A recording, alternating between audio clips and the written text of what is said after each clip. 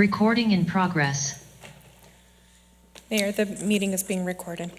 Great, thank you. Let me go ahead and call this special closed session meeting of the Santa Ana City Council to order for May 17th, 2022. And let me go ahead and just begin with a couple of opening housekeeping remarks. Meeting is taking place with in-person attendance and by teleconference via Zoom. The public can access the meeting via the Santa Ana YouTube channel or the city's website. And as usual, please bear with us as the technology may disrupt the flow of the meeting. I'm going to go ahead and turn it over to the clerk to call roll. Thank you. Councilmember Hernandez. Councilmember Lopez. Here. Councilmember Mendoza. Present. Councilmember Peñalosa. Councilmember Fan. Here. Mayor Pro Tem Becerra. And Mayor Sarmiento. Here. So we do have a quorum. Let me go ahead and ask any of the council members if they'd like to abstain from any of the closed session items on the agenda. Hearing none and seeing none, Madam Clerk, do we have any members of the public that wish to address us? Thank you, Mayor. No, we do not, and we did not receive any written communication. Great, thanks. Let's go ahead and recess the closed session, then we'll reconvene afterwards. Thanks. Thank you.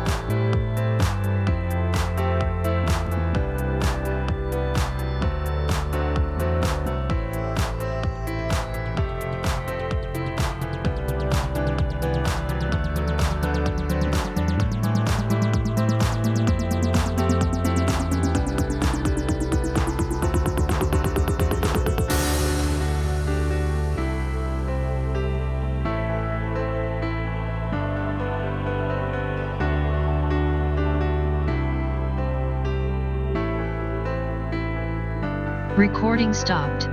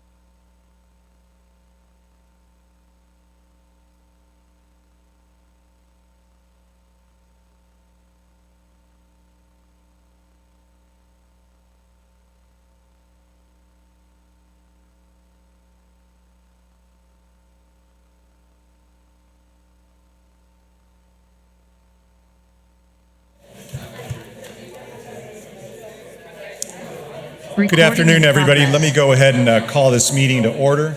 This is the regular meeting for the Santa Ana City Council for May 17, 2022.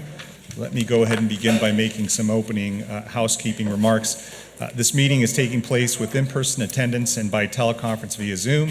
The public can access the meeting via the Santa Ana YouTube channel or the city's website. And as usual, please bear with us as the technology may disrupt the flow of the meeting. And I'm going to go ahead and call on the Clerk of the Council to go ahead and call roll, please. Thank you, Mayor. Councilmember Hernandez. Present. Councilmember Lopez. Here. Councilmember Mendoza. Present. Councilmember Peñalosa. Present. Councilmember Fan. Here. Mayor Pro Tem Becerra. Here. And Mayor Sarmiento.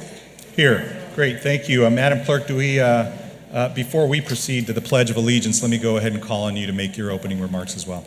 Thank you, Mayor. To request to speak on any agenda or non-agenda items within the city's jurisdiction, with the exception of public hearing items 39 and 40, please dial *9 from your phone or click on the button labeled Raise Hand from Zoom at this time. Please hold your comments until the mayor opens the public hearing items. Please announce your name and ward or neighborhood you reside in within the city of Santa Ana for the record. Thank you. Great. Thank you. I'm going to go ahead and ask Councilmember Nelida Mendoza to lead us in the Pledge of Allegiance, and if you'll all please remain standing. After that, we're going to have some words of inspiration from Reverend Lee De Leon. So, Councilmember. My pleasure. Please rise. Put your right hand over your heart. For military and previous military personnel, you may salute. Ready? Begin. I pledge allegiance to the flag of the United States of America and to the republic for which it stands, one nation, under God, indivisible, with liberty and justice for all.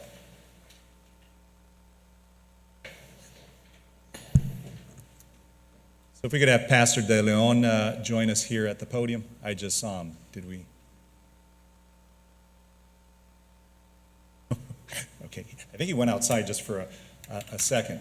All right, I don't see him. Why don't we do this? Let's go ahead and go to our first presentation, and then we'll go ahead and have the pastor lead us in our words of inspiration after that. If I can have the Orange County School of the Arts Ambassador Jazz Orchestra join me up here at the podium.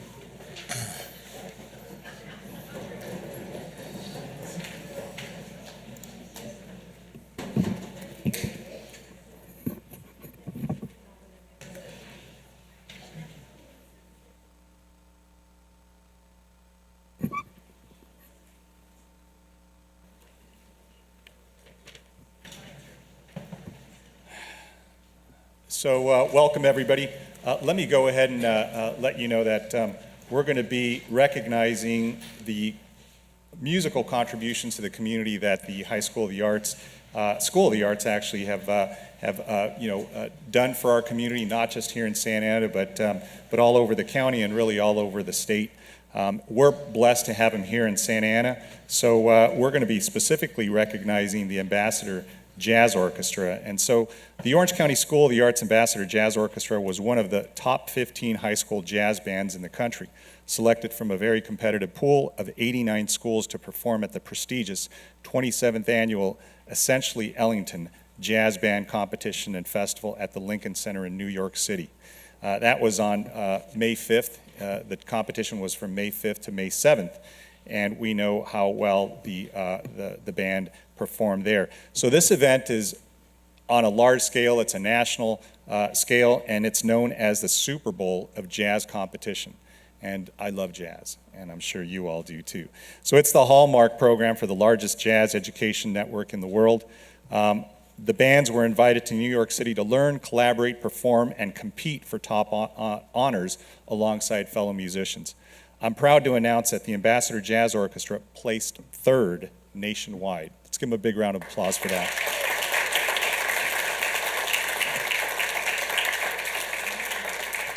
Not only did they rank third, but this was their first time competing in that festival. So that makes it even more significant because, this was sort of their first venture out. And today, we all want to congratulate the members of the Orange County School of the Arts Jazz Orchestra and their director, John Reynolds. John, where are you? There you go. Thanks. Thank you, John. Appreciate you. I'm going to give you the podium right now. I know you're eager to make sure you talk about these talented young people here. But Santa Ana is very proud for the outstanding musical achievements. If you all remember when we did the State of the City, I think some of you may have been up there with us performing as we were opening the State of the City. And we, there's nothing better than music. I think music is a universal language. It's a way that we, communicate with others, and it really does, for us, show how important the arts are to the city and to our community. I think these are ambassadors in more ways than one, not just as a jazz ensemble, but ambassadors to the arts, ambassadors to the world of music. And so that is very significant. So what we've been doing, I think the last couple of meetings, we've had a mariachi group come up here and play some music.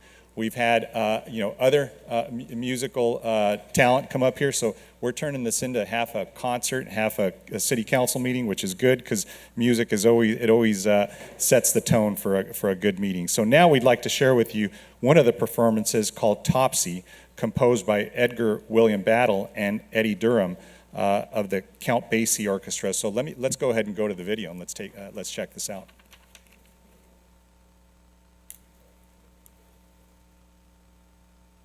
And if Councilmember Hernandez is anywhere around here, I know he was going to co-present. So come on down, Councilmember.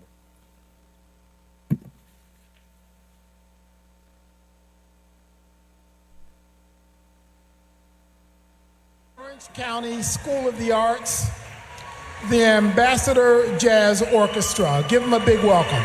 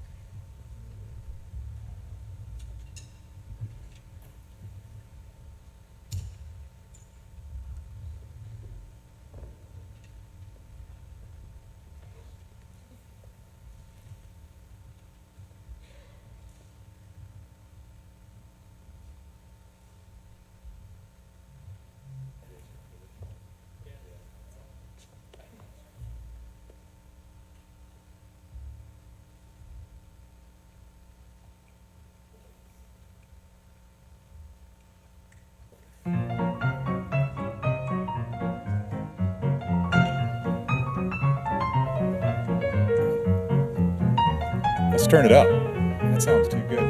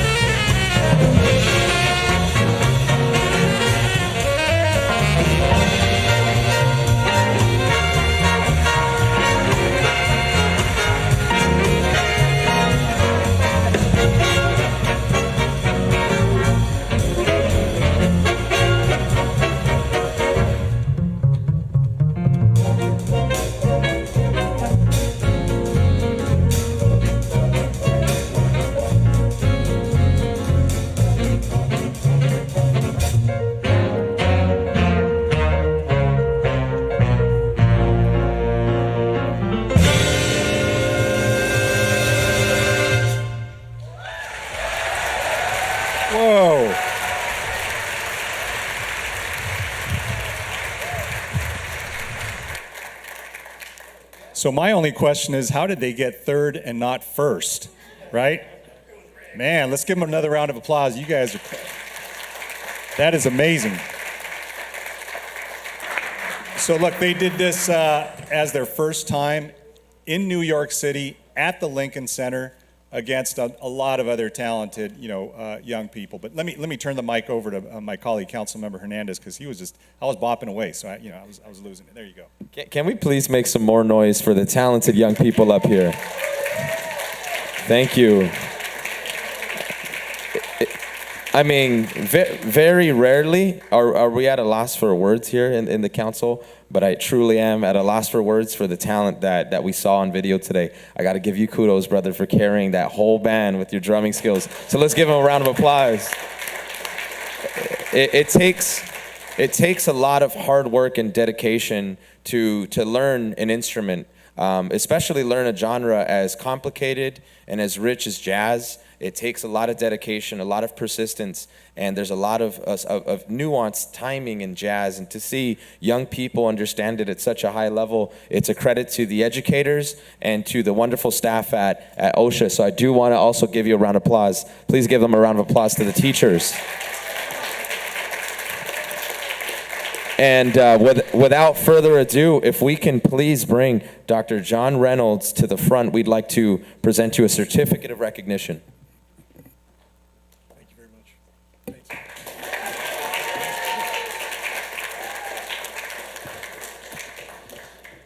So you'll have to excuse my voice. I've been yelling at students for a whole week in New York. I like to think I'm just sounding more and more like Miles Davis every day, but thank you for recognizing us here. It's a great honor. These kids really, I shouldn't say kids, these students really played their hearts out, and this is a group and a community effort. So thank you for this recognition, and we are honored to share this with you.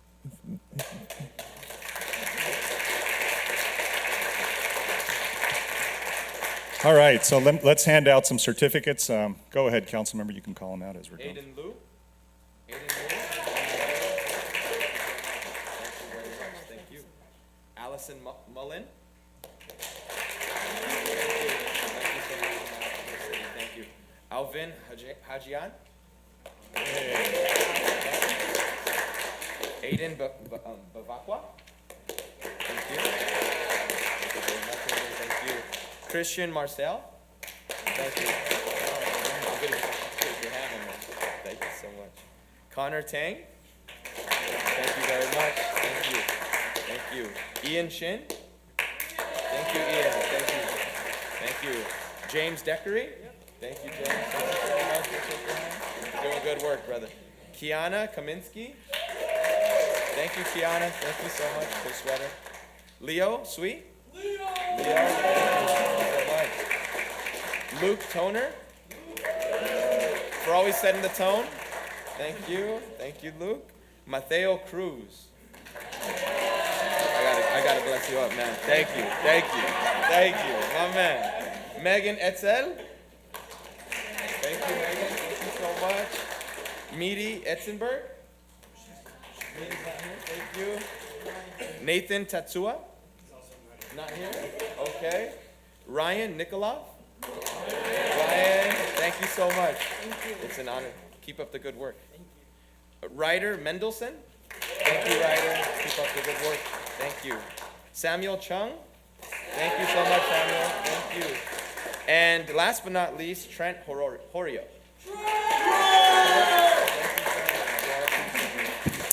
All right, so as we say goodbye, we're going to take a quick photograph, but the only thing I ask of you all, next time you guys play live. How's that? Do we want to hear them live here?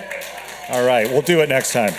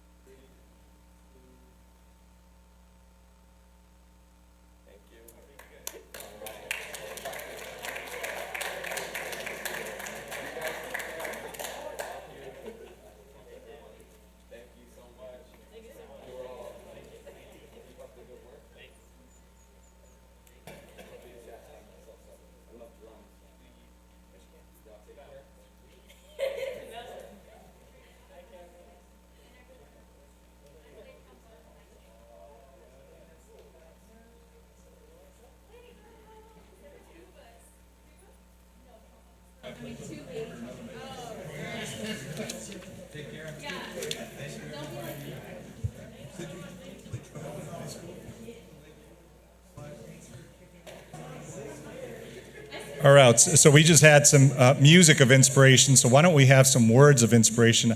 I'm not sure if Pastor De Leon is now with us. Pastor, if you'll join us here at the front. And if everybody will please give your attention to How do you Pastor Lee De follow Leon. a great jazz band? Right? Mayor Sarmiento, you should have moved that around a little bit or something. But no, thank you for allowing me to be here. And we'll be praying in a second. But I wanted to thank you, Member Peñalosa and Member Lopez. Or there you are. And then thank you so much for the proclamation that you shared on the National Day of Prayer on the Cinco de Mayo. It was a great first event. It was the first time we gathered as the city of Santa Ana to pray. And we have much to pray about. You know, last night I was walking out of a board meeting, and we had just taken a hard look at next year's budget. Not highly encouraged by it, you know, it's running in the red right now. But as I looked out into the community, we're in the East Side neighborhood. That's where one of our programs is at. Charter school like the one we just heard from. And looked at some of the families moving around the neighborhood and concerned, many of them, on how do they do it? How do they make it from day to day? So it's a time to really gather, as community, come together as community, and not only pray, but put some feet to those prayers. We have members in our coalition and Kingdom Group. We have the third largest distributor of free food in the county. We just gave away something like $60,000 in bank accounts and scholarships just 2 weeks ago to 45 students of Santa Ana schools. So a lot of highly engaged people in the Kingdom Group, and that's who coordinated that event. But why don't we pray and continue this attitude of prayer in the days and weeks to follow. And that was my challenging words in closing to the group that day. And Father, tonight we come together. What a wonderful moment just to listen to this high talent, great talent that we have right down the street. We thank you for that. We thank you, Father, for members of this council that week after week work diligently in our community to serve us. We're thankful, Lord, that we can come together. And that's what the National Day of Prayer was just a few days ago. It was the time to bring community together and agree that we need you. We need you active in our daily life. We need you guiding and directing not only city but county leadership. Father, we are grateful that tonight we can ask prayer for this council, for this mayor. And Father, know full well that you will respond. Father, continue to bless them, guide them. Just speak a word of wisdom this evening as they make hard decisions for us. And keep us during these times. These are troubled times. We're facing a high degree of inflation. Lord, just came out of a pandemic, wars taking place, Lord, and so much that impact the daily life of our citizens. So, Father, we again seek you. Pray that you would help us and guide the leadership of the city, guide community leaders and others, pastors that are working diligently to serve you and serve the people of Santa Ana. Thank you so much, and we pray in your precious name. Amen. May God bless you. Thank you. Thank you so much, Pastor De Leon. Thank you for everything you do in the community. We certainly appreciate you, and thank you for lifting our spirits. Let me go ahead and move along to the next presentation and call on Mayor Pro Tem to recognize the Public Works Agency.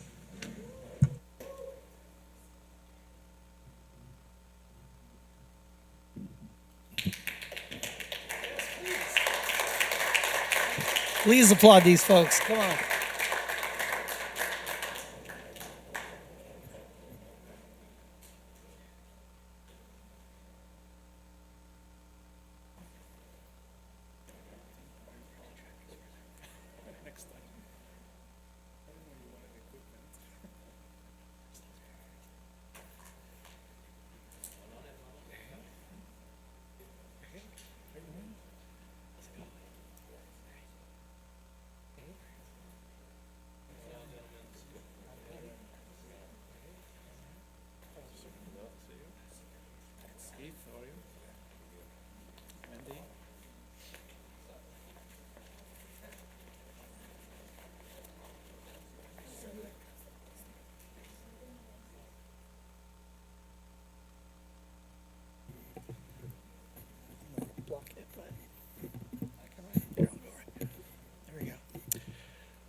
So when we talk about performances, so day in and day out, like our OSHA kids, there are folks that we rely on when it comes to delivering quality performances. And so tonight, I have that honor of presenting a proclamation recognizing our city's public works agency during National Public Works Week, which is this week, May 15th through the 21st.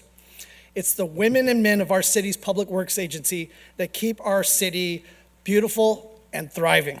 Whether it's fixing potholes on our streets and the cracks in our sidewalks, maintaining traffic signals and streetlights, and ensuring that some of the best tasting water around comes out of our faucets, right? So it's them that helps us do that. So it takes a team of versatile employees to provide those essential services to everybody here in our city. National Public Works Week is held annually to recognize the public works professionals who provide and maintain vital public works and infrastructure and the key contributions that they make each and every day. The theme for this year's National Public Works Week is Ready and Resilient. Our city's public works team is always ready to serve the Santa Ana community, and they are resilient in being able to deliver essential city services, no matter what challenges they occur. On behalf of our city council and the entire city, I wanted to thank the Santa Ana Public Works team for serving our community with resiliency and commitment. So please give them all a round of applause. Would like to... Too bad to be able to get up here. Thank you, Mayor Pro Tem. Thank you, Mayor, City Council, and thank you for our City Manager, Christine Ridge. Thank you for the recognition. We really appreciate being here. The theme, again, is Ready and Resilient. My team here is resilient and ready to do anything and everything that has to do with maintenance of the right-of-way, streets, ranging services from maintaining buildings, fleet, trees, everything that Public Works does, this team does day in and day out. We really appreciate what they do, and they're always ready to serve. Thank you for the recognition. And before I forget, I would like to invite the community to our community event, family event for the Public Works Agency. We have like an open house coming up this Saturday at May 21st, which is Saturday coming up.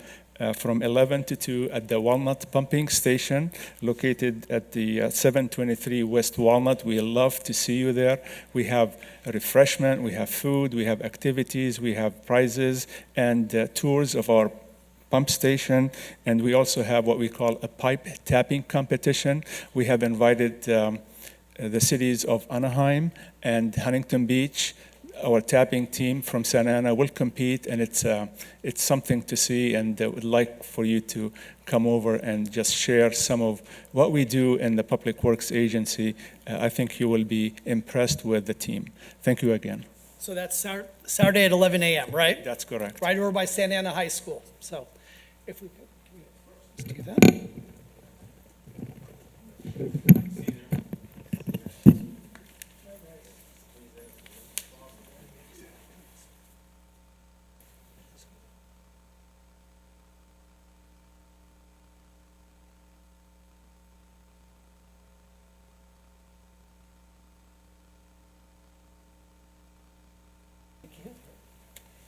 Thank you, everybody.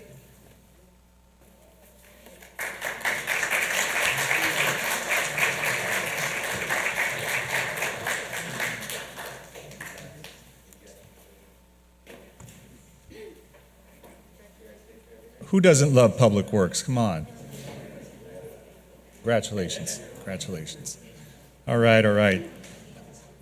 Let me go ahead and thank the Public Works team for doing all the good things that they do, keeping our city up to date, and we've got some hardworking men and women there, so thank you for all the work. Let me go ahead and call on Councilmember Hernandez and Councilmember Lopez to present a proclamation to the Santa Ana Active Streets declaring May 2022 as National Bike Month. Council members?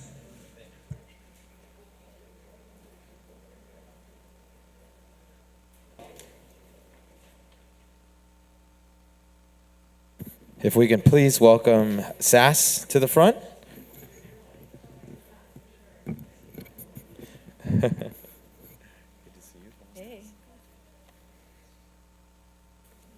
Hello. Hi. Pleasure. Thank you. ¿Cómo estás? Always a pleasure to see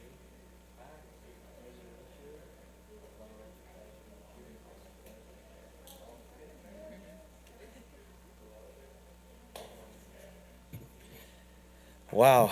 Well, thank you all for being here. It is really an honor, and we're humbled to recognize today that we're going to be proclaiming the entire month National Bike Month. The City of Santa Ana is presenting a proclamation to Santa Ana Active Streets to recognize May as National Bike Month. Established in 1956, National Bike Month is a chance to draw attention to the many benefits of cycling and to encourage people to give biking a try. Environmentally friendly, bike riding reduces our carbon footprint and has the added bonus of health benefits it brings. We also take this opportunity to raise awareness of the responsibility of all road users of public roads to practice traffic safety and to promote the idea of sharing the road. Santa Ana Active Streets is in honor of Bike Month. We'll be hosting a number of events this month and all throughout our summer. Tomorrow, Wednesday, May 18th, SAS, Santa Ana Active Streets, will be distributing helmets and bike lights at the intersection of New Hope and First Street, an area that is known to have a high number of collisions of bicyclists and pedestrians. SAS will be honoring a cyclist that was killed at the intersection in February 2022 with a memorial. And on Friday, May 20th, SAS will host a traffic safety course for youth at Fremont Elementary, which is in Artesia Pilar, my backyard. SAS will be teaching safe bike skills and how to be alert while riding on either the road or sidewalk. They will also have a course dedicated to pedestrian safety. And if you could do me the honors, council member, of joining me in presenting this proclamation and tell us about the last 3 events that SAS is having. Sure. Yes. Oh, you already have it. Hi, everyone. So on May 27th, SAS is going to host a bike class for intermediate cyclists, and the class is going to teach you the principles and importance of being visible and being predictable responsibilities and rights as a cyclist, and also bike skills to use while riding on the road in a group or by yourself. Over the summer, SAS is also going to host a food tour bike rides, which I'm really excited about. I hope we get to do one in Ward 3. And 3 wrench and rides, and an 8-week fix your own bike program that's made possible through the partnership with the Bicycle Tree, which is on 17th Street and Flower, in Orange County's first and only nonprofit bicycle cooperative. So please follow Santa Ana Active Streets, also known as SAS, on Instagram, Facebook, and Twitter to get involved and learn how to participate in future events. And to the group that makes SAS run, which is a really, really important organization here in the city. As you heard, they do a lot of promotional work, educational work, and they also hand out helmets and has a big emphasis on bike safety, on cyclist safety. We just want to thank you for all the work that you've done and that you continue to do. And on behalf of the mayor and the council, we want to thank you again for the work, and we want to recognize or proclaim May as National Bike Month. So Chris, or if anybody wants to say anything. Would you mind sharing some words? Anyone would like to share? We'd love to hear from you.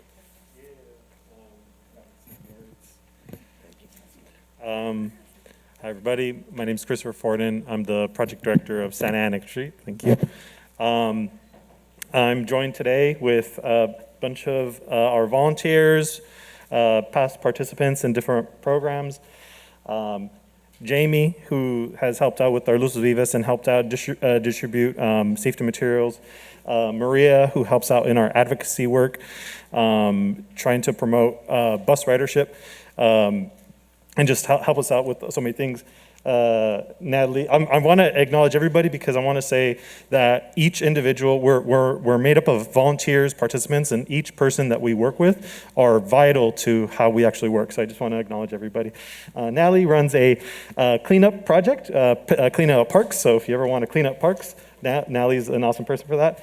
Lucas helped build a bike and keep a bike from the Bicycle Tree. Same with Kobe. And Irene is a part of the Willard Neighborhood Association, and we're actually trying to do a open street event in the Willard neighborhood. So definitely appreciate Irene and everything she's done. And Dorian is our SAS project coordinator. So thank you for that patience. I just want to say, on terms of Bike Month, it's a month where we want to try to encourage folks to get out on a bike. But what I also want to explain too, though, biking is already a part of the culture of Santa Ana. Walking is a part of the culture of Santa Ana.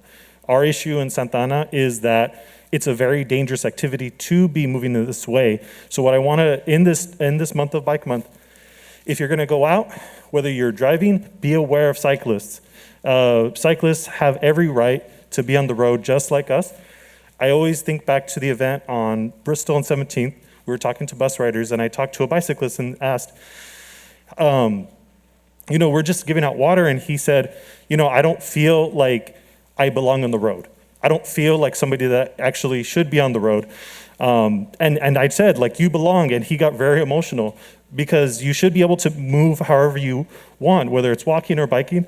And also it's in the California Vehicle Code that you can move on the road on a bike. So I just want to say that while you're going on the road, be mindful of cyclists. It's okay to go slow. It's okay not to rush. And we're all want to try to make streets safer for everybody. So thanks, everybody. And we'll be outside actually sharing some information about events. So come stop by. Thank you. And Dorian's going to say one thing. Hello, I'm going to read mine. Something I ask of all of us today is to be mindful of the space we take up in our daily lives. It can be directly connected to the way we travel on the road.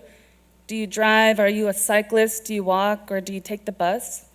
How we move through space looks and feels different for each of us, and the safety of our mobility can at times be determined by things such as race, gender, sex, culture, and the color of our skin. It can also be related to how our privilege gives us advantages in decision-making processes, in our workplace, at the store, and how law enforcement treats us. Navigating the world is not the same for everyone, and it is all of our responsibilities to be considerate and look how we benefit from our privileges while others often receive the consequences. We want safe streets for all, and it takes all of us being mindful of others and in how we create this safe world. It can be as simple as slowing down and sharing the road to multi-road users, to how we connect with community voices and community groups. There's a lot of conversations to be had, and there's a lot of lives to be saved. So let's work together to make Santa Ana a place where we can all thrive and stay alive. Well, once again, thank you. If we can make some noise for Santa Ana Active Streets one more time. Thank you so much.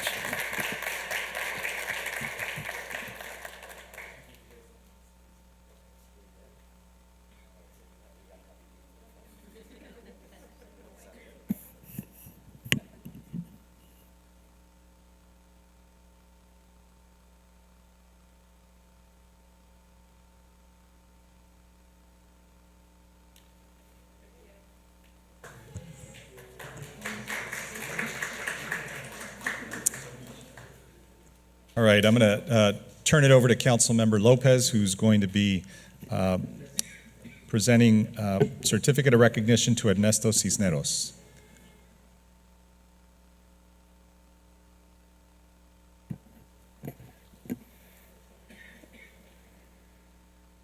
Hi, everyone. So I am presenting a certificate today to author Ernesto Cisneros for his outstanding contributions to children's literature, and I have a copy of his book here. It's an autographed copy, so thank you, Ernesto. But Ernesto was born and raised in the city of Santa Ana, and he grew up in the Artesia Pilar neighborhood, playing foosball at El Salvador Park and riding his bicycle alongside the Santa Ana riverbed. And Ernesto teaches now at Mendez Fundamental Intermediate School. And he is an award-winning author of A Friend Divided. And as an author, Ernesto believes in providing today's youth with an honest depiction of characters with whom they can identify. And so some of the accolades that Ernesto has won through his writing is winning the 2020 Poppy Award, 2 International Latino Book Awards, the prestigious 2021 Buddha Belpre Medal, a Kids' Choice Award and the Society of Children's Book Writers and Illustrators Crystal Kite Award in 2021. And most recently, he published Falling Short, which details the life and experiences of two middle school boys who are best friends, and on one a basketball player and one a straight-A student, and despite their differences in high athletic prowess and classroom performance, the two of them help each other shine and give a lot of support to one another. And so for Ernesto, writing Falling Short was his way of taking struggles and negative experiences from his life and changing them into something positive. And I first heard you speak not too long ago at Boca de Oro, and when I heard your own struggles of not just being an author and trying to break in through the industry, but how do we also nourish young talent here in the city of Santa Ana, specifically authors. I thought it was really important that we share your story and that people know about the books that you've written, that you're a local author, and that they can buy the books here at Libro Mobile, if they like, located on Bristol. And so on behalf of the city of Santa Ana, Ernesto, I would just like to thank you for the contributions that you've made to children and to your community. Thank you. Yeah. Do you want to speak? Let me get your certificate. Sure. First, I'd like to thank the entire city council. This is a huge honor, being that I was born here. I went to school here in Santa Ana. I work here, I teach in Santa Ana, and I live in Santa Ana. So I really thank you to everybody. I really appreciate this. A little shout out to all the teachers and the librarians who were so supportive of my work, even before it was coming out, who just championed the story of F and Divided, a story that actually it takes place here in Santa Ana along with the other ones. One of the things I wanted to do was highlight the beauty of Santa Ana. And we got a big award, so I feel like this is our award. And lastly, I'd like to thank my students too, because very often I sometimes feel that I'm the one who's learning more from them than they are from me. And I want to thank them for their motivation and for always believing in me and for pushing me to strive for more. Thank you very much.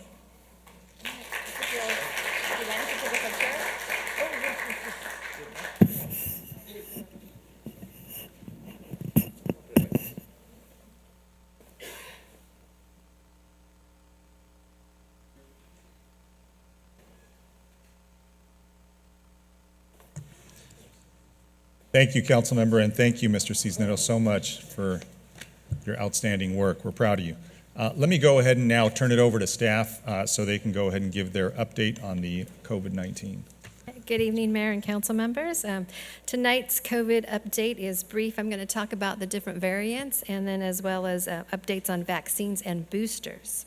So I do have a short PowerPoint presentation. And starting with the variants, the CDC is working with state and local public health officials to monitor the spread of the Omicron variant and its subvariants. As of December 2021, Omicron had been detected in every U.S. state and territory and continues to be the dominant variant in the United States. The Omicron variant, like the other variants, is composed of a number of lineages and sublineages. The three most common that they are finding is BA1, BA1.1, and BA2, but there are others that are out there. I know probably right now we all know individuals that have had COVID recently. The Omicron variant spreads more easily than the earlier variants of the virus that caused COVID-19, including the Delta variant. CDC expects that anyone with Omicron infection, regardless of vaccination status or whether or not they have symptoms, they can spread the virus to others. People infected with the Omicron variant can have symptoms that are similar to the previous variants. The presence and the severity of symptoms can be affected by vaccination status, the presence of other health conditions, age, and history of prior infection.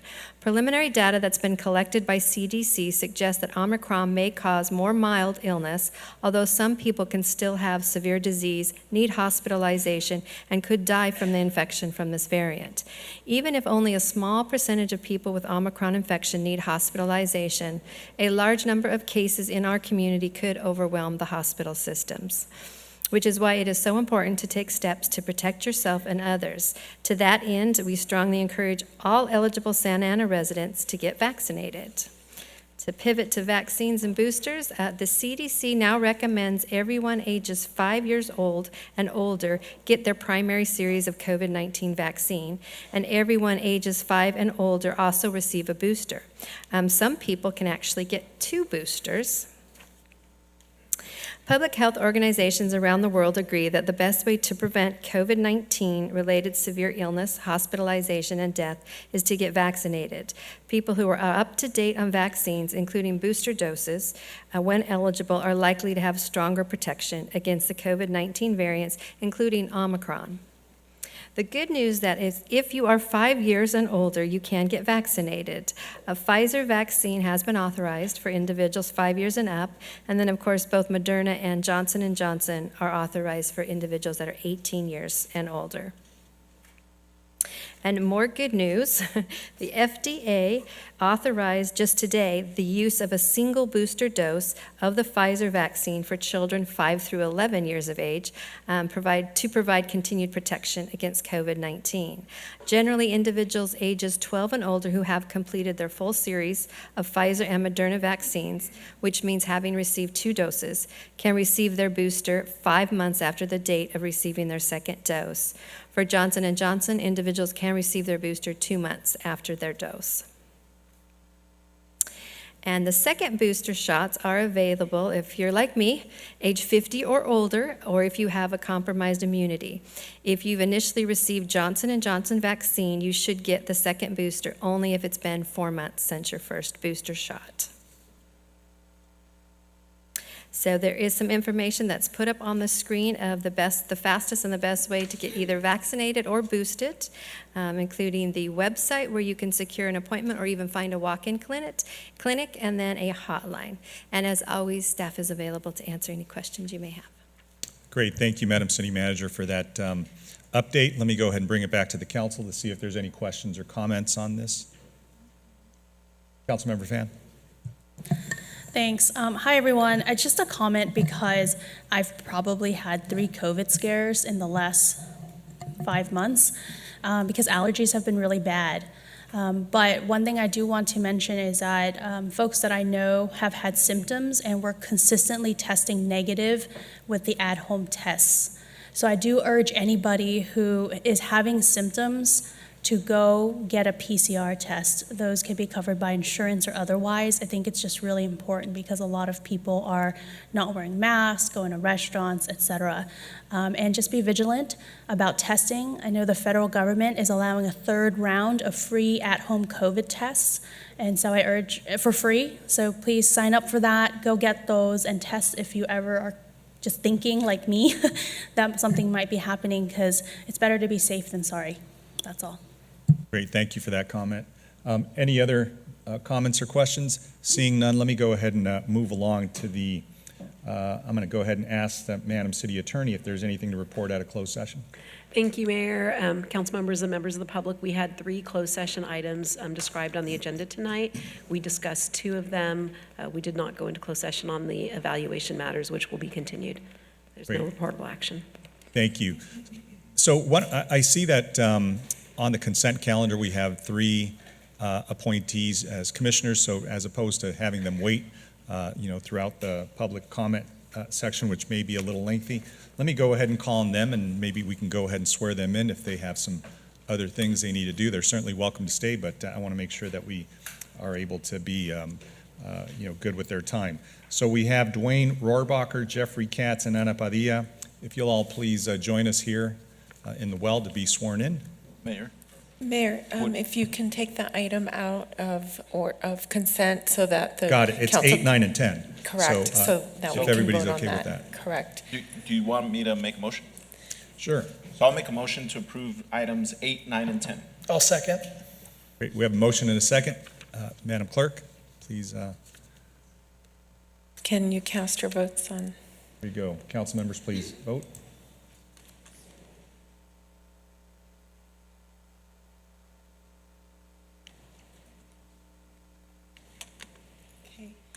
Okay, motion passes 7-0 with council members, thank you, Hernandez, Lopez, Mendoza, Peñalosa, Fan, Mayor Pro Tem Becerra, Mayor Sarmiento voting yes. Great. Now we can come up. Do we have all three of them here? Come on, Anna and Jeff and Yes, if you're here, if you can please come up.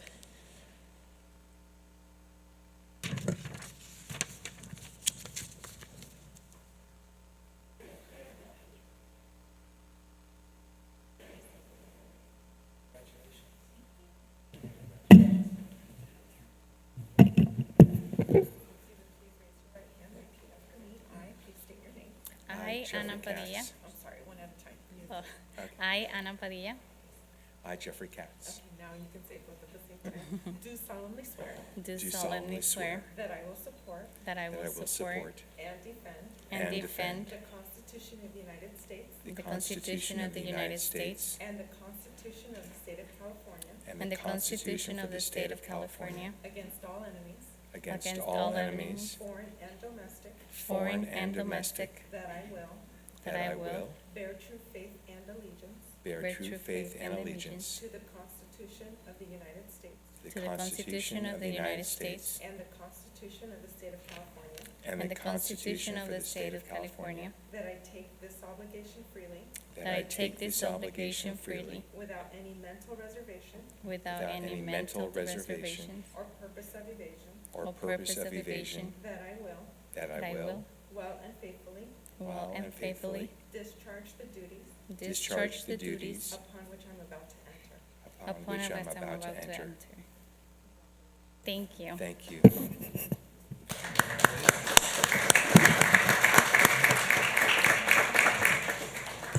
congratulations, commissioners.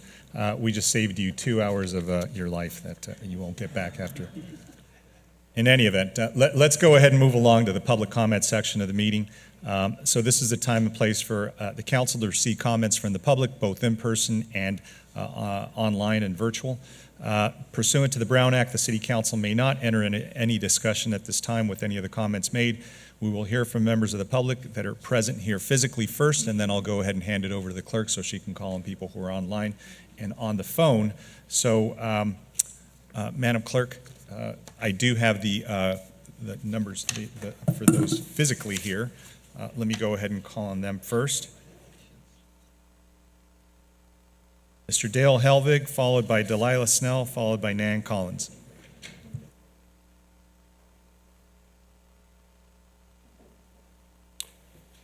Yeah, Dale Helvig, Ward 3. Good evening, Mayor, Council, staff. 208 years ago, on May 17th, the Constitution was signed, declaring Norway as an independent kingdom. 176 years ago, they started doing a parade. That parade is still going on, and it went on today. It's comprised of children. No politics, no military, just children. And I find it refreshing that countries can still celebrate things like that. They believe that children are the future, and I think we believe that children are the future as well. And I really appreciate the fact that they do that. Park Santiago has a 4th of July parade because we like to celebrate the children's efforts as well. And to see the smiles on the faces of the kids when they're walking down the street, decking out their Red Riders, their wagons and everything else, I can see why Norway's been doing it for 176 years. I don't think we'll reach that stage for quite a while, but I hope we continue that practice of having the parade. So I just want to let you guys know that there are good things going on in the city, and appreciate the work that you guys are doing. Thank you. Thank you for that. Delilah Snell, followed by Nan Collins, followed by Les Hall. Good evening. Good evening, Santa Ana City Council and Mayor. My name is Delilah Snell. As you know, I have a business in downtown, and like so many of us It has been very negatively affected by the OCTA streetcar. As time goes on, the damage from the mess of this project is expanding, and it is like a slow decay of our community. OCTA's lack of initial communication to prepare us, lack of appropriate signage, and this is the signage to direct to parking. I feel like a broken record. We just have signs in the construction zones. Messy construction areas, lack of access for pedestrians, and even emergency vehicles has caused us to be stressed out and feel angered, and we feel disrespected. OCTA figuring out how to work faster, work longer, have proper communication with impacted merchants, figuring out how to market, figuring out how to have done this correctly should not be learned on our dime. We should not be made to pay with our businesses and our mental health because OCTA does not know how to do this project correctly. This city has recognized this project and how it's been damaging our downtown, and you have shown it by creating a business interruption fund. Recently, the county has recognized our impact with a similar fund, but this is not enough. It will not be enough. There will be more construction on the streets and several intersections as well. This is too much for the area to withstand. We need each of you as representatives of our city to step up and write letters to OCTA to approve a business interruption fund for downtown. OCTA is the lead on this project and has continued to not recognize the damage that they have done. LA Metro is just about to has debuted a similar project with the Crenshaw line. They're our neighbor and they're doing this. And they've stepped up to help their businesses. And you need to help make this happen first with OCTA. Help them see the way. Their next meeting is on 5/23, and we'd like to have you give support by that time. Thank you. Thank you for those comments. Nan Collins, followed by Les Hall, followed by Leonel Flores. My name is Nancy Collins, but I have terrible Oh, I'm handwriting. sorry about That's that, all right. Nancy. It's my fault. So my name is Nancy Collins. I live in Fisher Park. And if you don't know where Fisher Park is, we are just north of the Santiago Creek Bridge on Flower. If you've never been there, come on by. We'd love to meet you. Okay? So I want to speak tonight because I know there's some budget discussion going on, and I want to speak to a specific budget item. So we've got some real safety concerns about Flower Street from the Santiago Bridge to Memory Lane, and I want to address those really quick and let you know what's going on. It's dangerous there, and we're asking for some budget considerations to maybe include some infrastructure that would possibly put a median, extend the median all the way down. We've got residents that can't even back out of their own driveways because the street is just so fast. There's a near miss. If you've ever tried to cross the street at Fisher Park, it's like a game of Frogger. Okay, you finally put in a lighted crosswalk, and we appreciate. Nancy, can you pull the microphone a little closer to you there? You finally put in a lighted crosswalk sign about 3 or 4 months ago, and it's better, but it's still very dangerous. It's really bad. There's cars that come down Memory Lane at night, and it's a street racing issue, and they do donuts. When we talked to the PD last year, they said, yeah, there's not much we can do about it. We don't have enough police to police that. They agreed that a median there would also be beneficial and it would help. We're just asking for some consideration of funds, that you consider putting money into your budget for extending the median from just north of the Santiago Bridge all the way down to Memory Lane. It's very, very dangerous. And I want to give a shout out to Public Works because they've been wonderful dealing with us and helping us. It's time for the council to look at the budget and not expect Public Works to always be looking for grants to fix infrastructure. So once again, I'm the president of the Fisher Park Association. We'd love to have you come by and meet you, and if you have any questions, please give me a call. Thank you, Nancy. Les Hall, followed by Leonel Flores, followed by Dr. Alan Wu.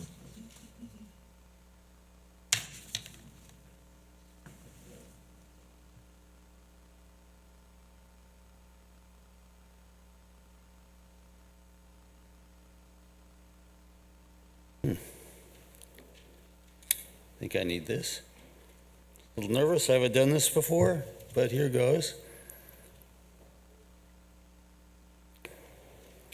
Okay, so I know every neighborhood in Santa Ana has problems with traffic that race through their streets during rush hour, and we do too. Downtown Santa Ana is getting bigger, and the problem's just getting worse. The Fisher Park, Nancy just explained that. We're just south of the Orange Crush freeways, so there's a lot of commotion going on in this area. And cars coming into our neighborhood from the northwest part of Santa Ana, especially in the morning, take all kinds of shortcuts to get off the main street. But the way our neighborhood is pushed up against the 5, it seems like all of these cars end up going down one residential street. That's what Nancy was talking about. And it's kind of turned into a speedway, and that's really dangerous. Safety is really important. So north of us and south of us, there are landscape medians. There's things to calm the traffic down. But except for a few signs and ground striping, in our part of the street, there hasn't really been any improvements for decades. So we're feeling a little bit forgotten, not unloved, but a little forgotten. So, and that's why I want to go to the pictures. This gives maybe a little more help. The first photo is Memory Lane driving east towards Flower. The second photo is going south on Flower from the Santiago Creek Bridge. And the central area is our little corner of Flower. You can see it's an incredibly wide street. It's all cement. And this has turned into a speedway. So that's really what we're asking. We're hoping to get some part of the budget allocated for this. And we're not asking this for the street. It's for the people that cross that street and the people that live on that street. So we're kind of a small neighborhood. We're squeezed between other big neighborhoods that seem to have a lot more attention. And mainly we're just asking for the city council to focus on the merits of our request. And that's really it. It's an important issue, and we're just hoping there's some budget that can be allocated to that. Nothing's happened here for a long time. It is a big safety issue. So thank you very much for the time. Thank you for those comments, Les. Leonel Flores, followed by Dr. Alan Wu, followed by Ana Cecilia Fierro.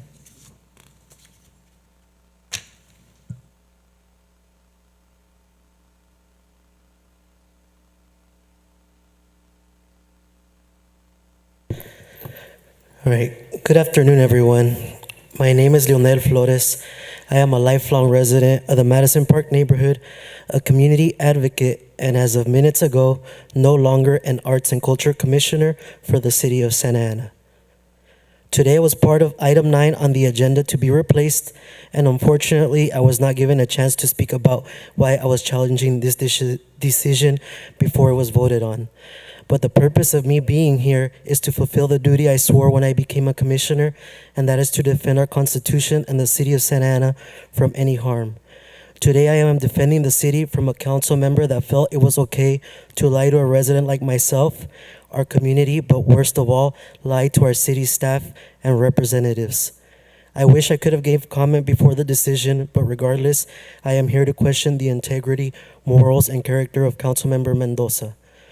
On May 6th, I opened my emails, and in my inbox was an email from City stating Councilmember Mendoza informed them I was resigning and asking me to confirm with a resignation date. I said no, I had no intention of resigning, and that Councilmember Mendoza was never in contact with me about this. Later, I was called by multiple city staff members, some relieved I wasn't resigning, others explaining what she said, her authority to remove me with no explanation, and encouraging me to resign to make things easy. Hours later, I finally got an email from Councilmember Mendoza. To top it off, they wanted me to make my decision in 2 hours, not even giving me a chance to process the chaos and lack of respect I was given. For the last week, I asked myself why I was being forced to resign or be replaced when Councilman Mendoza fabricated a non-existent conversation, lied to city staff, and manipulated her authority and position of power to get her way. And why now when my term would have ended this year? Is she using this to win her re-election? How can any community members trust a council member that thinks it's okay to lie? A person that thinks a resident doesn't deserve an explanation or a phone call. And worst of all, lying to her staff, colleagues, and the city of Santa Ana. lying to the people who are supposed to represent us and serving as our elected official.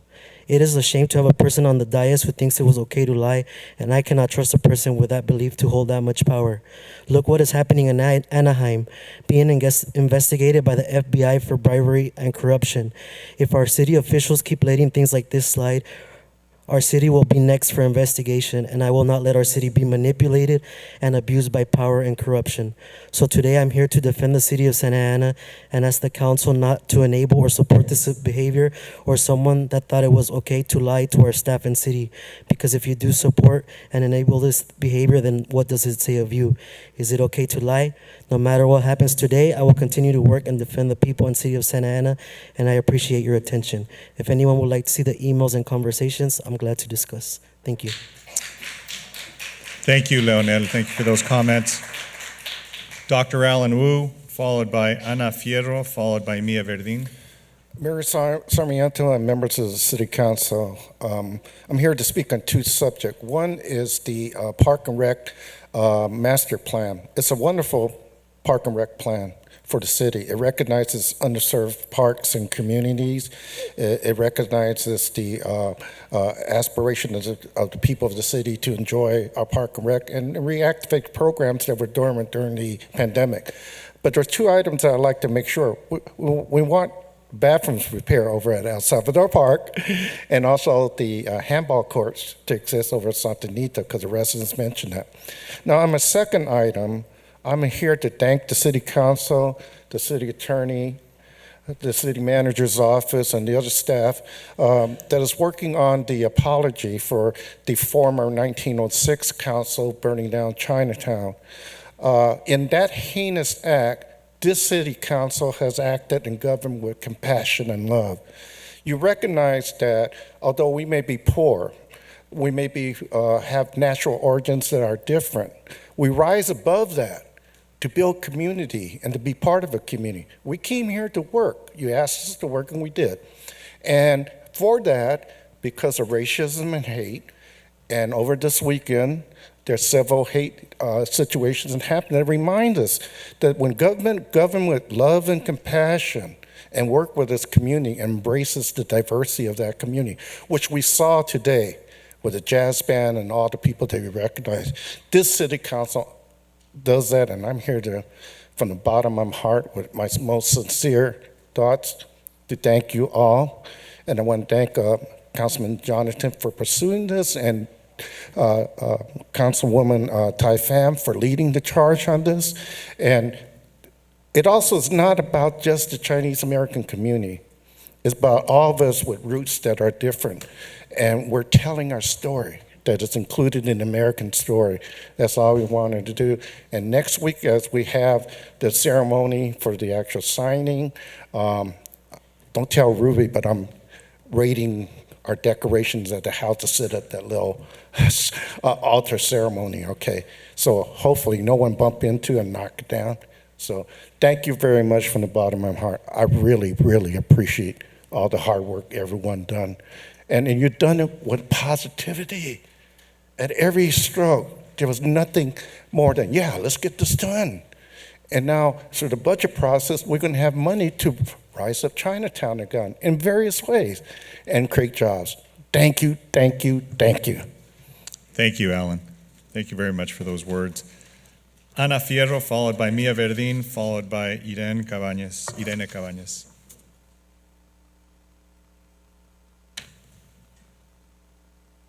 All right. Good evening, Mayor Sarmiento and fellow council members. My name is Ana Cecilia Ferro. I'm 16 years old. I am a junior at Santa Ana High School, and I, alongside other classmates and friends that you will hear from today, hope to be a voice for the desires of the students in Santa Ana Unified District. The following demands are a fraction of what students at our school have deemed as priorities and my own personal desires for the city. As you have all heard in the past couple of meetings, our parks are rapidly expanding and improving for the better. While these improvements are needed for our community to thrive, I believe that it is equally as important to address our homeless community in Santa Ana that finds sanctuary in these parks. I urge the council before me to put forth funds that serve the purpose of rehabilitation for the members in our community, and as well as providing accessible homeless shelters in Santa Ana. Sadly, this is not the only incident where our city has brushed past the underlying issues to make room for a seemingly better city. And the fact of the matter is that Santa Ana will never obtain long-term improvement if it does not address the very real issues that it is facing. Santa Ana's quote-unquote crime problem will never be fixed if we do not invest in the community in itself by not putting funds into the police. Time and time, evidence has shown that over-policed communities are never inherently safer. So if the council's priority is truly safety, we would be much better off with putting money into fixing the community instead of policing it.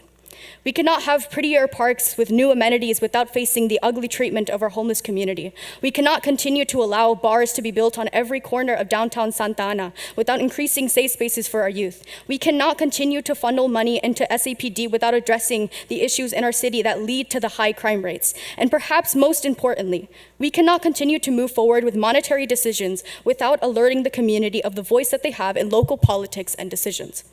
When thinking about the budget, I hope that you are reminded of this speech and take the opinions of not only me, but thousands of Santaneros who want to see their city improve. Once again, my name is Ana Cecilia Ferro. Thank you for your time. Thank you, Ana. Mia Verdín, followed by Irene Cabañez, followed by Lucia Gonzalez.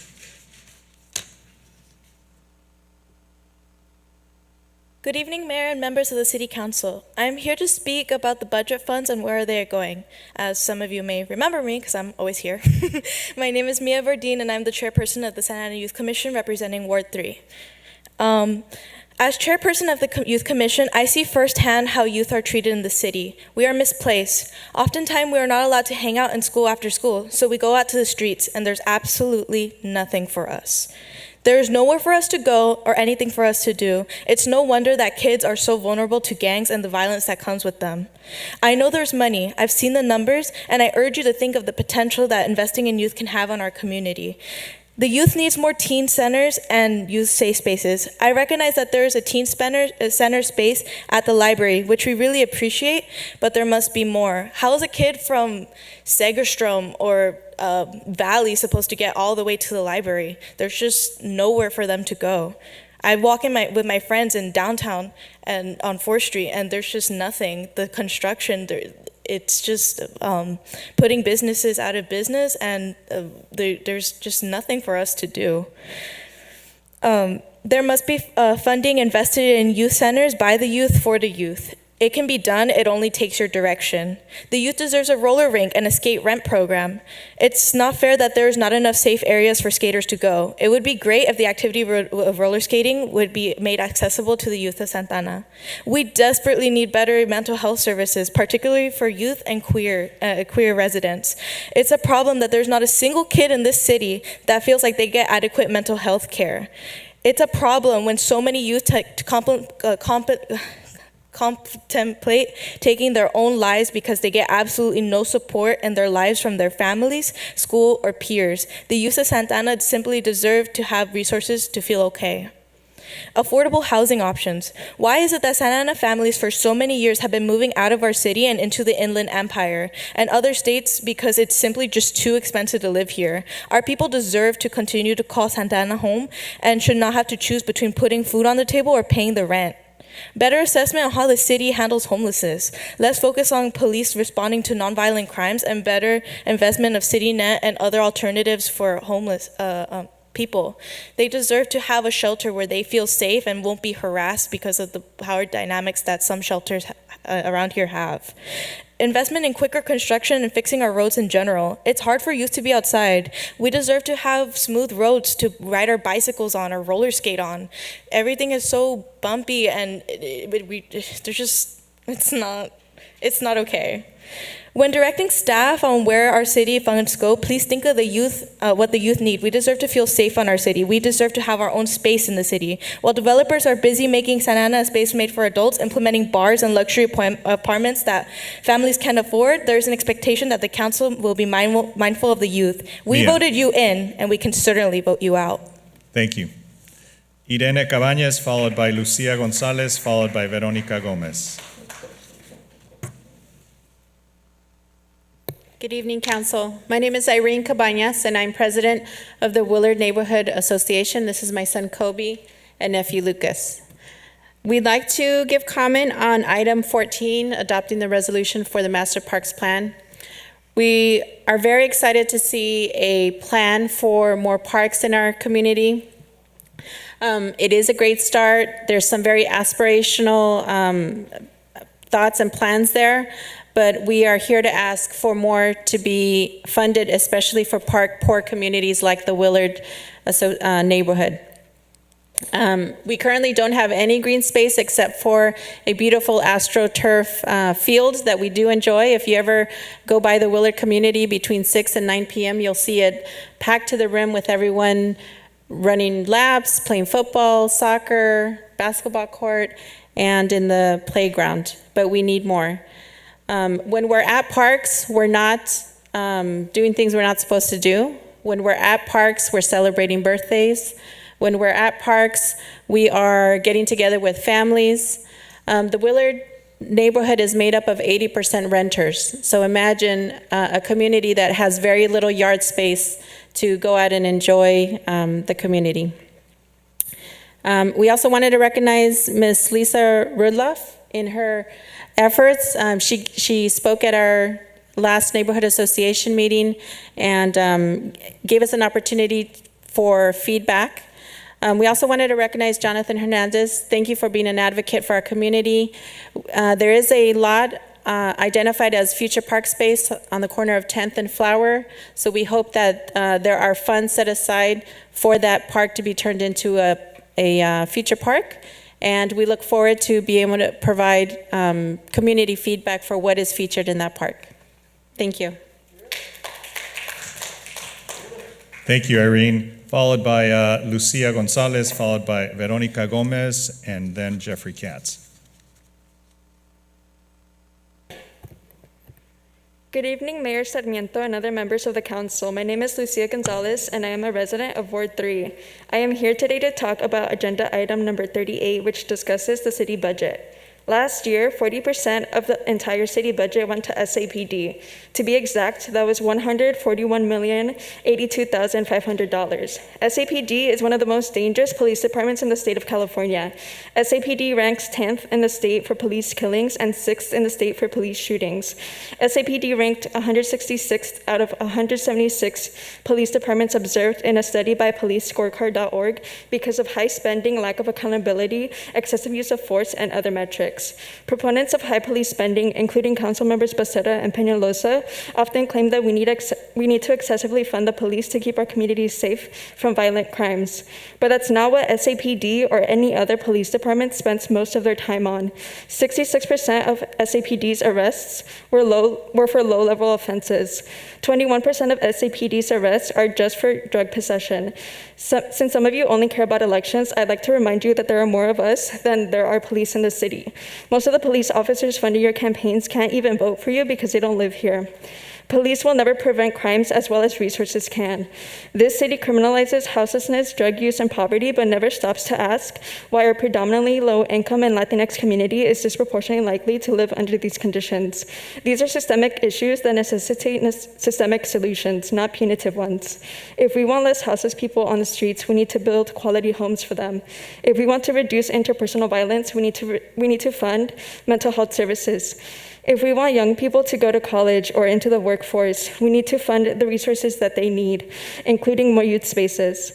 By funding the police more than services that would actually benefit our youth, you're showing every single young person in this city that your fear that they might one day become criminals outweighs your confidence that they will be able to accomplish great things in life. A city budget that excessively funds SAPD will harm this community. Thank you, Veronica Gomez, followed by Jeffrey Katz, followed by Victor Mendez.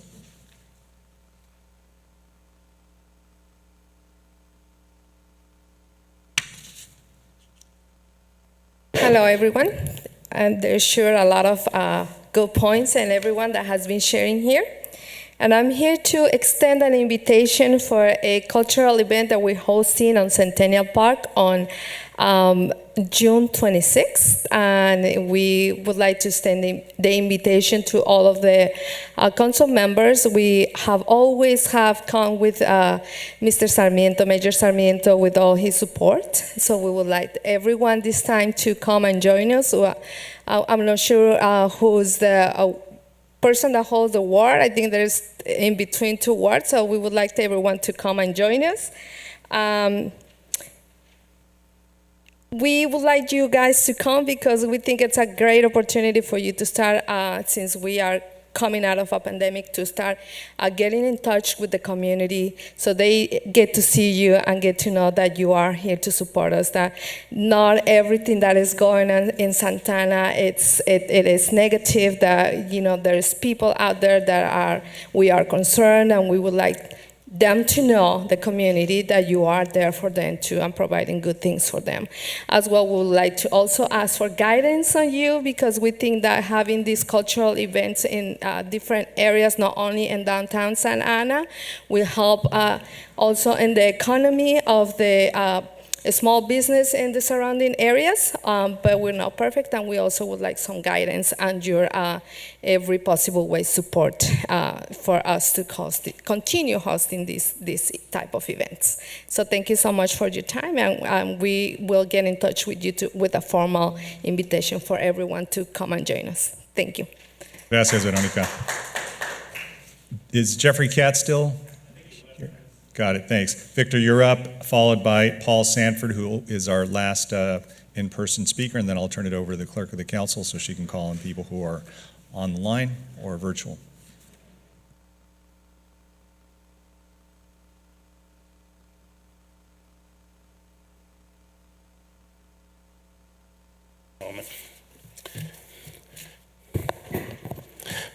Thank you. In that this will probably be your last budget cycle, Mr. Mayor, I'd just like to thank you for getting us through some very difficult times and just for being a steady hand in these challenging and tumultuous times. You've done a great job of coalescing our issues and being just a moderate force on the council. So on behalf of all the citizens, I wish to thank you for your efforts and your time. I just want to run through the presentation. The 10-year general outlook, it's as clear as a bell. We reach a critical mass in 2030, and it's time to start being a very good steward and looking for ways to lower that deficit or get more revenue. Pretty simple. Leverage the general fund, the general plan. You have a new plan, so I think you can take that into account and try to lower that gap.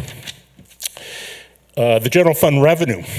Cannabis seems to be having some difficulty in the state. I'm not too sure how that's going to translate into Santa Ana, but something to just be worried about and how it translates into your general plan, your general fund revenues.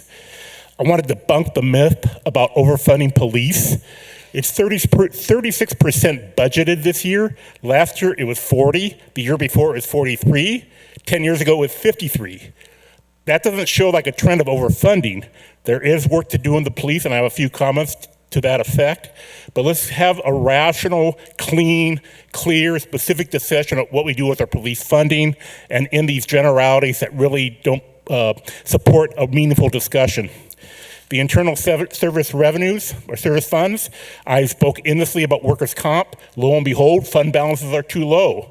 There's yet to be a plan for the workers' compensation fund, $12 million deficit. How can you correct something without a plan? The certificate of occupancy proposal, hallelujah, congratulations. Rationality, sensibility has finally come to Santa Ana with a 2-tier certificate of occupancy fee for those small businesses or entrepreneurs that just want to establish a beachhead in Santa Ana and grow their business. Great idea, thank you. And I know Mr. Becerra has been working that for a while. On the CIP, I'd like to request that some work be done at the First and Tustin intersection where senior citizens and disabled senior citizens cross. We need the lighting. Turns out it's on the Tustin side. We need some money to protect our senior citizens and prevent serious accidents from occurring. The speed on those streets is getting faster and the traffic is going to get heavier. With respect to the police budget, a little control over overtime, and let's dissolve the Met. Let's get rid of it. I'm tired of it. I'm tired of hearing about it. And I think it's just really should just turn over to Sheriff Barnes where he can exercise adult leadership in respect to this safety concern and use the difference to fund community policing and youth programs. Victor, If you can wrap up. I still have 5. Oh, am I over? Yeah, it's you're over. Oh, go ahead. Sorry, you 10 seconds, please. Go ahead. Okay, thank you. Give me 1 second. Okay, real quick. So again, let's establish a police commission for $1 million and community wellness for $1 million. We are not a healthy community, and I think we need to put some money into investing in our wellness and making us just better people as well. Thank you. Thank you for those comments. Our last speaker is Paul Sanford. Madam Clerk, do we have members of the public online? Yes, we do. Thank you, Mayor Sarmiento, and good evening to fellow council persons. My name is Paul Sanford. I'm a resident of Ward 3. I'm lucky to be under the guidance of Jesse Lopez, who does a wonderful job in our district. And I just want to thank you all, first of all, for a couple of things. As being a resident in Fisher Park and the greater Floral Park area, there have been some tremendous improvements. Fisher Park itself looks absolutely 100% better, and the effort both from the city staff and the council persons that we have spoken to has been tremendous. It's really gone from being sort of run down to something that's really used by children, families in the neighborhood, and is really sort of brought back to life. So I want to thank you for that. I'm here to speak to you about item 38. I think Ms. Collins and Mr. Hall spoke very articulately. I'm not going to repeat what they said. I'm going to articulate a little more. We're all a member of Fisher Park Homeowner Associations. None of us live on Flower Street. We're not here because it's in the self-interest. We've had complaints from the neighbors on Flower Street. And I think just to add a little bit more information, it's only about a 2-block spread. It's very small, north of the Santiago Bridge and up to Memory Lane, and it's quite strange. They'll ask us, why is there no median here, or why are there 2 lanes and such, and we don't know. There's medians all the way down Flower, and there's up Flower farther towards Morrison Park. It's extremely dangerous. My 91-year-old father, who we moved to Floral Park, I lived at the beach forever, and he loves to walk the loop and up to the park, and he won't walk anymore. The cars speed and come down at a massive rate in that wide zone. It just opens to 2 lanes. So if I could ask you to beg, start working at solutions to get us something that adds a little bit more safety in that area, whether that's medians or a different way to look at it. And also the street racing at night, that Memory Lane and Flower Lane intersection, you can be guaranteed there's always fresh skid marks in a circle when I ride my bike on the bike path at least 2 to 3 times a week. So I thank you graciously for your good work. City looks great. City management has done an incredible job. Thank you for your consideration. Thank you, Mr. Sanford, for those comments. Let me go ahead and now turn it over to the clerk of the council. I believe we have some speakers that are on the phone or online. Yes, thank you, Mayor and members of the council. Before unmuting callers or those who joined us by Zoom, did want to announce that we did receive written communications. One person who works for the city of Santa Ana spoke on a non-agenda item, parking concerns, requesting adding green curbs in densely populated areas. On item number 14, 2 Santa Ana residents in support of increasing funding, to improve Park Santiago. 1 Santa Ana resident had various comments and concerns regarding the plan, and 1 Santa Ana organization did not support the plan as is. Item 38, 1 Santa Ana resident commented to allocate funding to improve Flower Street. And item 41, there were copies of the ordinances for the city of Irvine and Artesia provided. And with that, Zoom ID Lynn Lee, if you would please select the microphone icon on your device or select unmute. Thank you. You may proceed with your comment. Thank you. Mayor Sarmiento, City Council.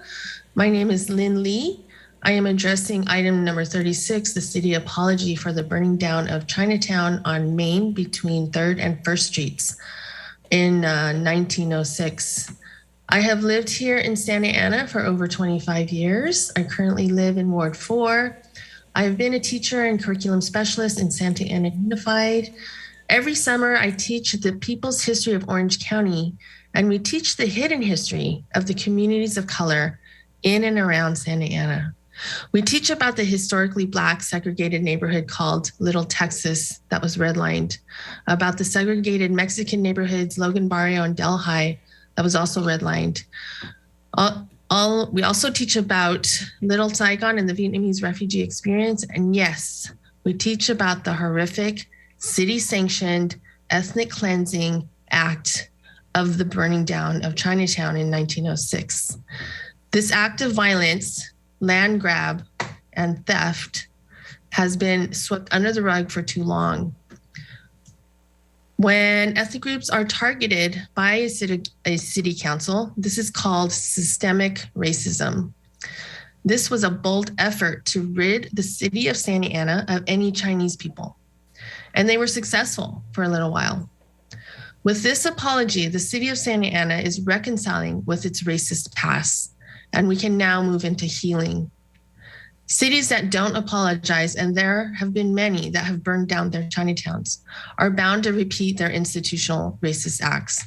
So I commend you for bringing this to a vote. Thank you, Tai Fan, Jonathan Hernandez, and Alan Wu for your leadership in this apology. I hope that this apology turns into a lesson plan for all Santa Ana schools. I hope this apology turns into a plaque or a marker to remember what happened. I am a descendant of Lim Lip Hong, a Chinese railroad worker on the Transcontinental Railroad. Had it not been for the Chinese immigrants who worked on the western portion of the railroad, it would never have been built in the short amount of time it was built.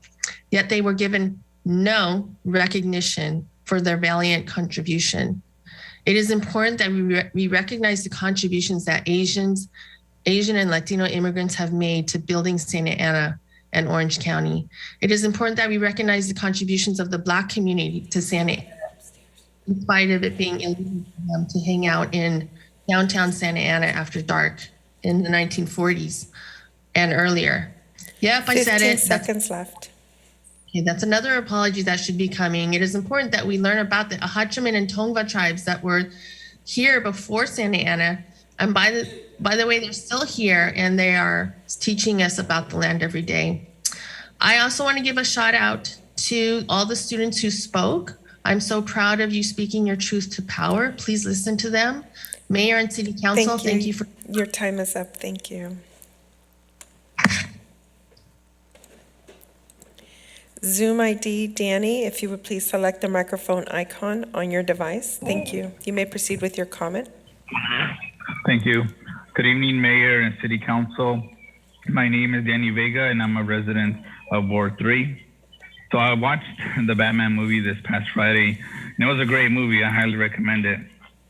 As much as I would want to, though, I can't put on a Batman costume and tackle crime at night in Santa Ana, because when it comes to tackling crime, we, the residents, give up that responsibility and give it to the government to do that, because we cannot have a bunch of vigilantes running around the city.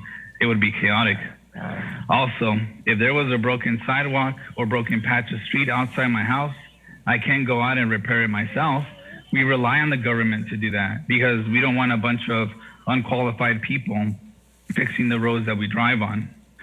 These are the most basic services that we, the people, entrust our government to provide with our tax dollars. But then I look around Santa Ana as I go home on my bumpy commute down Flower or Bristol, and I look at the conditions of our roads, sidewalks, unfinished projects like the widening of Bristol Street. I look at our high crime rate, and I have to say there's a lot left to be desired. I've been hearing a lot of talk of surplus this year. We have a surplus, we have a surplus. Well, so what? So what? We also have the highest tax rate in Orange County, and what do we have to show for it all? I'd be embarrassed saying that in public, that we have a surplus, because then people would be saying, well, it's no wonder you have a surplus. You don't spend money on your roads. So I asked the council, as we are discussing the budget tonight, to think about the most basic services that our government should be providing and fund that to the fullest. Thank you. Thank you. Zoom ID, Nathaniel Greensides, if you would please select the microphone icon. Thank you. You may proceed with your comment. Nathaniel Greensides, Ward 5 resident. Wanted to make mention of a few items I take of interest. At the last City Council meeting, I submitted a public comment regarding the use of military equipment.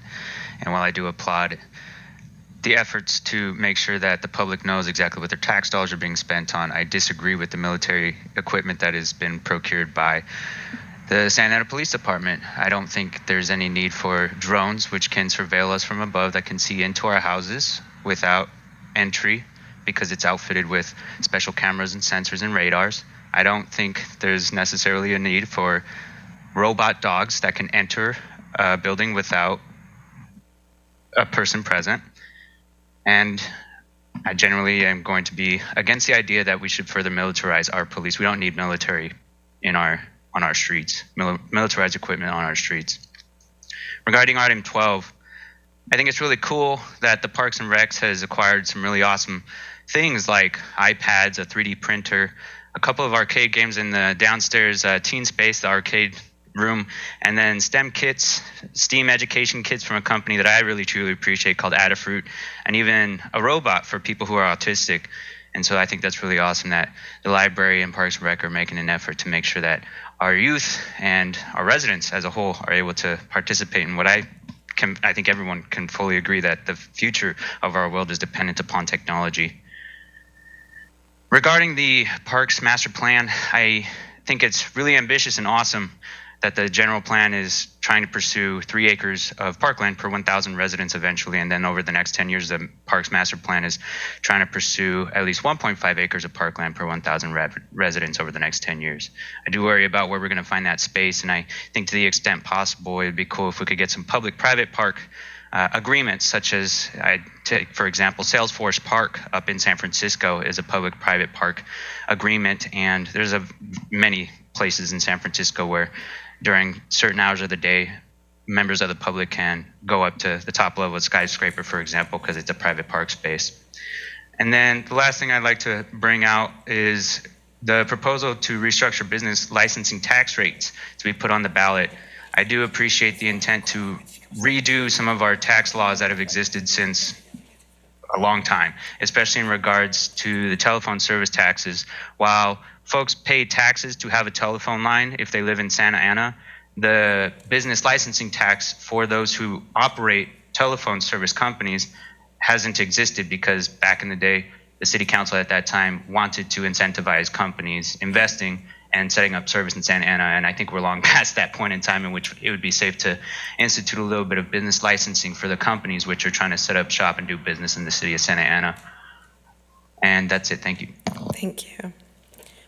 Zoom ID Thrive Santa Ana, if you would please select the microphone icon on your device. Hello, good evening, everyone. My name is Luis Sarmiento, and I'm also a Santana resident. I'm calling to comment on a few items. I also would like to speak on item number 11, against the use of military equipment by Santana PD. I think that just categorically we want to demilitarize our police and use our public resources on other types of strategies to create peace in our communities. Which also leads me to item number 38, our budget. I want to applaud the youth who have spoken up today to question police funding, and to those who this evening are demanding an increase in funding for youth centers, for low barrier shelters for our houseless neighbors, and also for programming that will create socio and economic development in our neighborhoods here in Santana. And for item number 14, the Parks Master Plan, I again want to thank the city staff who have put a lot of work into this Parks Master Plan and doing a lot of research to paint a roadmap of how we want to develop more parks in the city. There are some recommendations that are part of the staff report that we want to make sure are included. And one of those key edits is that the Parks Master Plan should include the increase of budgeting for parks as part of our plan.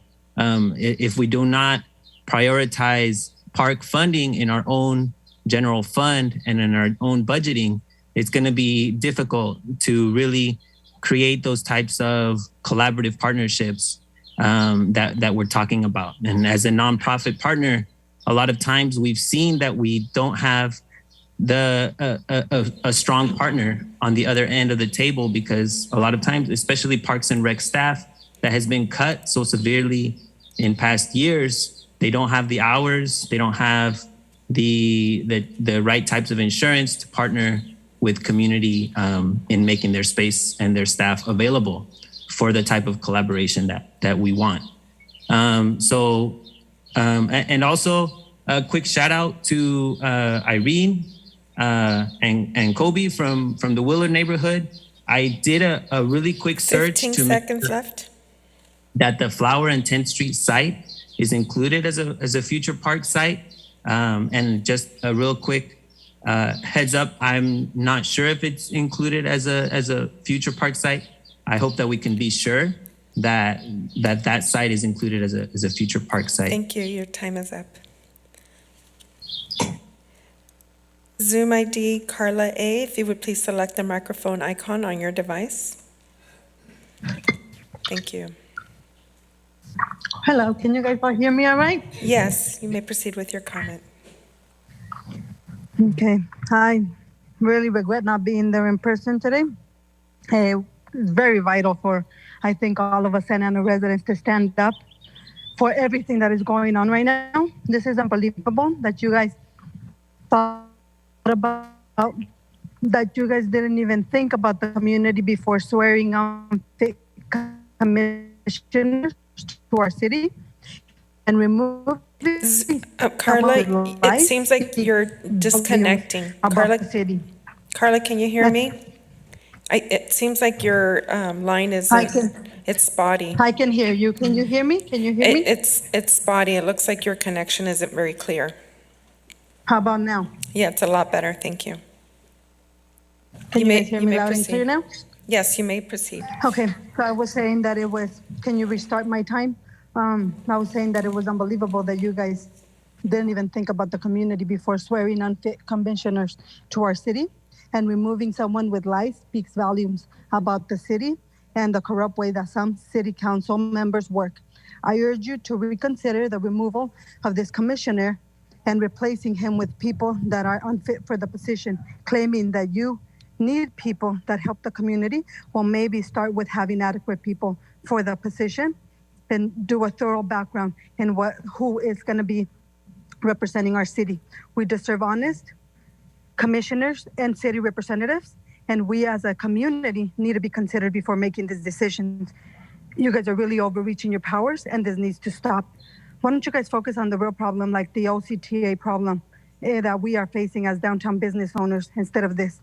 Do things right already and stop being deaf to the voice of justice. We Santa Ana residents really need you guys, and we're starting to wake up, and this will no longer be tolerated. Furthermore, when we call the police because we really need them, they are nowhere. They don't come out. They don't prioritize our lives.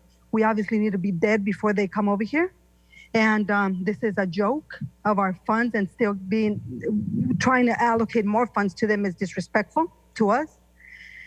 Please reallocate our funds on something more productive and hire well-trained officers that actually like and deserve their opportunity.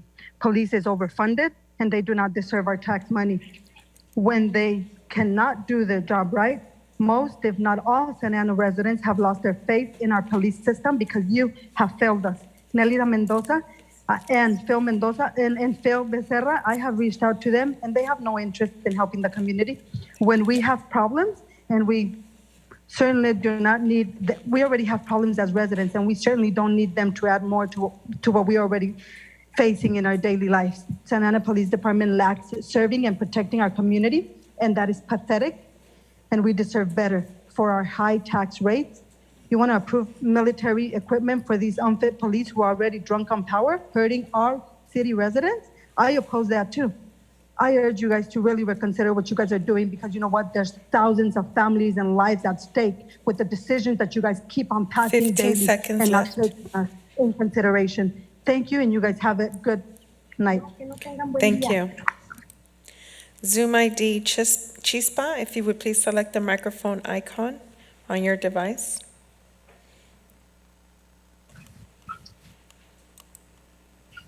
Hello, can you hear me? Yes, we can hear you. You may proceed with your comment. Good evening. My name is Penelope Lopez, and I'm the organizing director at Chispa. I'm here to speak on agenda item 38 and urge you to prioritize a fiscal budget that reflects the needs of youth and working class families, especially the most vulnerable residents, including BIPOC and LGBTQ youth and immigrant individuals. We are in strong support of the proposals put forth by community organizations such as Chispa, Santana Youth Ballot, and the Santanero Project that reflect the meaningful and impactful community investment. We urge you to support the allocation of, we urge you to support a $1 million allocation within the 22-23 fiscal year budget to properly fund a robust and effective police oversight board.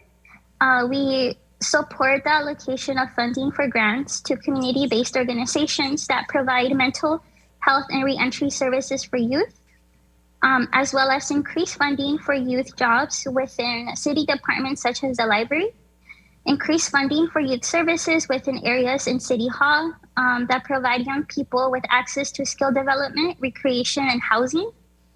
The safest communities are those with the most resources, and these community investments have been proven to work and provide positive outlets for young people to thrive.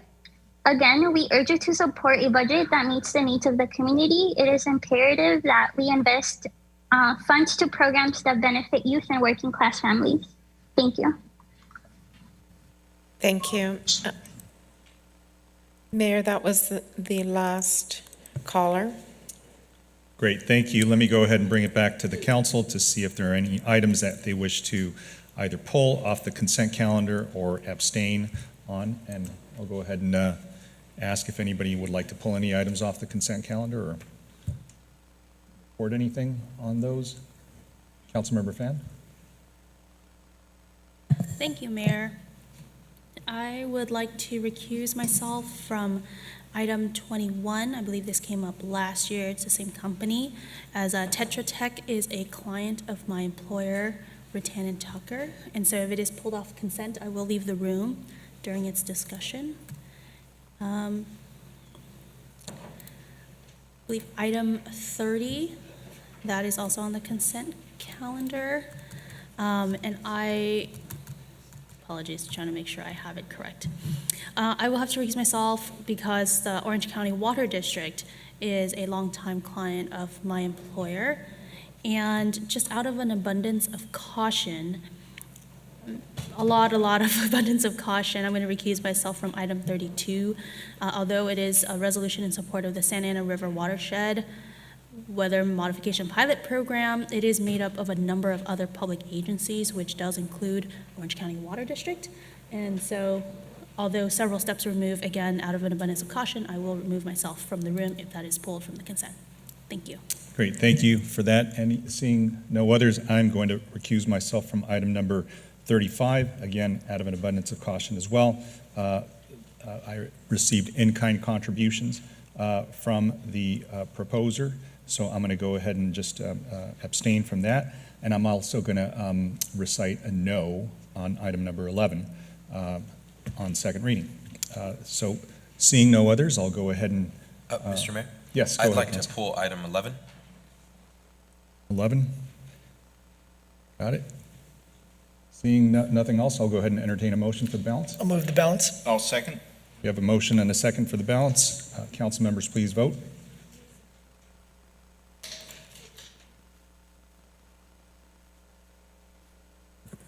Oh, I'm so Sorry, sorry. I think- Can I pull yeah. item 36? Sure. Thank you. Did you get that, Clerk? Yes. Madam Clerk, I'm sorry. Yes, we have items 11 and 36 pulled.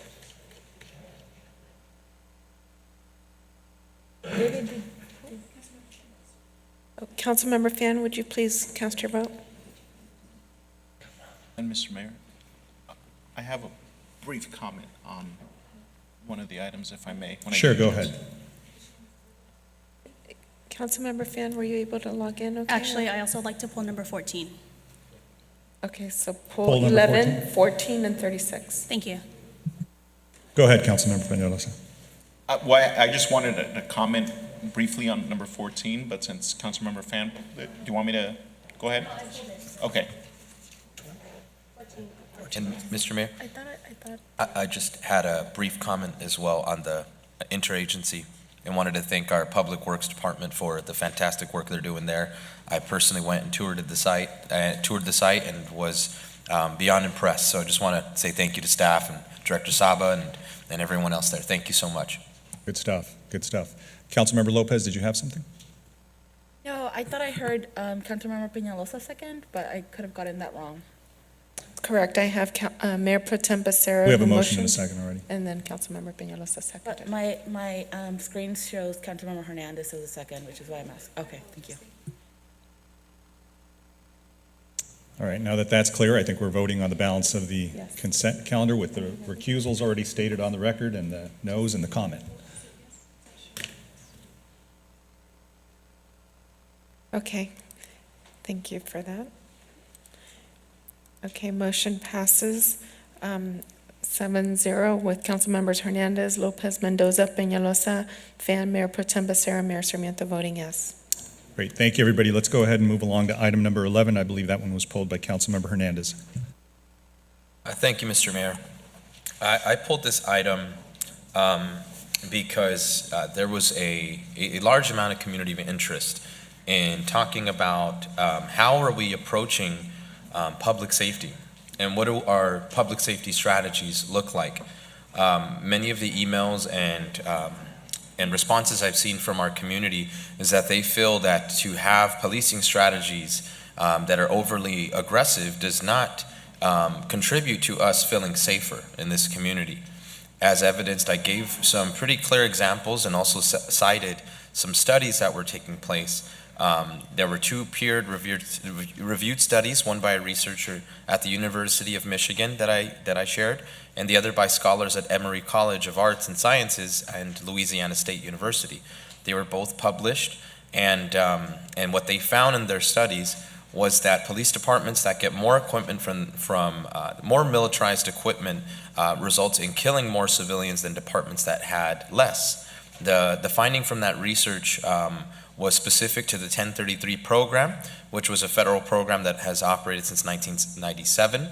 And in this study, they found that the agencies with the most military gear, as I mentioned, had higher numbers of police killings in the year after getting the equipment. A rate of civilian killings more than double that of police departments had received that had lesser equipment.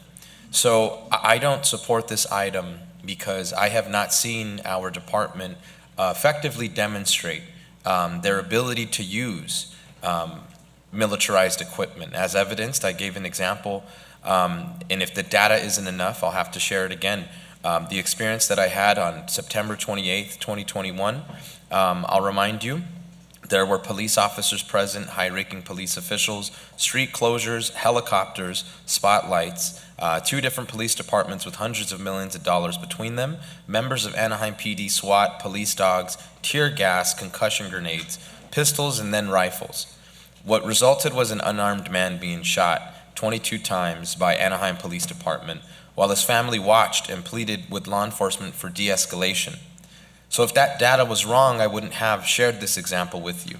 I don't have a lot of faith that us acquiring more equipment will make this community safer, especially when it comes to drones. We had our militarized police vehicle pressed against Brandon Lopez's vehicle for over 4 hours. And in that time, we still were not able to identify if he was unarmed. Unfortunately, what resulted was he was killed, shot 22 times. That equipment didn't help us in saving someone's life. That equipment didn't help us in improving community safety perception in our city. So I don't know what drones is going to do when we had human beings, a vehicle that can fit upwards of 7 people, and they still got it wrong that day.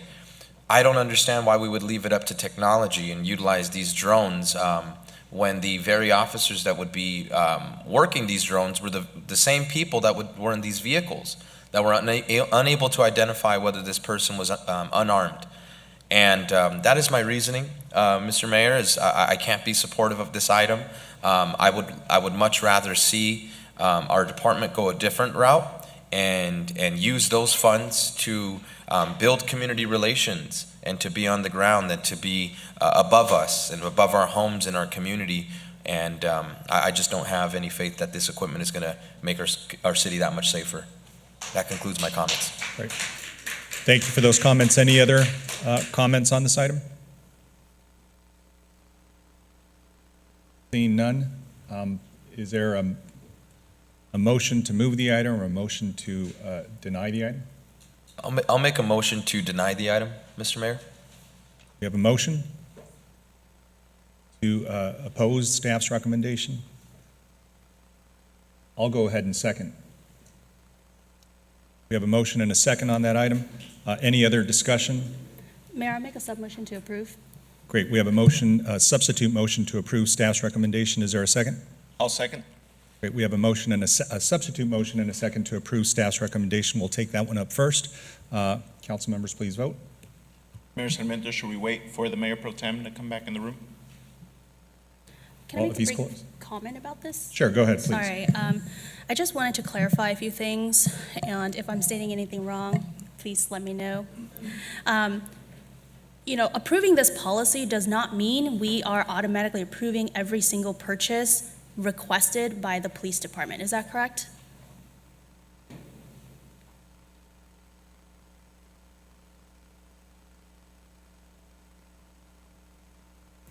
Great. So when you are seeking to approve certain types of, whether it's weapons, gear that is protective of officers, or any type of non-lethal items that are listed on this very broad definition, you would come to the City Council if it meets a certain price criteria? That is correct. Great. So I think one thing I really want to make clear is that we are not up here saying, go buy tanks, go buy artillery, go buy any of those things. In fact, the City of Santa Ana under Police Chief Valentin specifically removed ourselves from the 1033 program. Is that correct? Yes, he did. That's correct. Great. And I think it's really important to clarify that adopting this resolution allows us to participate in joint task force with other public policing agencies, whether it's the FBI, whether it's some other organization that we might have to cooperate with that have these policies. So it's not to say we're going to go and automatically have a blanket approval of everything that you want. In fact, this council has asked many questions about public safety requested items.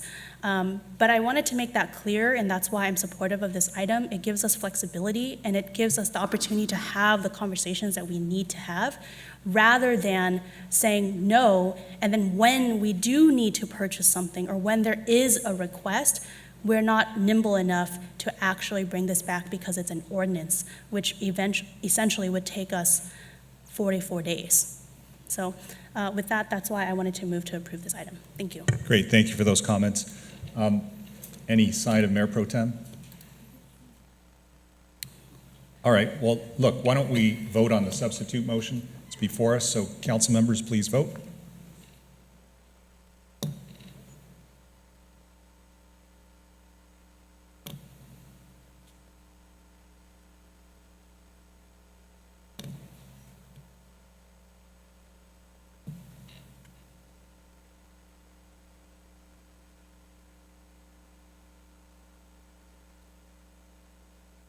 Motion passes with Council Members Hernandez and Mayor Sarmiento voting no, and Council Members Lopez, Mendoza, Fan, Peñalosa voting yes, and Mayor Pro Tem Becerra absent.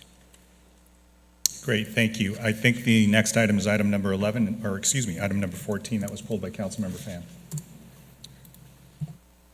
Thank you, Mayor. I wanted to pull this item because we've had a lot of public comments about it regarding the Parks Master Plan. One thing I did want to say was first, thank you to Director Rudloff, as well as our entire Parks team, MIG, and all of the members of the public commissioners who've participated in this. I know it's been a long, long road, and I know that it's a really important program for everybody. A couple comments. I did receive a few emails from the public. I do know staff has a presentation, so I'm not sure if anyone up here is interested in it, but I do want to specifically mention that as far as I'm aware, every public comment that has been made has been incorporated into this Parks Master Plan, and that the Parks Master Plan isn't about making direct budget allocations to purchasing items or anything like that. It's to create a roadmap for us over time on how we would go about purchasing land or any other types of potential open space if they become available. So I do want to urge those who have said, well, it's not specific enough, it's not detailed enough, and it's partially because we want to be able to, again, be nimble, to create an overall roadmap on how to purchase these lands. For example, if we don't have enough money for streetlights, does that mean that we can't go forward with acquiring the parkland? I hope the answer is no. And by not having those specific requirements, we're able to, take it step by step. One thing that I did want to specifically bring up, Director Rudloff, is I know that there were a number of areas that referenced Willowick Golf Course, and it was clarified in the Parks Master Plan that Willowick is owned by another city agency, the City of Garden Grove. It is not within the authorization of the City of Santa Ana to do anything with it, right, other than land use and zoning controls. I would like, however, for us to add in references to Riverview Golf Course into the Parks Master Plan in areas that we say, we are looking to acquiring Willowick or developing Willowick into a public park. I think it's important that we do have a golf course in our city that we do control and see what we can do with it. I think it would be a great, addition to the Parks Master Plan if that is possible. Is it? I don't know. Councilmember Fan, can you specify exactly what language you wanted added in on that? Yeah, so for example, there are a number of areas that state, acquire Willowick Golf Course as potential, public open space, et cetera, et cetera. I would love to see for us to specifically reference, turning Riverview Golf Course into a public open space that is not a private golf course.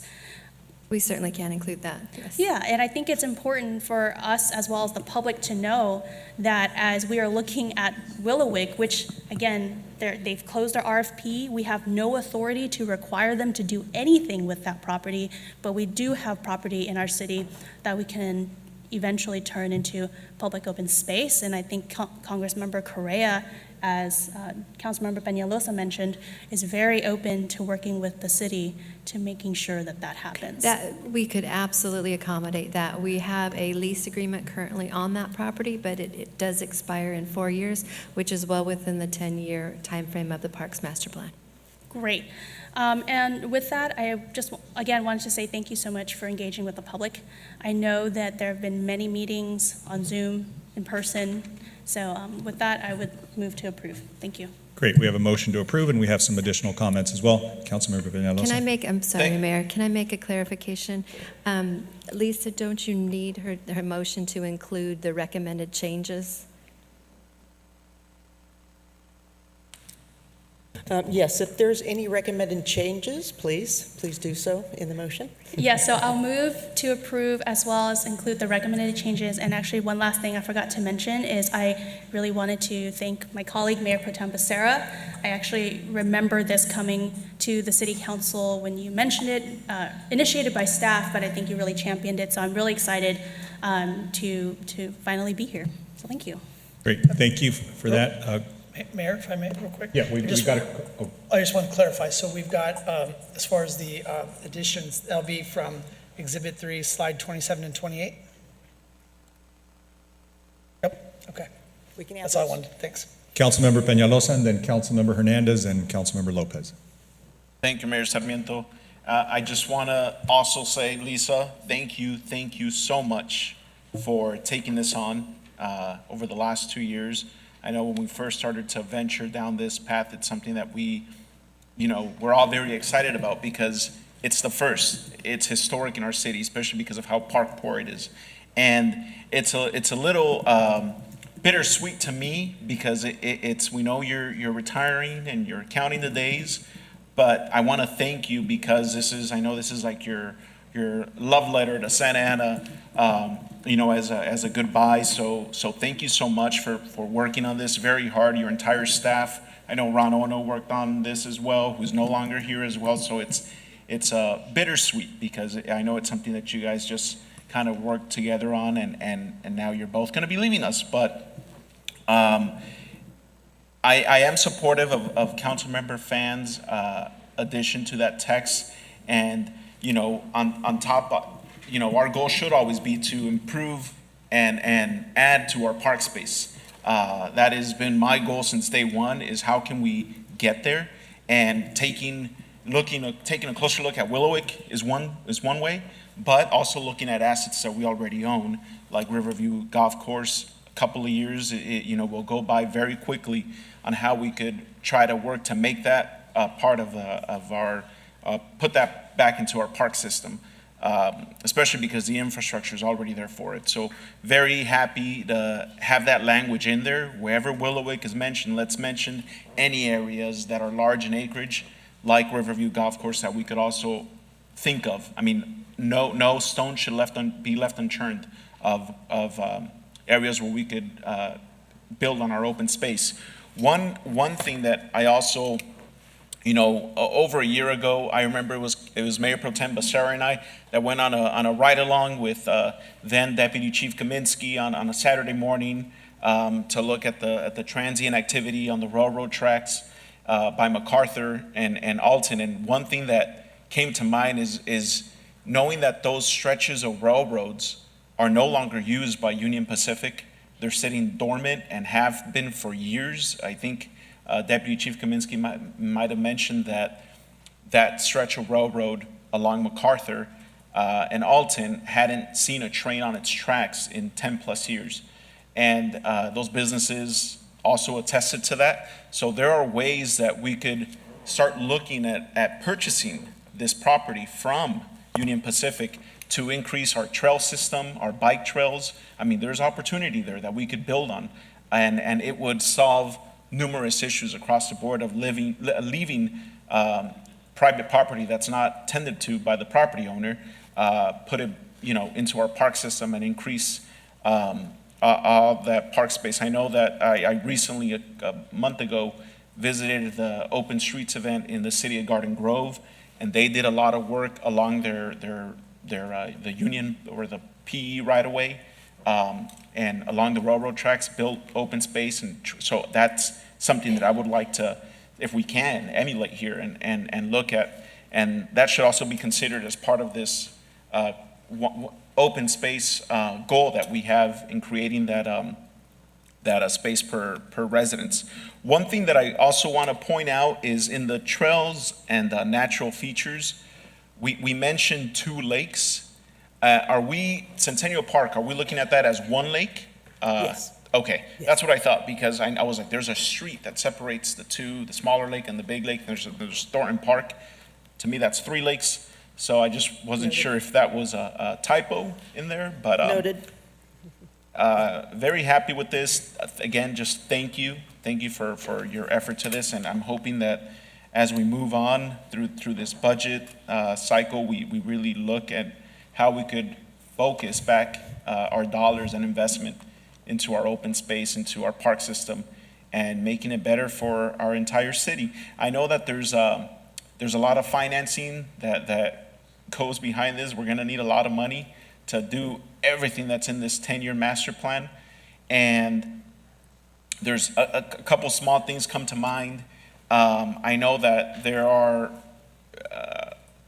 sponsorship opportunities, in our stadium, in our soccer complexes, the zoo.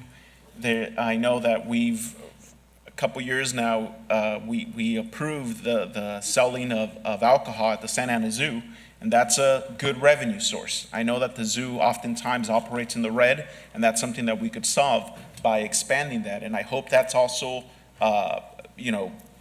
put some gas behind that so that we can get a vendor. I know that when Senator Umberg was there and presented us with that grant for the zoo, some of the guys at Suavecito who own the brewery we're like, hey, that'd be awesome if we could come in and sell beer here at the Santa Ana Zoo. And there's been Santa Ana River. I mean, there's been multiple Santa Ana-based breweries that are excited about that idea.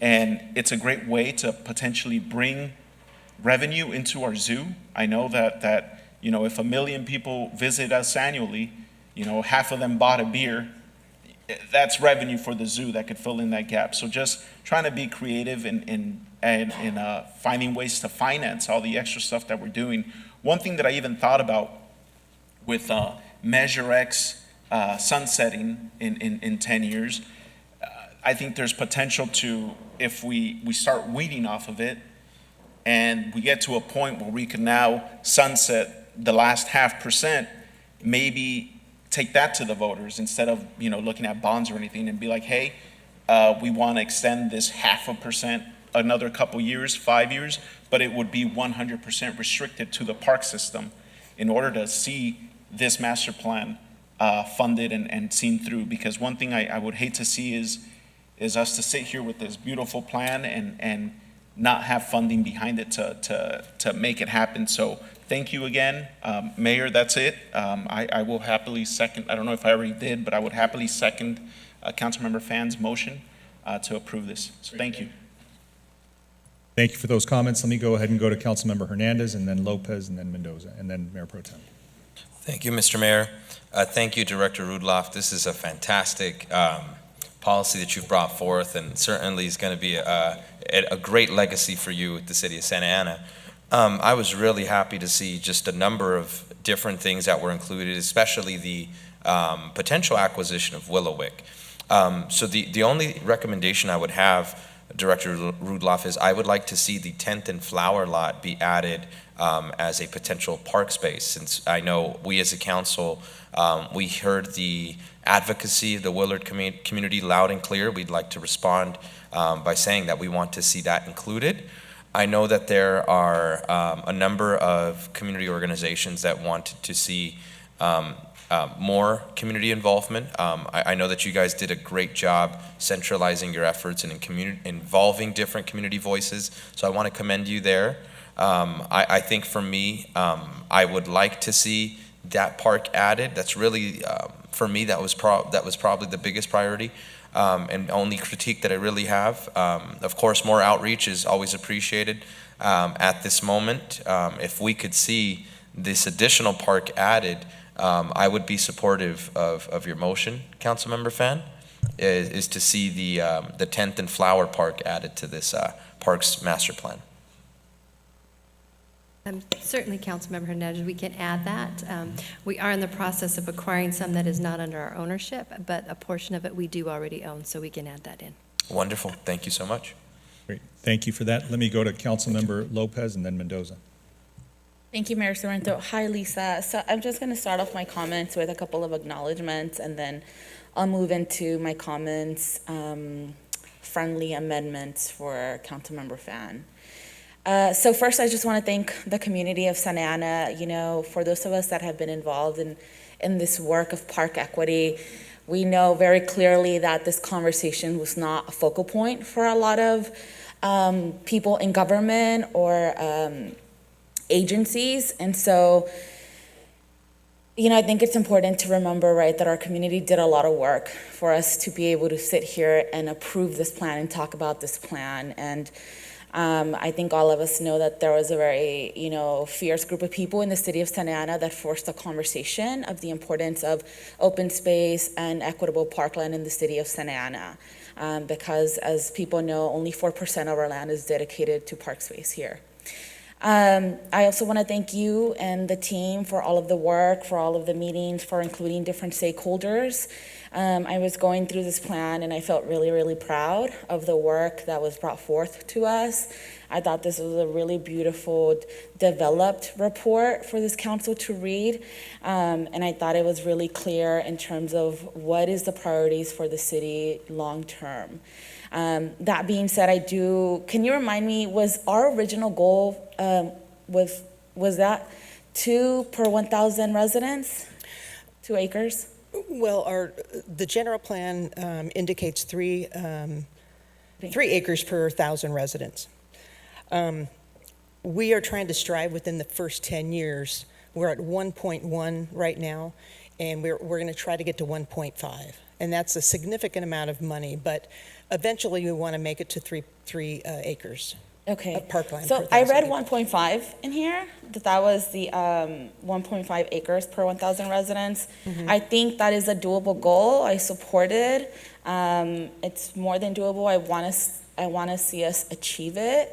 However, I don't want the original 3 to be abandoned. I want us to continue to strive to do whatever we can, as it was said earlier, leave no stone unturned, to be able to make that happen. And so I'm just going to go through some of the things that I wrote down while I was going through the plan. I didn't see anything about mural restorations for the murals inside of our parks. Is that going to be part of a different policy? That would be a different policy. That would be a yes. different policy? Mhm. Okay. Actually, that's in progress right now. Okay, perfect. And then I was surprised to learn that Grisset Park, that's a public park? Yes. So it's fenced off, but it's a public park? It is fenced off. It's part of the joint use agreement with Santa Ana Unified School District, and they utilize it for essentially their school activities. And so. But we own. We own it, correct. We own, I think that maybe when we amend our Santa Ana Unified School District joint use agreement, that should be a topic of discussion, so the community can use it, as well as the school could be shared. Okay, got it. Secondly, I was going through the list of, let me find it. I was going through the list, the columns of essentially what the recommendations were for how many, community gardens we should have, how many basketball courts we should have. I think that's page 113. And so I just want to, make a friendly amendment, the first one being that the number of community gardens increase from 2 to 5. I think personally, saying that for the net future of 2030, when we're close to 400,000 residents, that the goal should be to add 2 more community gardens is not enough. So I would like to see that go up. Councilmember Fan, do you accept that amendment? Yep, that's fine by me. And I think also Councilmember Hernandez's amendment, if Councilmember Peñalosa. Yeah, I don't know if anybody wants to keep track of these. Yeah, I just wanted to let you know also that we have our consultant, Cindy Mendoza, on the line. So if we would like her to chime in at any time and kind of explain things, and Cindy is taking notes, and maybe she can recap at the end. Perfect, that's fine. I don't have any questions for Cindy. I'm just going to run through these. Also, skate parks. It says we have 2 now, and it states that there should not be any more added, and I disagree with that. I think that we should look into adding at least 1 or 2 more skate parks.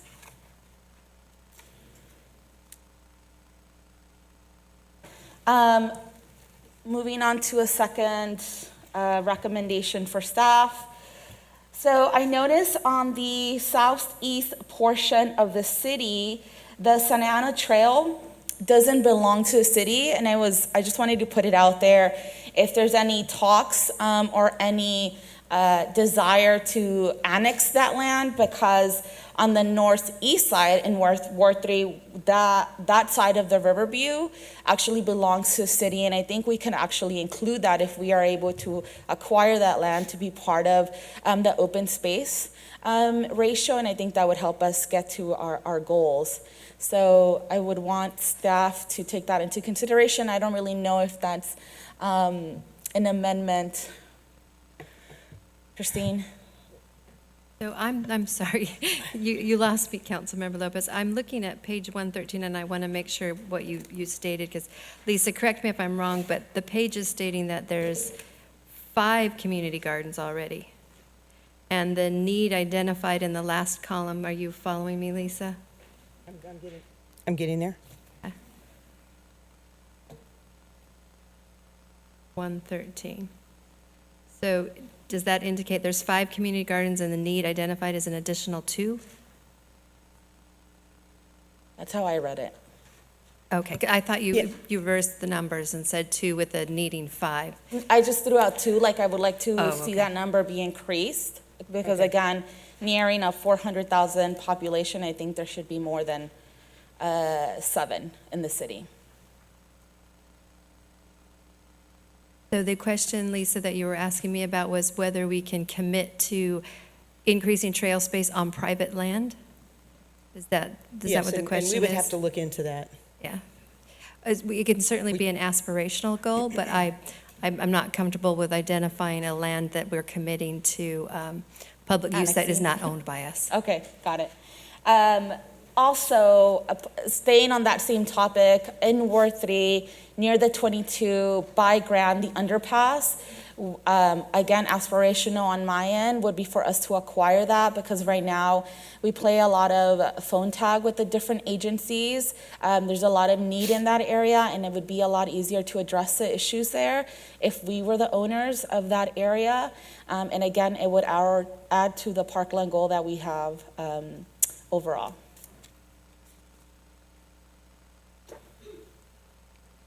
Another thing, it's very clear in black and white here that some of the parks that are in the worst condition are in Ward 3.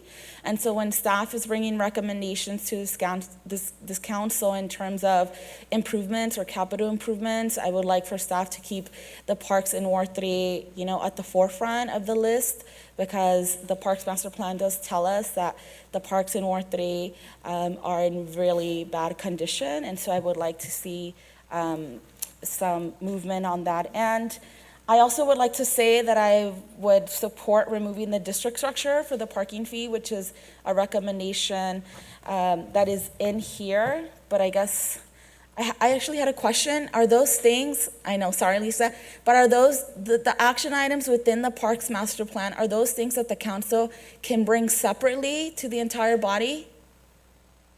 They certainly would be, and a lot of the actions in the Parks Master Plan will all be coming back before you for a council action, because the agreements and the nature of the activities, majority would require council approval. Okay, perfect. Let's see, what else did I have for you? Yeah, and I just want to, state on the record that I would be very supportive of exploring how to designate, especially around the Santiago Creek area, areas that would be protective against significant disruption of habitat values and the rest of the things that the Parks Master Plan details. So I think it's only 2 recommendations for you, Councilmember Fan: the increase in the community gardens and the skate parks. That's fine. And actually, just a quick comment about the community gardens. I think on page 39 of the Parks Master Plan, it says 4 community gardens. I think that's a typo. It should say 5 to be consistent with the other tables. It's figure 2-1, page 39. And it says outdoor recreation, 77 total, and underneath it says 4 community gardens. Yes. Thank you. I'm okay with those amendments, if my second is okay with the amendment. Yep. I'm Thank good you. with them. Great. Are those all your comments, Councilman? Yes, thank you. Great. Thank you for that. Councilmember Mendoza? Thank you, Mayor Sarmiento. I want to acknowledge all the hard work and effort that Lisa has put in, and along with her staff and the commissioners who've worked on this park master plan. It's a long time coming, and our community and myself, we truly appreciate what you've done, because parks are part of our good health and well-being.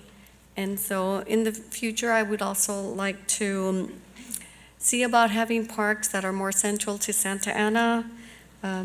In Ward 2 specifically, my new ward, there's 2 parks. There's Pacific Electric and Jerome, and then one in the process of being built. So something a little more central, because it's still not within walking distance of the very central area around McFadden and Flower. So in the future, if the vacant lots come up, and maybe more pocket parks.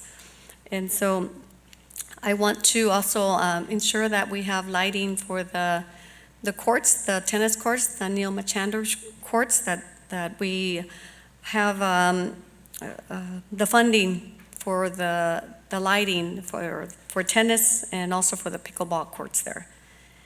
And I know we don't have the land such as the Great Park does, but you and your staff have done an incredible job with the amount of open space that you've worked with. So I acknowledge that and I thank you. And also I want to thank you for this fabulous commemorative T-shirt. It's very nice. And when our parks do become opened, I think that this is going to be kind of like a historical T-shirt to have. And thank you and happy retirement. Thank you. Thank you, Mayor Pro Tem. Thank you, Mayor Sarmiento. Just like everybody else, I wanted to thank you for all your work, not just on this plan, but for everything you've done for the city, all the policies, all the procedures that you standardized. I think that, while it doesn't sound like an amazing legacy, I think for all of us here, we know how amazing that is. So thank you for all the work that you put into that. And talk about a good streak we have. When we have these long-term employees that are leaving, they leave on these extraordinary notes, right? We've got you leaving, having completed this plan. We had Melanie McCann leaving on the general plan update. So I'm glad to see that. Hopefully we don't lose too many more employees, but if we are, these are the ways that I would like to see them depart. I appreciate the shout out for Eugene Grissett Park. That to me seems like one that it's a low-hanging fruit. Lisa and I have talked about this before, where it is city-owned property, but it's an outdated joint use agreement with the school district.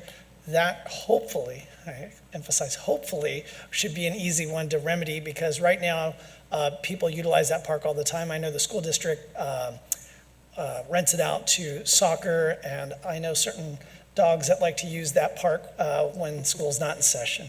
Having said that, I appreciate all the work that's gone into it, into the plan, especially when we talk about the acres per thousand. We all know that this is an aspirational document. Well, let me rephrase it. The general plan is the aspirational document, and this is the plan. This is like the implementation tool. This is what's getting us there. And so I think that this is reasonable. This is a 10-year plan. The general plan will outlast this plan, and hopefully the successor to this plan will get us even closer, if not past that 3-acre mark. So I appreciate this is a well thought out approach to getting us closer to our shared goal. And with that, those are my comments. Thank you. Great, again, thank you Lisa. for those comments. I think there may be a couple of additional comments that people want to make. Let me just make a couple of brief comments if you'll all allow me to. By the way, start the clock on me, please, Madam Clerk. So I want to keep them short. First, thank you, Lisa, and your team, and the consultant who's on the line. I want to thank you for your efforts on this. I know it's no small task, but I really do want to thank you for engaging members of the public and residents and people who normally wouldn't have been included in this process. So it's a real testament to you taking, I think, the council's direction very seriously, that we wanted not just the same voices talking about what they want to see, but going after those, who are sometimes unheard. So thank you for that. That was very important to me, seeing, certain groups that were represented there that represent all parts of our community. Secondly, the joint use agreements were really important to me when I started as a new council member. I hope we can increase this list that we have here, just because I think we see that our student population is decreasing, and we have a lot of space that's going to be dormant. And the district will be looking to work with us, hopefully, on finding out how we can activate that space. And those are easily accessible spaces that we can not have to acquire, but maybe use on a limited basis. But to the extent that we can support the district and at the same time create some open space opportunities for our residents, those are very, very important to me. So I want to echo a lot of what was said already by the council members, and Councilmember Lopez's discussion, I think, on what she would want to see on additional skate parks. I think those are great. I think we lost a handball court or two. If you can, and I know these are goal-oriented documents. These are guiding documents. They're not really meant to be specific, but to the extent that we want to make sure that there's no net loss of things that we lose in some places that are in areas that we have to expand or we have to convert. That would be important to me. And I think the discussion on Riverview was important to include that. I think we have Willowick, so that kind of confused me a little bit because we don't control Willowick. It's mentioned in there. It's a space that's not controlled by us publicly, but we've mentioned it before because it's within the city. So a couple of things that I think when Councilmember Lopez was talking about one part of the riverbed on the south or on the northeast, I was looking at the southwest part of the city where the riverbed is shared by Fountain Valley on the west end and Santa Ana on the east end. So I've seen that in the letter from Congressman Correa, he was talking about working with the Wildlands Conservancy and the Coastal Conservancy. I think those are great opportunities to expand our footprint of open space, and I've seen that done in Anaheim and other cities throughout the riverbed, and he's been really aggressive on that. So I think staff is in the process of preparing a letter to him, in response to his letter to me and the council. I completely agree on the Riverview golf course direction that he's taken. I'm going to ask him in return to make sure he writes a letter to the city of Garden Grove to hopefully encourage them to continue working with us on the acquisition of Willowick. I think it would be helpful. I think that shouldn't, be a discussion that is over. I think hopefully it's a discussion that, we can continue with. So that in essence were my comments, I think, that have already been incorporated, but I do want you to, specifically talk about the riverbed, because I think those are opportunities that we can, easily increase our ratio of open space, and it's a real, not only aspirational, I think those are very doable. But one thing I did want to talk to you about is just generally spaces that we can activate. Like I see the open space along Bristol, sort of the remnant properties along Bristol that are pretty large swaths of land, especially on I think it's between First, south of First. And I've seen that along our bike trails, we put some workout equipment and people use them, and there's benches, and so to the extent that that could be something that we could activate, because it's passive space right now, and we have unfortunately problems with not having enough workout equipment, and you've done a good job in activating some spaces in our parks with some of that workout equipment. Maybe we could look at that and other sort of remnant parcels that are large enough to house that. And I just came back from Boston, and I saw that cities like ours that are as old as cities like Boston, there's a lot of pocket parks and opportunities where people just there's a bench and there's a slide and there's things that they can use as spaces that are activated that normally would be dormant. And I'm thinking about some of our areas where we have multifamily apartments, and there's just no park, and there's really no space for kids to play. And they're sometimes they hit cul-de-sacs, and there's these patches of green space. I don't know. I think those are publicly held by us, but residents in those areas, and I'm talking about this street called Townsend that is just it's just north of Edinger, right? So they call it Mini Townsend, and it's all apartments. And there, I think it's Carr that's right across Edinger from them, but it's closed, and we're not able to access. They're not able to access it. They wanted a community center, but I thought, look, you can even do an open air community center by putting sort of the tarps up on top. You put a bench, and you've got an open air community center that, with our weather and our climate, is so easy to activate, right? It's just a simple thing. But I think it would take some creativity on our part, but it really is just dormant space that doesn't have anything, and to the extent that we could activate that space for them, that would be something, again, more high level. I mean, we don't have to look at just that one, because we have a lot of these, cul-de-sacs throughout the city where there's a lot of apartments, and there just isn't any space for, kids and those communities to gather. And I think that those would be an opportunity to maybe do that. I think you mentioned that with respect to pocket parks, with respect to activating remnant spaces. But if you can maybe do a little bit more and specifying that would be helpful. Where we don't have to build a community center. You just, like I said, we can be creative with our open spaces, and I've seen some other cities do that really well, and I'm sure we can do the same in our town as well. So that's really all I had. I think everything else that was mentioned by others, I don't want to repeat. I'm very supportive. Thank you for activating those, the advisory committee to help you navigate this and get this completed. So let me go back and see if there's a second round. Hopefully they'll be short as well, maybe much shorter than me. But I think it was Council Member Fan and then Council Member Peñalosa. Thank you. And I do, so a few comments I forgot to mention. I was just in Chicago. That's where I had my COVID scare when I came back. But if you've been to Chicago, you've visited Millennium Park and the largest park there, Grant Park. Grant Park is 319 acres. It's huge. And it was really inspirational. And so that's why I wanted to make sure we address Riverview and other potential for, as the mayor mentioned, the Santa Ana riverbed. A couple comments I did want to specifically address because I've heard it from public comments is regarding how, other cities have so much parkland and open space. Just for reference, the city of Fullerton has about 5 square miles smaller than the city of Santa Ana, but it has half the population. And so that's why it has a lot of open space. The city of Anaheim has a similar population, but it's twice the square miles. The city of Irvine, which I think we've heard several times today, has a similar population, but it's twice the size of the city of Santa Ana.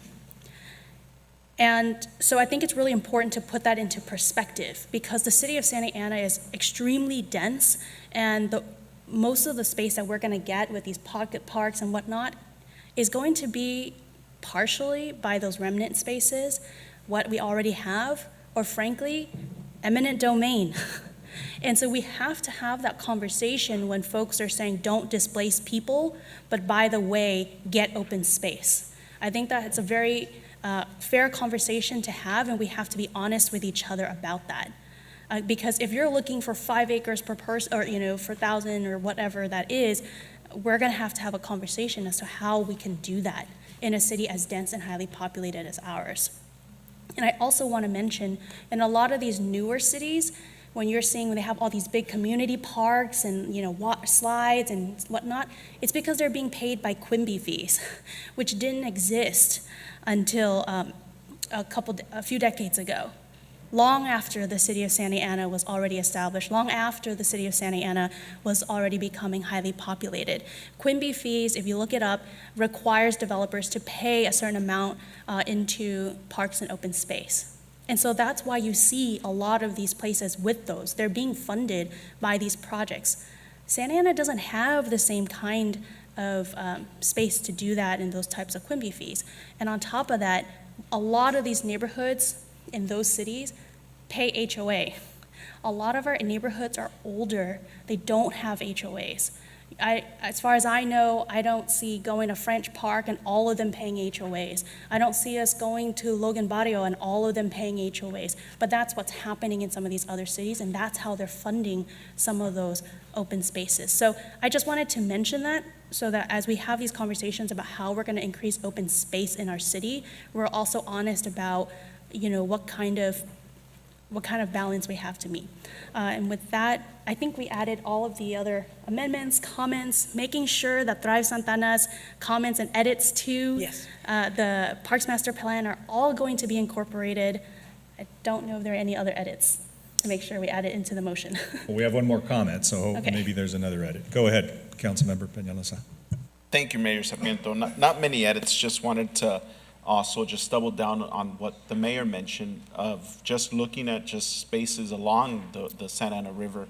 I know in preliminary discussions that I've had with Assembly Member Tom Daly's office and our Senator Umberg and Congressman Lou Correa regarding my, not my dog park, but the dog park, our city's first dog park, and funding sources for it. There was and I brought this up to you already, Lisa, and City Manager Ridge, of just looking at how we could expand that since it's up against the riverbed, how can we get that California State Coastal Conservancy funding available if we incorporate some open space amenities along the riverbed? There's an entry point. There's opportunity there to be creative and really build on that Santa Ana riverbed expansion that could really benefit our open space.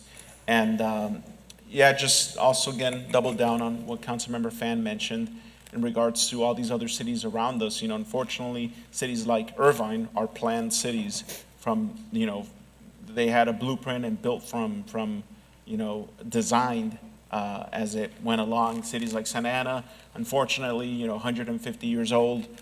People back then had no foresight to what would be the need, 100 years later, and now that's why we have, crematoriums in the middle of neighborhoods, and it's awful. It's not ideal, but it's a poorly designed city from the beginning, and it's unfortunately something that we now have to try to mitigate and plan around and try to improve and push out these industries if we can. But just wanted to make those comments that it's a hard task, but I'm sure we could all put our heads together and do it. Thank you, Mayor. Great, thank you for those comments. I think we have a motion. Go ahead. Just one more real quick. We're talking about open space and being creative. We're talking about putting a park at the bottom of a river. But something a little higher terrain.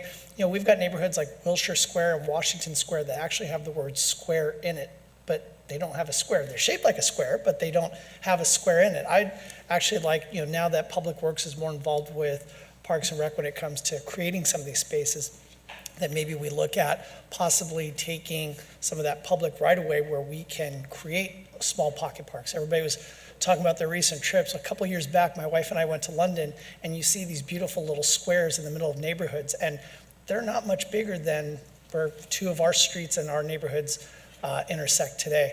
So just a thought I wanted to throw out there. I know that, yes, our city forefathers, the real big excitement back in the day was Birch Park. And we look at Birch Park today as an itty bitty park. So, obviously as time has progressed, we've gotten bigger and bigger with our ambitions, which is great. Unfortunately, we didn't have that. I think our city, thankfully, is very walkable. I think that the idea that we don't have large blocks in many parts of our city is a good thing, but unfortunately, they didn't accommodate parks. You had Wilshire Square that was seen as the junior high school track, right? So they didn't have that foresight that maybe a separate park would be a good thing. So anyways, just wanted to comment that as we look for park space and try to get creative, that would be one other idea I'd like to throw out there. Absolutely, and all your comments are fantastic. This master plan allows us to look at those things very carefully. It gives us a guide when we want to purchase land. What are we going to use it for? Is it usable? We don't want to just purchase something that's not going to be usable, by the community. So I think this will set us up for just a great future in our park system, in serving our community. And I do want to thank the community. There's some people here.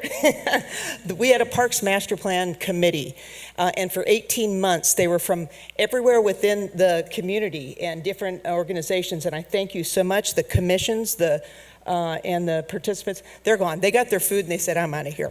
But I really appreciate what they did. This is their plan. This is the community's plan, and I think it will serve you well, and it's been my honor to work on this, and so thank you very much. Great. Thank you for that, Lisa. Thank you for those comments.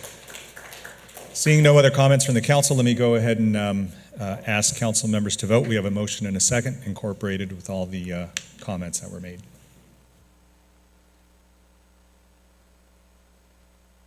Okay, motion passes 7-0 with council members Hernandez, Lopez, Mendoza, Peñalosa, Fan, Mayor Pro Tem Becerra, Mayor Sarmiento voting yes.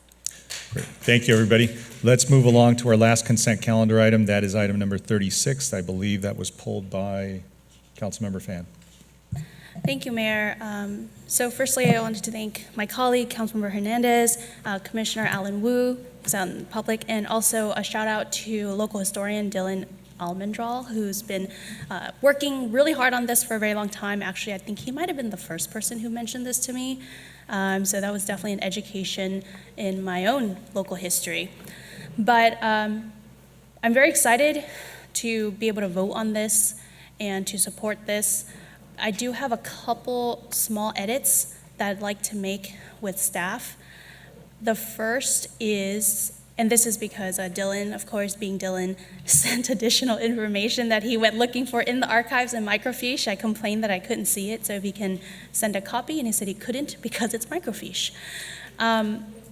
In the resolution for Section 2, it says, acknowledges acts of fundamental injustice, terror, etc. I'd like for it to say acknowledges and condemns acts of fundamental injustice. And I would like to add an additional section. So to change Section 4 to Section 5 and add a new Section 4 to state that we formally rescind and reject Resolution 416, which is the resolution that was actually, that actually approved the burning of Chinatown. So I think it's important for us to state that. Was there a legal question? I just want to make sure it's okay. Yeah, we were just mentioning that the previous action that you were referring to in the section regarding rescinding was an action by a board of trustees. Oh, and you are a city council, so you might want to say that you reject or condemn their position, but we can't rescind it. Oh, really? Yeah. Just because we're different? Different entity. I would need to do research on that if you'd like me to do that, but you are a different group of people, or a different body. You're a city council now. Okay, so reject or any similar type of language, close to rescinding as we can get. We understand the intent, and if in fact you can rescind it, if we look at that, then I'd be happy to put that language in, but since it's being raised at this time, I'd want to go back and look. So how about formally reject the actions taken by the Board of Trustees on that date? By Resolution 416. I'd like to specifically mention it because it is an act on our books. It exists, and it exists in perpetuity. So I'd like for us to make sure to reference it. And if it's possible, quick, an hour or two, if we can do it, I'd like to specifically say that we rescind it. Yeah, and if there is a way to do that, we'll come back and advise you of that. Thank you. So those are my comments, and no, Commissioner Wu, I will not read this in Cantonese because I do not speak Cantonese. But I do urge everybody to read this, and before I forget, and maybe I'm kind of ahead of myself here, but I do recall us asking staff to plan a formal signing ceremony for this resolution where we invite the public, media, and the community to come and join us in ceremonial signing of this. So I hope that staff will advertise it, make it clear to everybody, and communicate to everyone, and I hope all of you can join us. Thank you. Oh, and with that, I move to approve. Great. We have a motion. And I'll second with comment. I think you, Councilmember Hernandez was ahead of you, I think, so. Yes, Let me go to you and then Mayor Pro Tem. Thank you, Mr. Mayor. Thank you, Mayor Pro Tem. This was an item that it was important to everybody here on the council, but most notably, I want to thank Alan Wu. I want to thank the Lau family from Santa Ana Food Market. I learned about the Chinatown as a young boy, and it was something that I was not proud of, knowing that our city did this. It is the only instance of civically sponsored hate against a minority in Orange County, Santa Ana history to be specific. It wasn't a proud moment for our city, and it is a stain on our history for over 116 years. So I'm looking forward to working with my colleagues and working with leaders in the Chinese community in ensuring that this is corrected, and I look forward to voting yes on this. Let's get this passed. Great, thank you for those comments, Mayor Pro Tem. Thank you, Mayor.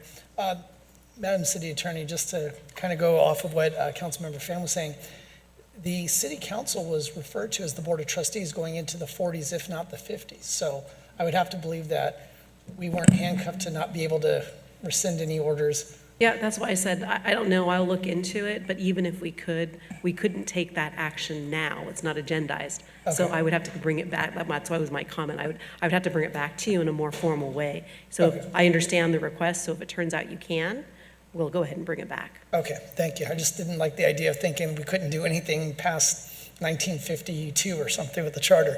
I'm in support of Councilmember Fan and Councilmember Hernandez's resolution. I think this is long overdue, and I'm glad to see us go through. And I also echo the comments of my colleagues as far as hopefully we will see something more public and formal. I think this is something that we should be able to commemorate and celebrate with the community, that we are acknowledging this part of our history and that we are recognizing it and moving past it, hopefully to a much more inclusive future. Thank you. Great, thank you for those comments. Seeing none, I believe there is a motion and a second. The only thing I would say is I want to thank Council Members Hernandez and Fan. Commissioner Wu, thank you for all your leadership on this, and more than importantly, publicly apologizing to everybody who was impacted by this, and probably not many of them are with us, but their descendants are.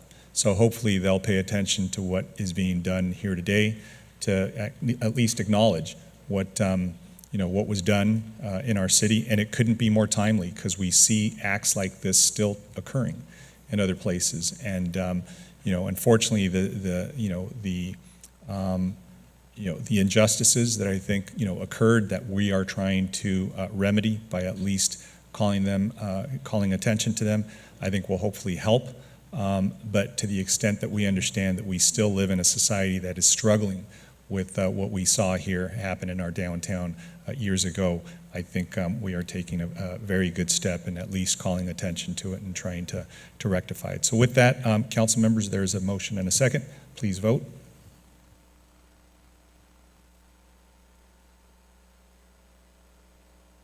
Okay, motion passes 7-0 with Council Members Hernandez, Lopez, Mendoza, Peñalosa, Fan, Mayor Pro Tem Becerra, and Mayor Sarmiento voting yes. Great. Thank you, everybody. Congratulations. It will be my honor to sign that resolution. So moving along to the first item on the business calendar, that is to provide direction on a proposed ballot measure to restructure the business licensing tax rates. And I'll go ahead and call on staff and see if there's a presentation. Mayor and Council, we do have a very short presentation. As you are aware, the Finance Department has been working on trying to modify our business license tax system for voters' consideration to make it more equitable between large and small businesses. So our Director of Finance will walk you through the presentation.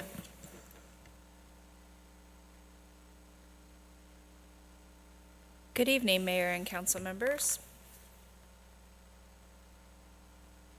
During your May 12th budget workshop, we presented a sneak peek of a proposed ballot measure to restructure the city's business license tax. Tonight, we are asking you to discuss and provide feedback. The proposed ballot measure would affect all business except cannabis, which is handled separately and is scheduled for City Council consideration on June 21st.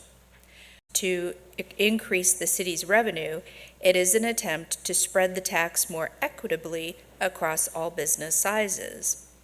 We believe the business community will welcome the change as we propose simplified calculations with a single tax rate that would benefit many small businesses with annual gross receipts of up to $2.5 million a year. The ballot measure recognizes the gig economy and removes the exemption for utilities paying a franchise fee. The city's business license tax is non-regulatory. It simply raises money to provide services to the community, such as public safety, parks, and right-of-way maintenance.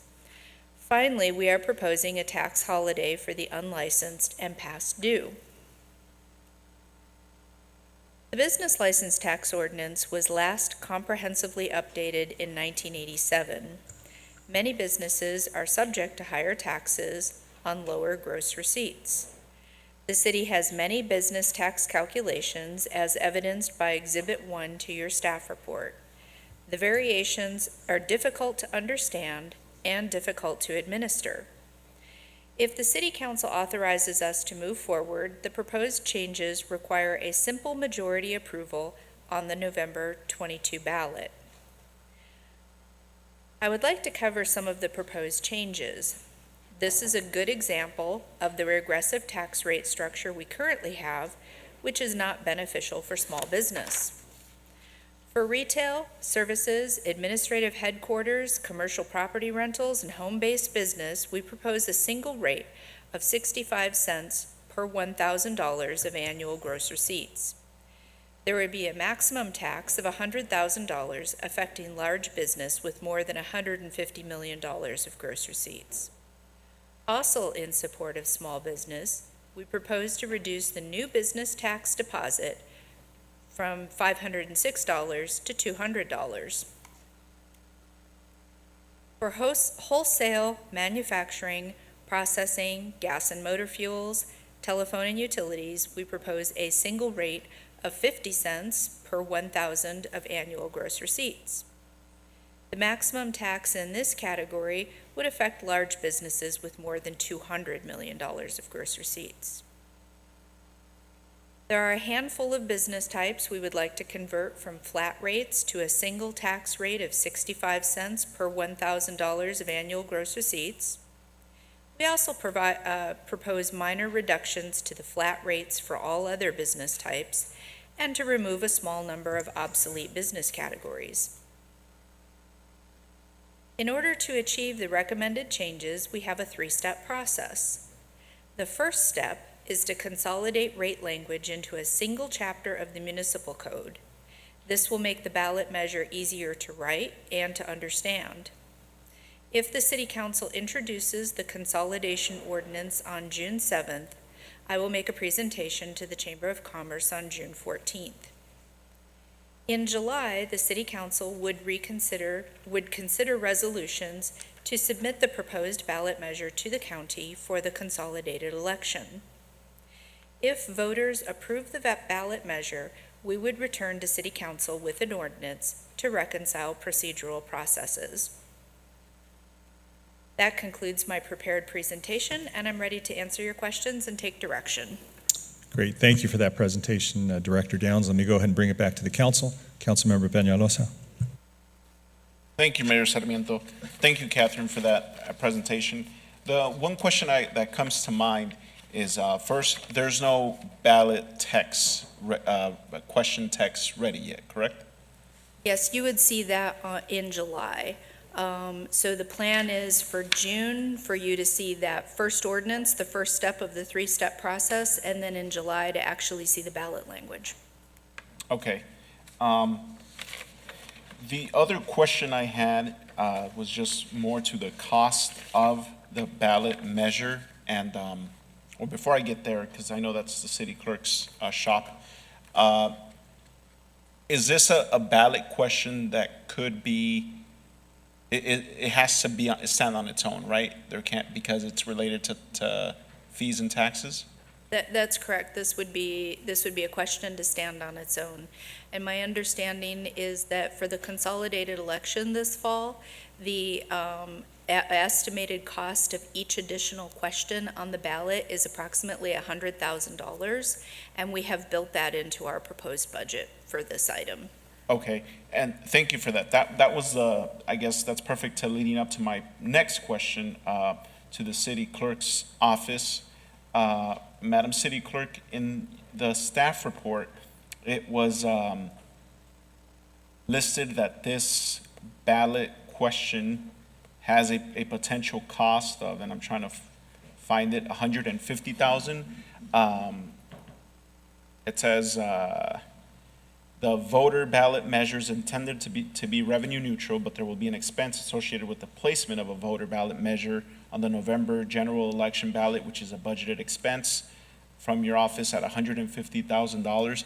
The reason why I want to get an accurate number for this is because back in 2020, when we were having this discussion, we were, obviously, cost has gone up in the last 2 years, so I understand that. At the time, it was, I believe, approximately $65,000 per question.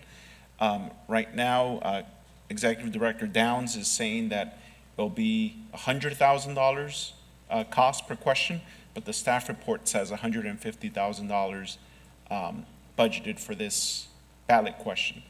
Am I reading this wrong, or is there an explanation behind the increase Actually, I think what happened was we wrote this staff report a little while ago. We've been planning this for some time, and I think that we had used an early estimate of the ballot question, but we did get information recently that they are approximately $100,000 each question. So that's what we've built into the budget. So the staff report here is overstated with its estimate.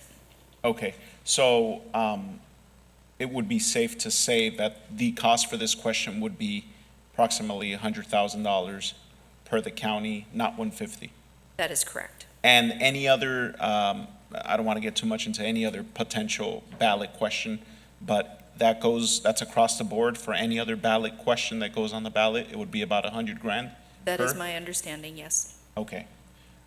All right, that's the only question I have. It's pretty self-explanatory. I just want to make sure that when it does come before us as a ballot question, that the text is made available.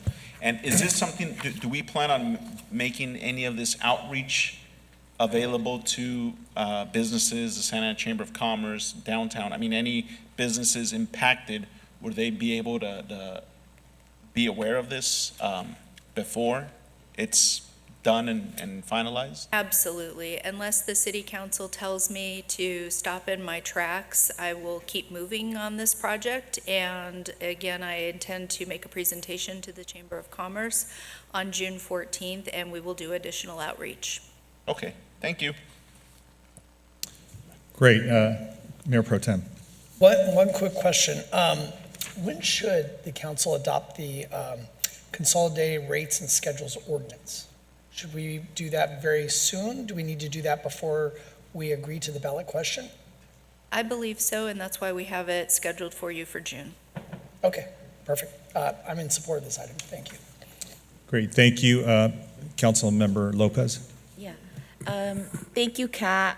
So I was going to actually ask if we had already received feedback from small businesses or the chamber, and I know you just mentioned you're actually going to do a presentation after the council votes on this. So my question is to Christine. I would like some like wider latitude to make edits based on the feedback that we receive, because I do think that this needs to happen. However, I think the details are going to be very important for this ballot measure. Certainly, and when we draft the language, we can have the latitude to make changes to amounts. We have met with representatives from the chamber a few times on this subject, and I've shared with them our proposal, which was Exhibit 1 to this staff report, the before and after, and they seem to be very supportive of it. They didn't have any initial, I'll call it, edits for me. They had a couple questions, but to date, they seem to be supportive of it. Okay, thank you. And Councilmember Lopez, if you read the exhibit and you want to reach out to the finance director or myself, we would love to get your input early on to make it go smoother. But to answer your question about a little bit more of the history of this, the chamber first approached the city about 6 to 7 years ago, requesting that there be more equitable business license tax. Approximately 80% of their membership is smaller businesses, and so they were advocating on their behalf. And we did engage with them about when I first started here, so maybe 2.5 years ago, but we did put it on the back burner when COVID and the pandemic hit, and we shifted our priorities to other things. And now as we're back to getting things done that we put on the back burner, we rose it again, and we have a timeline this time, because should you guys want us to put it on the ballot, we do have that hard deadline of July. Got it. I understand the deadline. Thank you. Great. Seeing no other comments, I was just going to mention that, yeah, to the extent that you can incorporate what was said, I think a lot you've worked already with the chamber, but to the extent that the downtown businesses are a little bit more organized, they have their own association, maybe check in with them, because we have such a diversity of businesses, right? Some that are extremely sophisticated and large, and some that are really, micro businesses. So to the extent that this is amenable to everybody, I really appreciate the intent, which is to unwind the regressive nature of the tax structure and to make it much more simple and affordable for new businesses to at least start up. And that's what we've really, I think tried to achieve here. I know not everybody is going to be happy with this. I know there'll be the removal of the exemption for the utilities that pay the franchise fee. So, it's not ideal, but what it does, I think it gives us equity, right? There are some, businesses that are in a much better position to be able to go ahead and, pay their fair share, and it doesn't make sense that we give those more breaks than we do those that are struggling, and we saw that during this pandemic, most importantly. So with that, I haven't heard a motion. Go ahead, No Councilmember action Fan. is needed, sir. So it was. No action is needed. Got it. Go ahead, Councilmember Fan. It was just a really brief comment. One, thank you so much for bringing this. Two, for those out there always saying that we're anti-business, this is something that the business community specifically asked for and asked us to address, and that's what we're trying to do here today. I'm very excited about that, and hopefully the residents will be too. Thank you. Great. Thank you, Councilmember Peñalosa. Thank you, Mayor. The one just final question I had, for that amount that's budgeted in the clerk's department for this ballot question, is that something that could be reduced? I mean, will it just be like a leftover amount if? So she has the amount available within her contract services professional. So to the extent only 100,000 is used, she would have the 50,000 left within her budget. Okay, I just don't want to see where we budget for something, knowing that it's 100 grand and we budget 150. So at the end of the fiscal year, we could say, look, I didn't spend 50 grand. It's not just your department, but I see that across numerous departments. If we know that if we anticipate a cost at a certain level, that's not, asked for more, whenever that's possible. And when we bring this item back to you in July, I'll make a note to myself here to ensure that we have the latest estimate on the cost, and if there's any difference from our budget, we can make an adjustment at that time, or Perfect. ask the council to do so. Thank you for that. That's it, Mayor. Thank you. Great, thank you for that. I think those were the last comments, so let's move along to item number 38, which is the budget workshop, and I'll turn it over to staff. So, Mayor and council members, an exciting item. We had a very robust budget workshop before, and we worked over the weekend. Staff was very busy in trying to incorporate all of the information we took down from that budget workshop. So tonight, you're going to get a lot more detail, and then we do have slides that we have added in to encapsulate the items that we heard you say at the budget workshop. And once again, our Executive Director of Finance will be providing that presentation. She is loading it up right now, and I will turn it over to our Finance Director, Kat. Thanks, and apparently I lost the ability to be able to share my screen. I'm going to turn to my tech advisor right here, our Assistant City Manager. There we go. Is this one? Mm-hmm.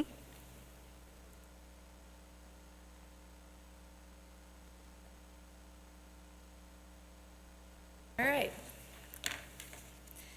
And I too wanted to acknowledge the team effort that goes into building a very large and complex $861 million proposed budget across 80 funds. Staff from every department has done an amazing job providing information and developing a spending plan to achieve the city's goals. Tonight is the third opportunity for City Council to provide direction on the proposed budget for the upcoming fiscal year that begins on July 1st. Meeting topics include the proposed general fund and cannabis public benefit fund budgets, workforce changes, fee changes, a quick discussion of the health of internal service and enterprise funds, the proposed capital improvement plan, a recap of identified budget priorities, and the next steps in the budget process. In addition to this presentation, there are 3 draft documents available on the city's website.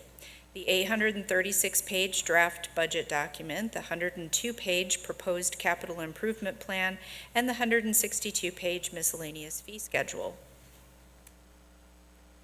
This general fund summary shows that we expect $390 million of revenue and a recurring baseline budget of $362 million. The proposed budget includes $14.5 million of additions to the recurring baseline and a transfer to the Pension Stabilization Fund. The result is a net surplus of $5.9 million. In addition, we propose one-time spending totaling $20 million. If we take the estimated general fund balance of $97 million at July 1st, add the surplus, and subtract one-time spending, we are left with an estimated general fund balance of $83 million in June of 2023. The City Council's reserve requirement is 18% of annual revenue, or $70 million for next year, which leaves us with an excess available balance of $13 million. The full reconciliation of proposed changes to the general fund budget is included on page 3 of the draft budget document. This is a breakdown of the $390 million estimated general fund revenue. Property and tax and sales tax continue to be our most significant sources of revenue, representing a combined 61% of the budget. General fund expenditures presented here include the proposed recurring budget and one-time spending. The budget reflects the city's priorities, with 50% of funding going to public safety. For fiscal year 22-23, responsibility for park maintenance is transferring to Public Works to take advantage of labor and contract efficiencies. The proposed budget increases park maintenance by $4 million for security and maintenance enhancements. If we had not transferred responsibility, the Parks, Recreation, and Community Services budget would have been $30 million, an increase of more than 28%. The 10-year outlook for the general fund has been updated. Year 1 of the 10-year outlook is the proposed budget, including the $20 million of one-time spending. For years 2 through 10, we included the budget structure of recurring revenues and spending, inflated by the increase of the Consumer Price Index as forecasted by the California Department of Finance. Debt retirements are factored in, as well as fluctuating debt service for the pension bonds and corresponding deposits and withdrawals to the Pension Stabilization Trust. The reduction of Measure X revenue is factored in fiscal year 28-29 and 29-30, updated with the latest estimates. The 10-year outlook indicates the general fund may have a balanced budget until Measure X revenue decreases on April 1st, 2029. By fiscal year 29-30, we expect to have an annual budget deficit of more than $16 million. The expected deficit is substantially less than prior versions of the 10-year outlook due to the pension debt refinancing. This is a summary of the Measure X spending plan, with 24% allocated for one-time spending in accordance with recommendations from the Measure X Oversight Committee. Our current revenue estimate is $88 million. However, we identified a spending plan of $92 million in case the revenue estimate increases. We expect to receive updated information right around the time you are scheduled to adopt the budget.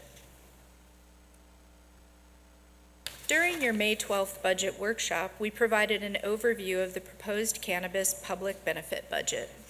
This is a more detailed version of the budget for youth services totaling $7.2 million. The proposed budget includes one-time spending of $1.1 million for the New Hope Library renovation.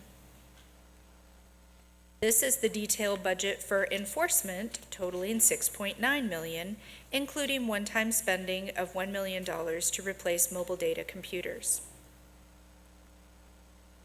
There is a detailed list of all workforce additions and changes on pages 27 through 30 of the draft budget document. Most of the additions support direct services provided by Public Works and Planning and Building.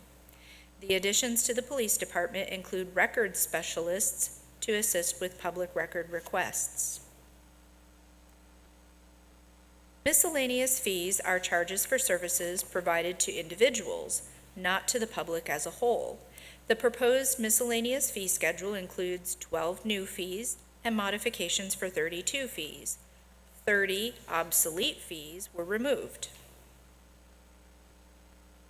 Planning and Building proposes a modification of the certificate of occupancy fee. It will be included with the building permit fee with no additional charge, and there is a new Tier 1 fee, more affordable for building and mechanical occupancies. The general fund is providing subsidies to the train station and parking enterprises. However, fund balances are low with no reserves. We will continue to monitor the situation for next fiscal year and seek opportunities to rebalance those budgets. We have made some improvements to the internal service fund budgets. However, the fleet, stores, and corporate yard funds continue to deplete accumulated fund balances with rising costs. After full evaluation, we expect to propose changes to internal charges next year. Finally, the engineering fund continues to experience delays in project billing and reconciliation. This is an operation we would like to fold into the general fund at a future time, but only after we have current information and develop a plan. We finished adding recently approved spending plans to the overall capital improvement plan, which now has a proposed budget of nearly $45 million. Key projects include street improvements, traffic improvements, sewer and water improvements, and park and library facilities. The capital improvement plan includes details for each project and useful summary information, including a project map on page 9 of the document. On May 12th, we presented the results of our community engagement efforts, and we received feedback from the City Council. Several key themes emerged from the public conversation, and we wanted to highlight the identified priorities in the current and proposed budgets. Many of the requested programs and services are already funded in our current year budget, and we have proposed additions for other identified priorities. As part of youth program priorities, we currently fund monthly teen excursions that are free of charge. We have 3 different programs for paid youth positions in different age brackets. The Santa Ana Youth Program is funded with local dollars, and we will look into the potential to serve undocumented students. Child development includes early childhood programming, STEM activities, robotics, and music programs at the main library. The Library of Things collection continues to grow with games, computers, and toys that support child development. The new Play and Learn patio address motor skills, development, and social learning. CDBG funds parenting classes for teen moms. There is $497,000 for various nonprofits to provide after-school programs. The first Knowledge Mobile launches early June. There is more than $1 million of funding for programs at nonprofits such as the Discovery Science Center, Kids Work, the Orange County Children's Therapeutic Arts Center, Padres Unidos, Think Together, and Project Kinship. Proposed additions include an outdoor library at Jerome Park with interactive play areas geared towards early childhood education. The library has determined they have sufficient current year funding to purchase a second Knowledge Mobile in the coming year. The proposed budget also includes tech lab programs at the New Hope location, some of which will be geared towards young children. And finally, we propose to add another $100,000 to the city's youth employment programs. Parks and recreation priorities include an array of active pursuits at the parks and recreation centers, which are already funded, as well as restrooms at El Salvador, lights at Thornton, and a new rec mobile. Public Works is working on a pool infrastructure assessment to develop specific recommendations for pools. The proposed additions include implementation of the Park Master Plan and grant-funded opportunities for a new park on Bristol and the King Street Urban Greening Project. $4 million was added to the proposed budget to enhance park maintenance and security. In addition to the $1.1 million dog park allocation we have in our current budget, the city has applied for grant funding. And finally, we do have funding for new parks at Rayton Myrtle and Standard and McFadden. Our current budget for community health, safety, and security priorities includes fire station improvements, mental health and reentry services, as well as the CityNet pilot project. Proposed additions include another $3.1 million of fire station improvements, funding for police oversight, expansion of direct patrol by wards, another 4 code enforcement officers, and expanded parking enforcement for nights and weekends. Finally, PD is working with Recreation and Parks to co-locate a police presence in recreation facilities. To address public right-of-way and facility priorities, the city is applying for EV charging station grants, and we already have significant funding for streets, parks, and library improvements.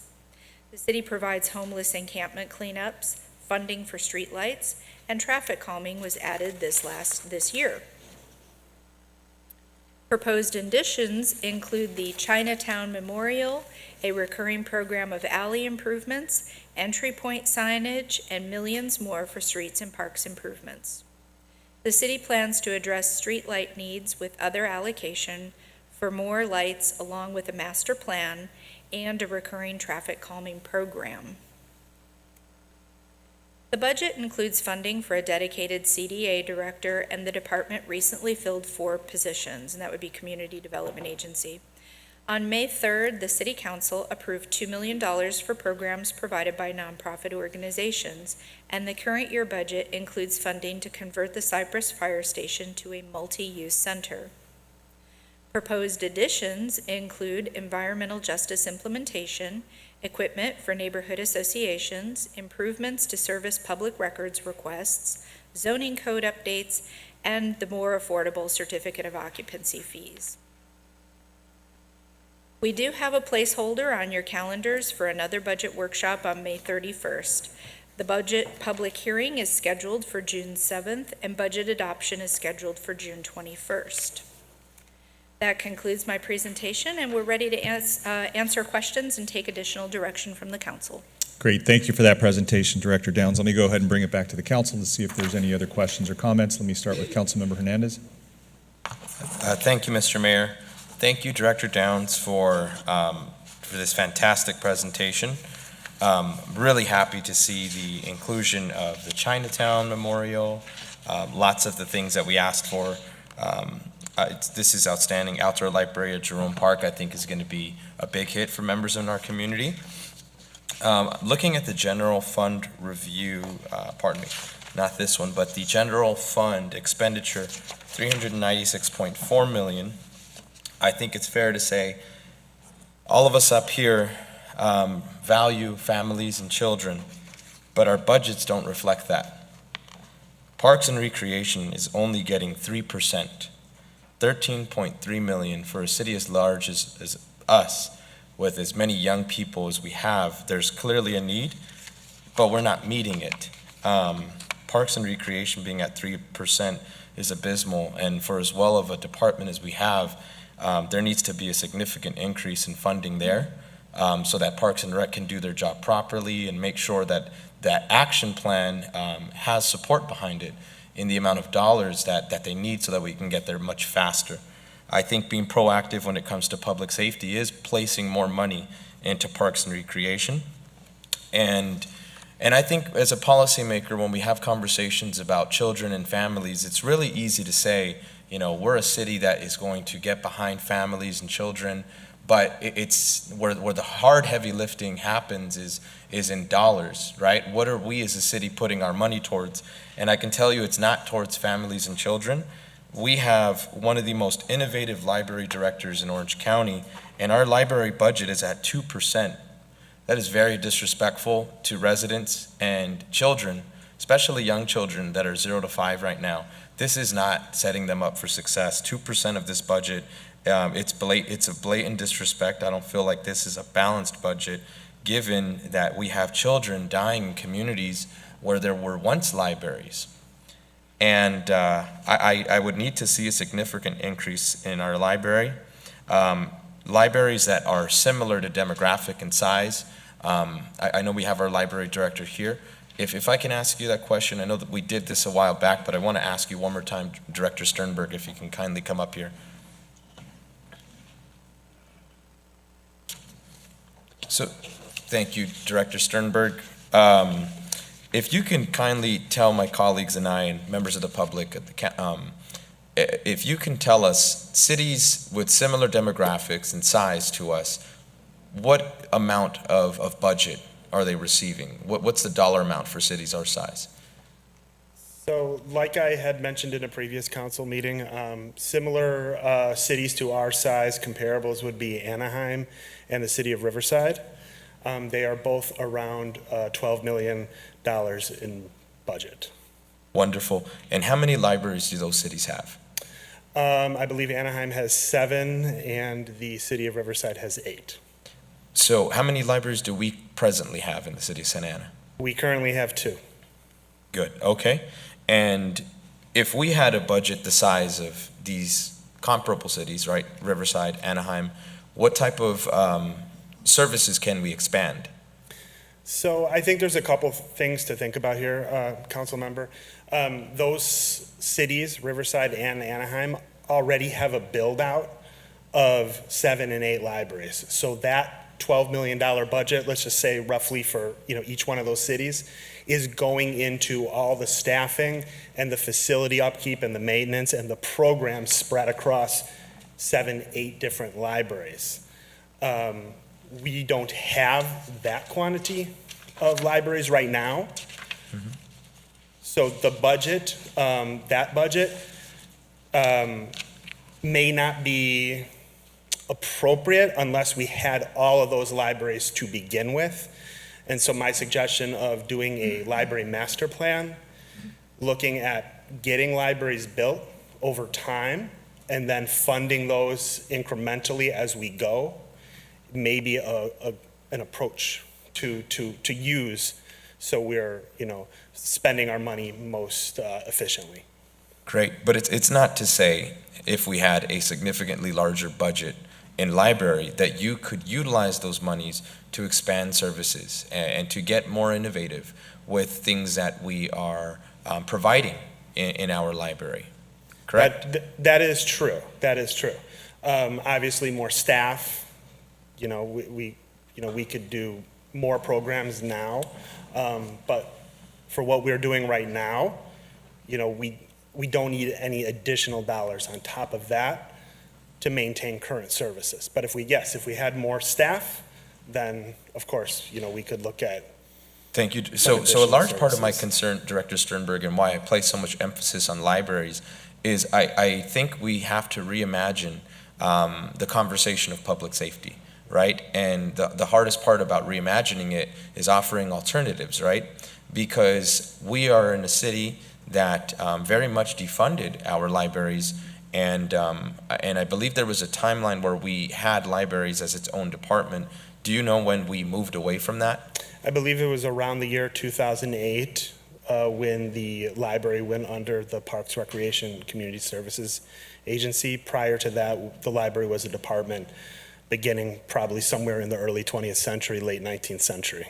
How many staff did we have at the time in 2009? Do you have an idea of how many people were staffed?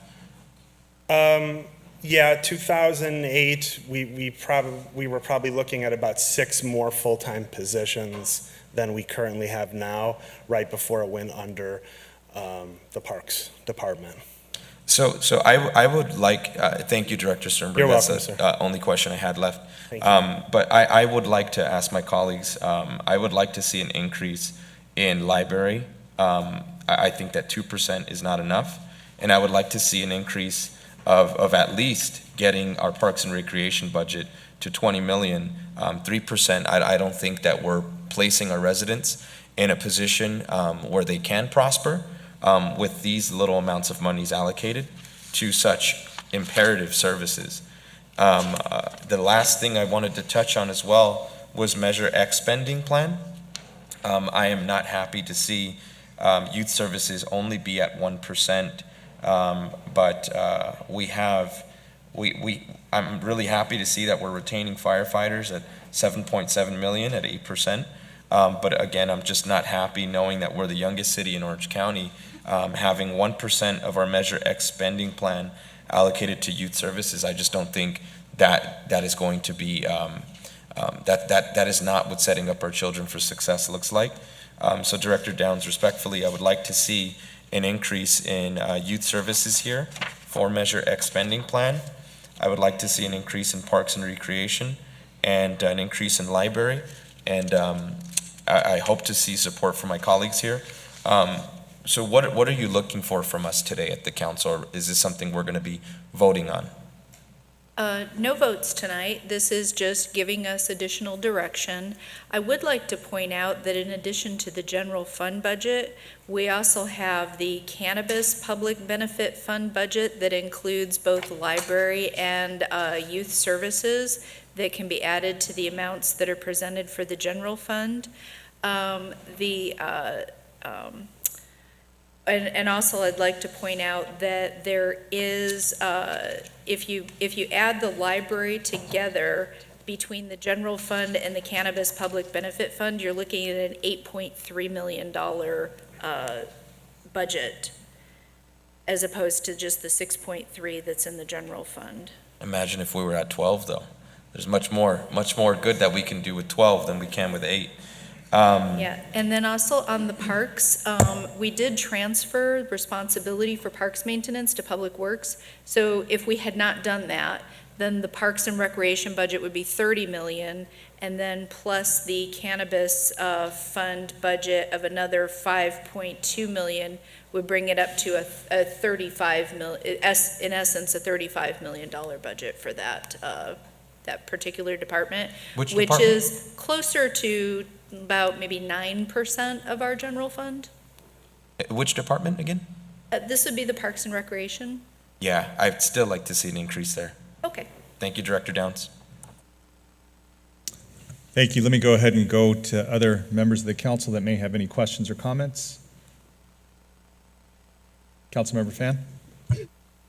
Thank you, Mayor. So Nabil, because we've been calling and emailing today, and it's, again, going back to streets, I was able to go through a number of the items in the draft budget. So a couple things. First, I'd like to, sorry, let me just pull up the budget itself. I'm looking at your slides and it's not working. Okay. So first is regarding the alley maintenance program. I think last time when I asked about it, that is $1.5 million from the general fund. However, I want to clarify that when I followed up with our Director of Public Works, the alley maintenance program is specific to like back alleys, city alleys that maybe abut, 2 commercial centers or something like that. It is not our typical arterial roadways. It is not, for example, Euclid Street. It is just back alleys that you might find throughout the city. And while I believe those are in dire need of repair, which is why we're adding $1.5 million, I am very concerned at some of the public comments today for our actual street pavement. Now, when I was looking through this project, or the budget, we do state that there are M2 funding, gas tax funding, as well as, let me see, pull it up. And we have CDBG, right? But when I'm looking at the type of projects, the $20 million or so that is mentioned, those seem to me to be specific projects that fall under CIP, right? So these are big projects that we have on our CIP list that we're trying to fix. It's pavement, streets, gutters, the whole shebang. But it is not the typical maintenance that we have for our street paving.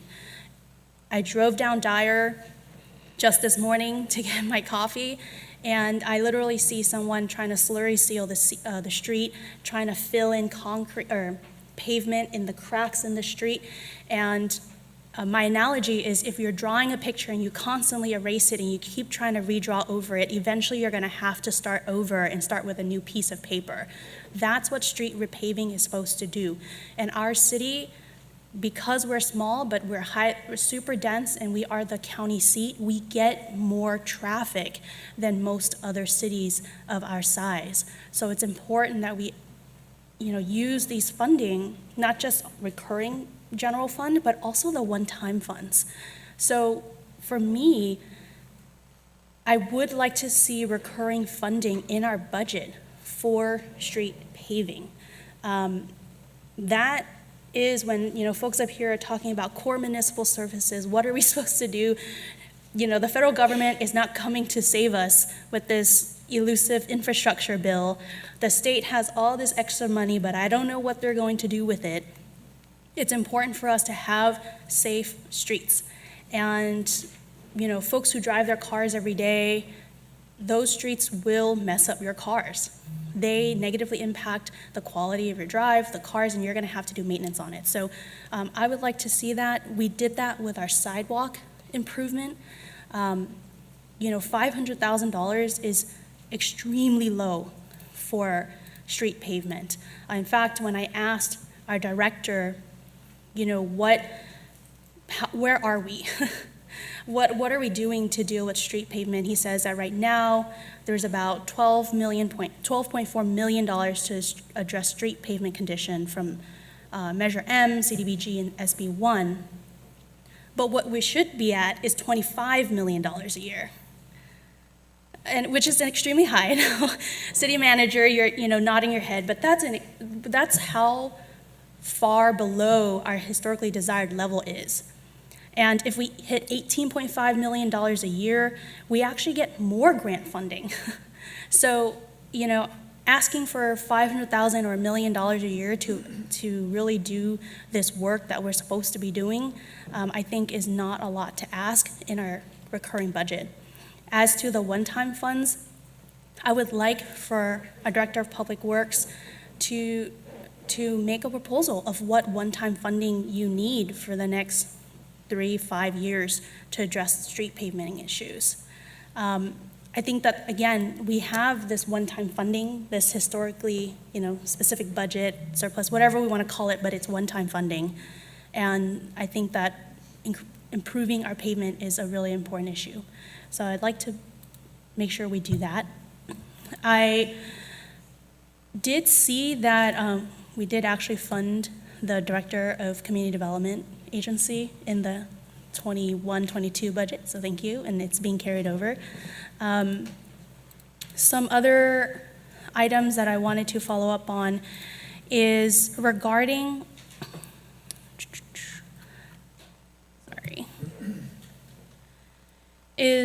just trying to better understand moving some of the items from our, or for Parks and Rec, or for libraries, and I just pose this in response to my colleague, Councilmember Hernandez. I guess I'm up here trying to figure out what we're trying to move and what we're trying to move from, right? If we're saying we want to increase it to $12 million, the library budget or Parks and Rec or whatever number it is, where are we trying to take it from?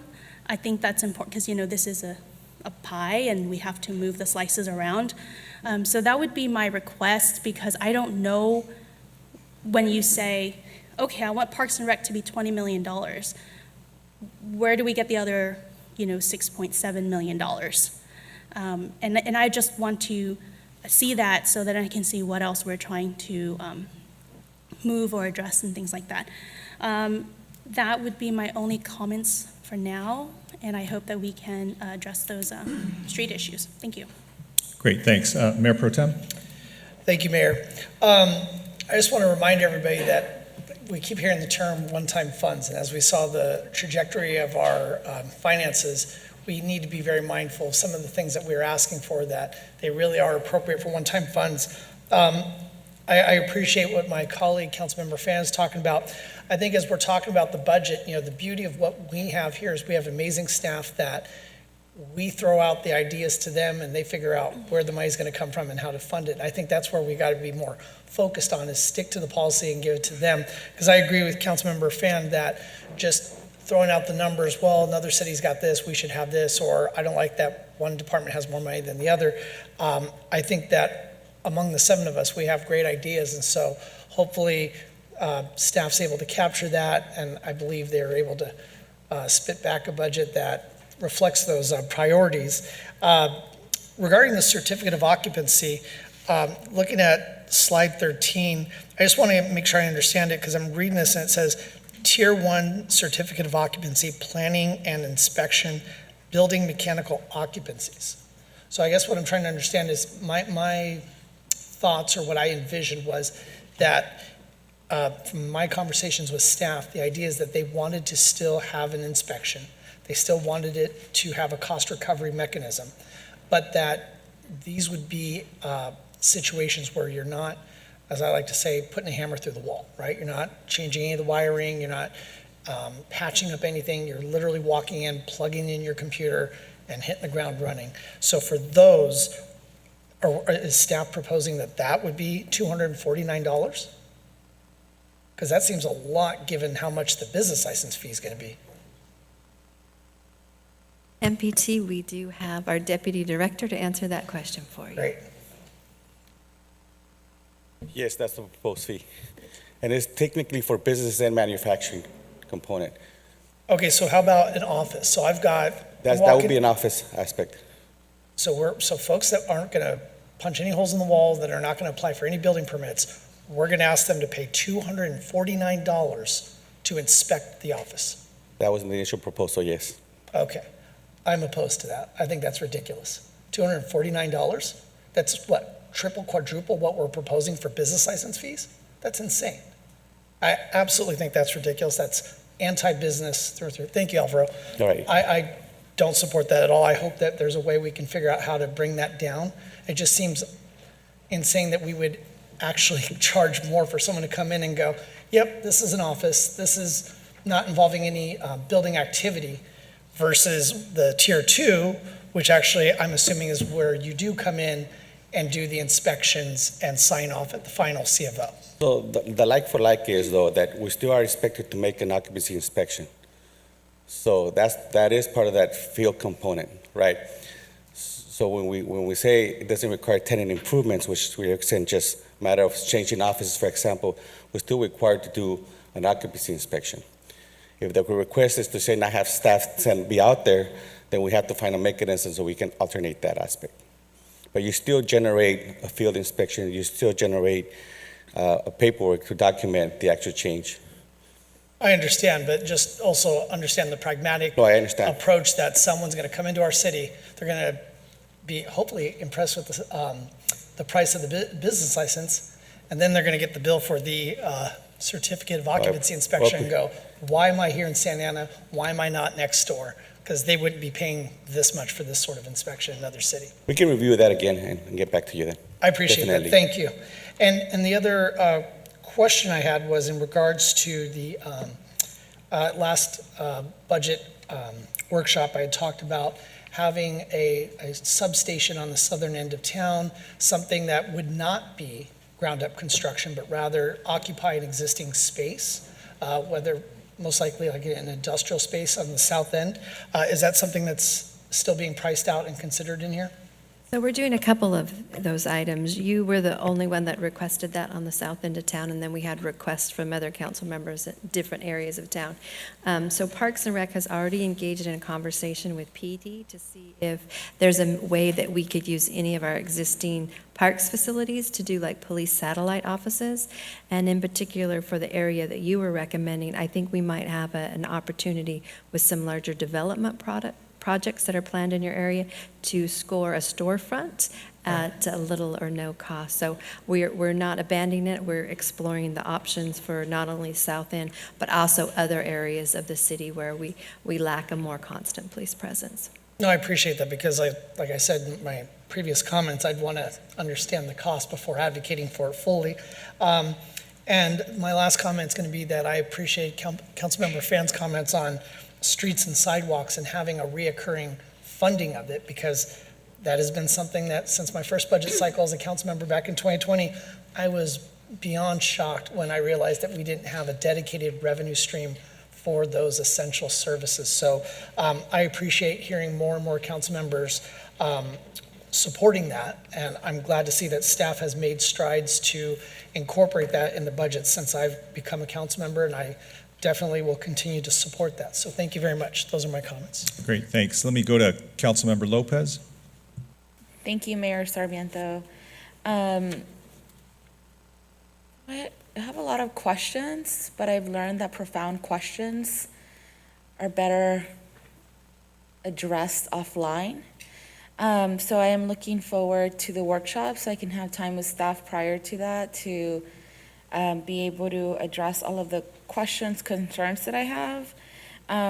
However, can staff let me know, maybe I am not seeing it in the presentation? One of the things we talked about last time was doing a pilot program for nonprofits in the city to help address some of the issues we had talked about in terms of youth working with the trades, in terms of the mental health services for the LGBTQ community, the reentry programs, the mental health services, things of that nature.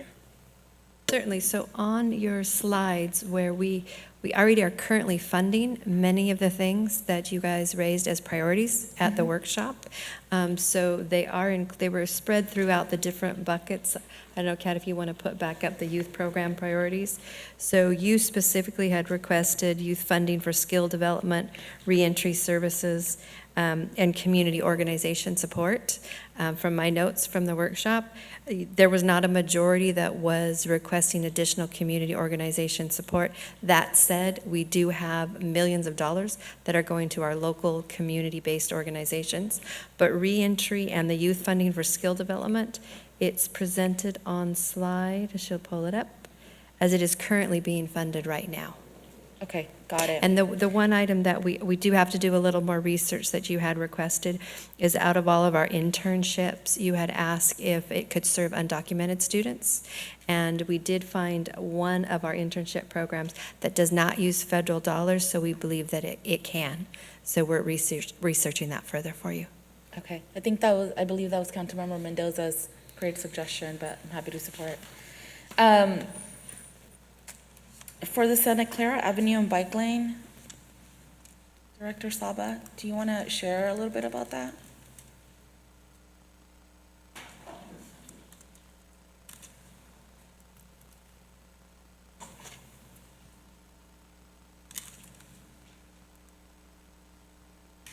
Yes, good evening. That project is a continuation of the bike lane to go through, instead of going through the Santiago Park area, to direct the bike lane to go through possibly, it will be Broadway to Santa Clara, through, all the way through the neighborhood somehow to Fisher Park. And then Christine, thank you. That's it. Sure.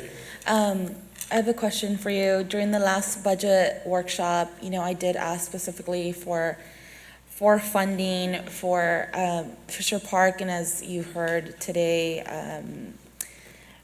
there's a need in terms of a safety feature, traffic calming feature for the neighborhood who have a median. Can you let me know if that is budgeted in this in this budget that you're presenting to us? Yes.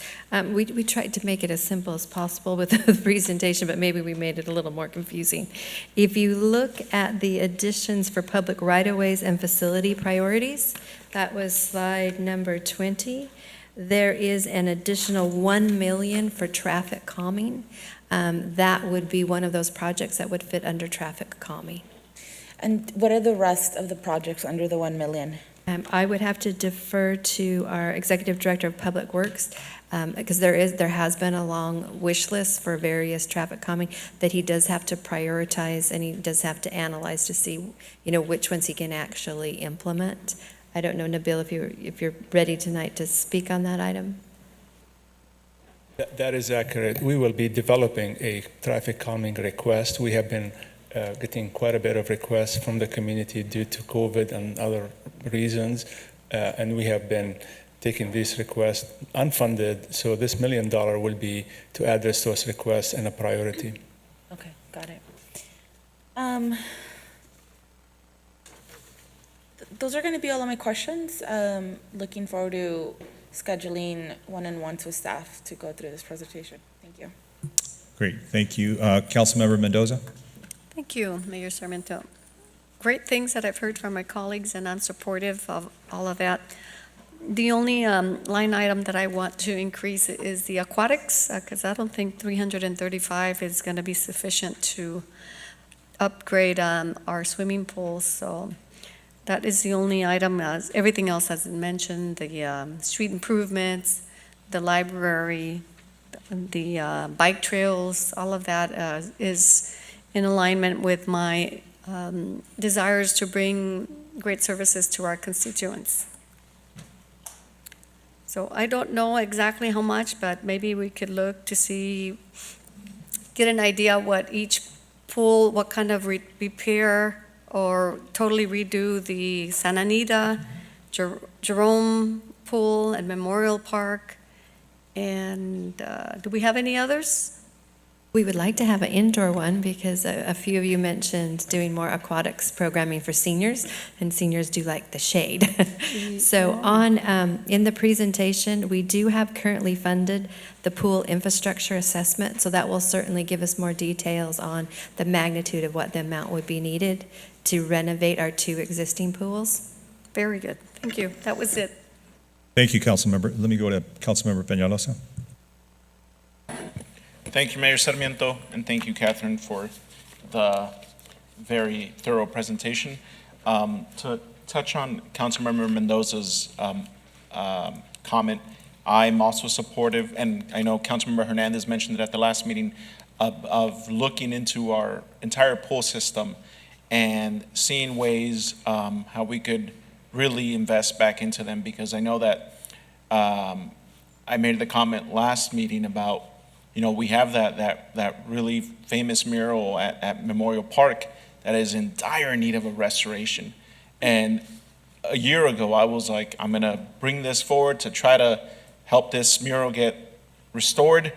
But then I turned around and looked at the rest of the pool and seeing how in desperate need that pool was, and those locker rooms and that community center.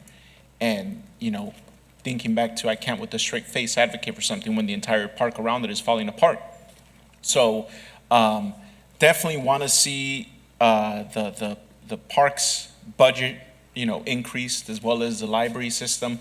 I know that when I first came on and we hired you, Madam City Manager, that was aside from clearing out Harbor Street and taking you out on midnight rides to see it for yourself. One thing was bring back our library department and make it its own again under Parks and Rec, and you did, and I'm very happy with that. It's been baby steps, but we're slowly increasing our library system along with our park system. I do want to echo a little bit of the comments of what Councilmember Fan said, that I think all of us up here want to see an increase to our parks department and our library department, and when we advocate for that, let's try to, give direction as to where we want to take it from, because we got to take it from somewhere to give it to another department. I mean, that is part of why we're up here. I'm happy to see the second knowledge mobile in here, because that's something that we should do. And as we look at areas to activate along the southern part of the city, I know we talked about a police substation.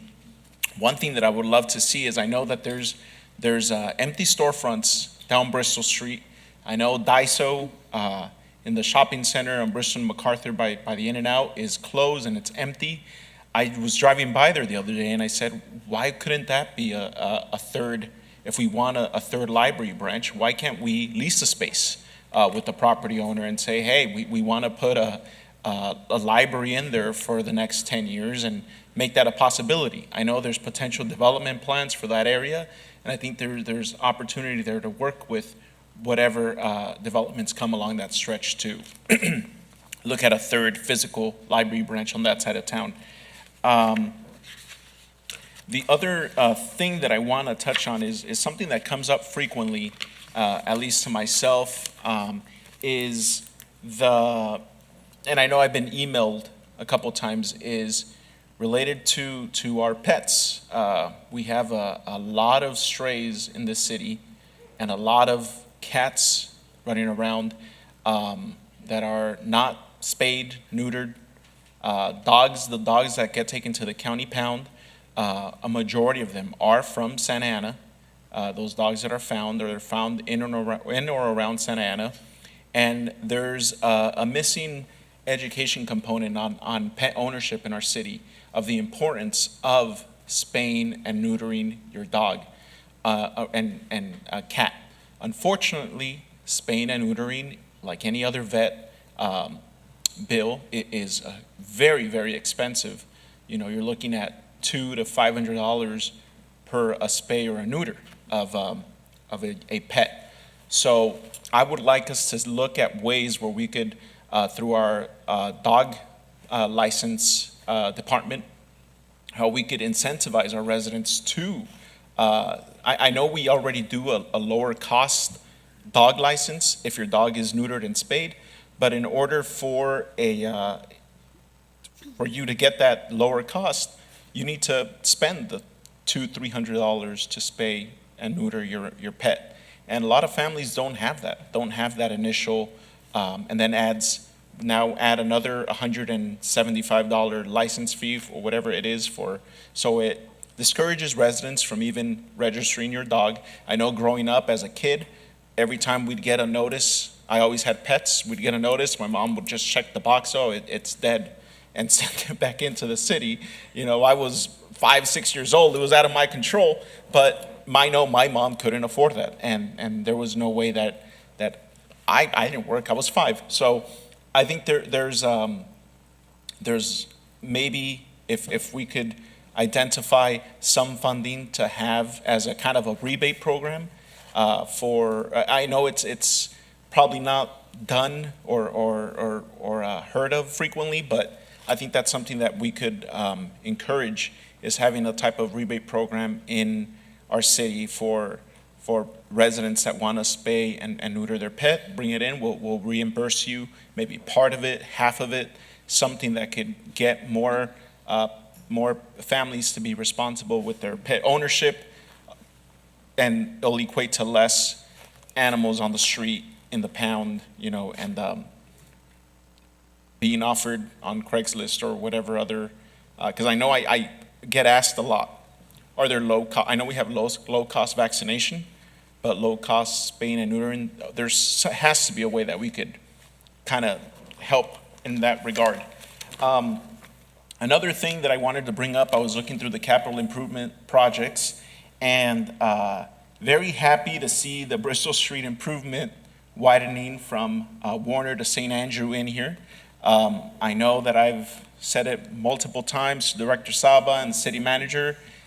You guys all know where I was when this project was started. I was, I'm sure, in a crate, or not a crate, but a baby ring in diapers, and that's 1989, 88 is when this project was started, and it still has not been completed. And I know all the ways it's tied in because of the private properties that the city had to acquire over the course of the last 30 years, 35 years now. But I guess the question would be for me, Director Saba, from me, would be is the amount that's listed here on page 18 of your capital improvement projects document of $671,000 and $470. Is that the total amount needed to complete this stretch of Bristol Street? Because I know how expensive it is to restructure our streets and our sidewalks and our gutters, and I know that that's a big stretch of street, and that seems very low. Are we trying to identify additional funding for that? I'm sorry, I can't find that. Page 18 in the capital improvement, proposed improvement program? Oh, I'm sorry, 18? Yeah. Oh, sorry, While I'm sorry, Director I'm not looking Saba at the is same looking for. document. I'm sorry, I don't have that document. Yeah, But, while he's looking for that, I would let you know that there is 7.5 million in the current budget for that particular stretch. Right. There's how much 7.5 million. already allocated? Yes. So why are in this, is this strictly general fund dollars or? So the capital improvement program is starting with the next fiscal year, 22-23. So that the number you're looking at is what's proposed in the capital improvement project for $671,000. If the project doesn't get completed during the current year, that available $7 million would then be carried over into the capital project So for the this, next fiscal year. so the $7 million that's already budgeted and allocated for this was from Current year, correct. the previous year, and we're expecting a carryover? It's included in funding in the current year. And let's see here, I can tell you that it was a carryover from the prior year. This is normal for a lot of our CIP projects, is that we get funding because we enter into a construction contract or we want to go out to bid. We have funding for the complete project. We know that we're not going to spend the complete project in the current fiscal year, but you can't really enter into a contract unless you know that you have the funding earmarked for it and dedicated for it. And so it takes time. There are lots of many projects in the CIP, and sometimes it takes a few years to get them done. But yeah, there's actually more than 8 million, because that 7.5 million was just one line item of Measure M money. Okay. So I think it's knowing how long these projects take. Again, it's been 30-plus years that this project was started. I know it was a huge undertaking of the entire Bristol Street from Warner to up Memory Lane. I mean, it's been numerous properties involved. But, 4 years ago, when I first came on the city council, residents would ask me, when are we seeing that stretch of Bristol repaved? And I would, hey, it's coming. This is temporary. I'm sorry, but we got to deal with the bad streets and the bumps and now it's, to me, temporary. And I've said this before. Temporary is a couple days, a week, 2 weeks at the most. And when we're looking at, 10-plus years, and then a potential still another 2-3 years for this, I think we should look into this stretch. I mean, it's people heavily driven on. We should at least temporarily slurry or fill in whatever needs to happen, but it's bad. I mean, just driving it daily, I know it's, and ties into what Councilmember Pham was saying, how we need a robust spending plan for all our streets, because it's every edge of the city. I currently, today in the morning, I noticed my car, there's something rattling underneath, and I could probably say it's from driving on our streets, of how bumpy they are. I don't know for a fact, but it's the only place I drive. So that's it with that area, that we put focus into these projects that we know have been on there for decades, and any way that we could try to expedite that, I'd appreciate it. And aside from everything else, the only last thing I would ask is that one of those positions that are funded in the clerk's department should be the public records analyst, that strictly a public records professional. That I know we budgeted that position last year. Mid-year, you made an addition to her budget for a records manager to handle all of the public records requests. And do we have an idea of when that position will be filled? I Is the believe city she's clerk? kicked off the recruitment, but you would need to ask her. Okay. Well, when she comes back, that's it for now, Mayor, but maybe we could get that, just I know it's been a while and that's important to get filled in. Thank you. Great, thank you for those comments. So I think we've gone around once already with everybody with, and this is not an action item, this is just simply to give some additional direction. And I think there was a meeting on Tuesday specifically dedicated to this. So, to the extent that we may need, in my opinion, maybe one more workshop, I think there's something that's already set aside or a hold on our calendars for the 31st of this month. We do. We have a hold on your calendar should you like another budget workshop. I do really like Councilmember Lopez's suggestion to do one-on-ones with you because we can certainly go through a lot more quicker.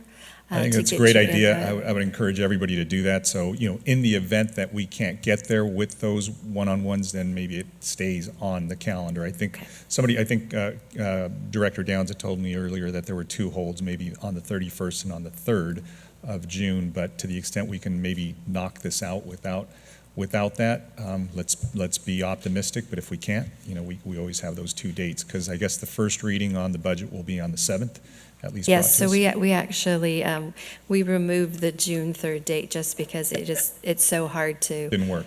to have it. So just the workshop that we just had, it was actually on Thursday, and so we had Friday was City Hall closure. That's why staff was working Friday and Saturday to get this stuff incorporated for you tonight.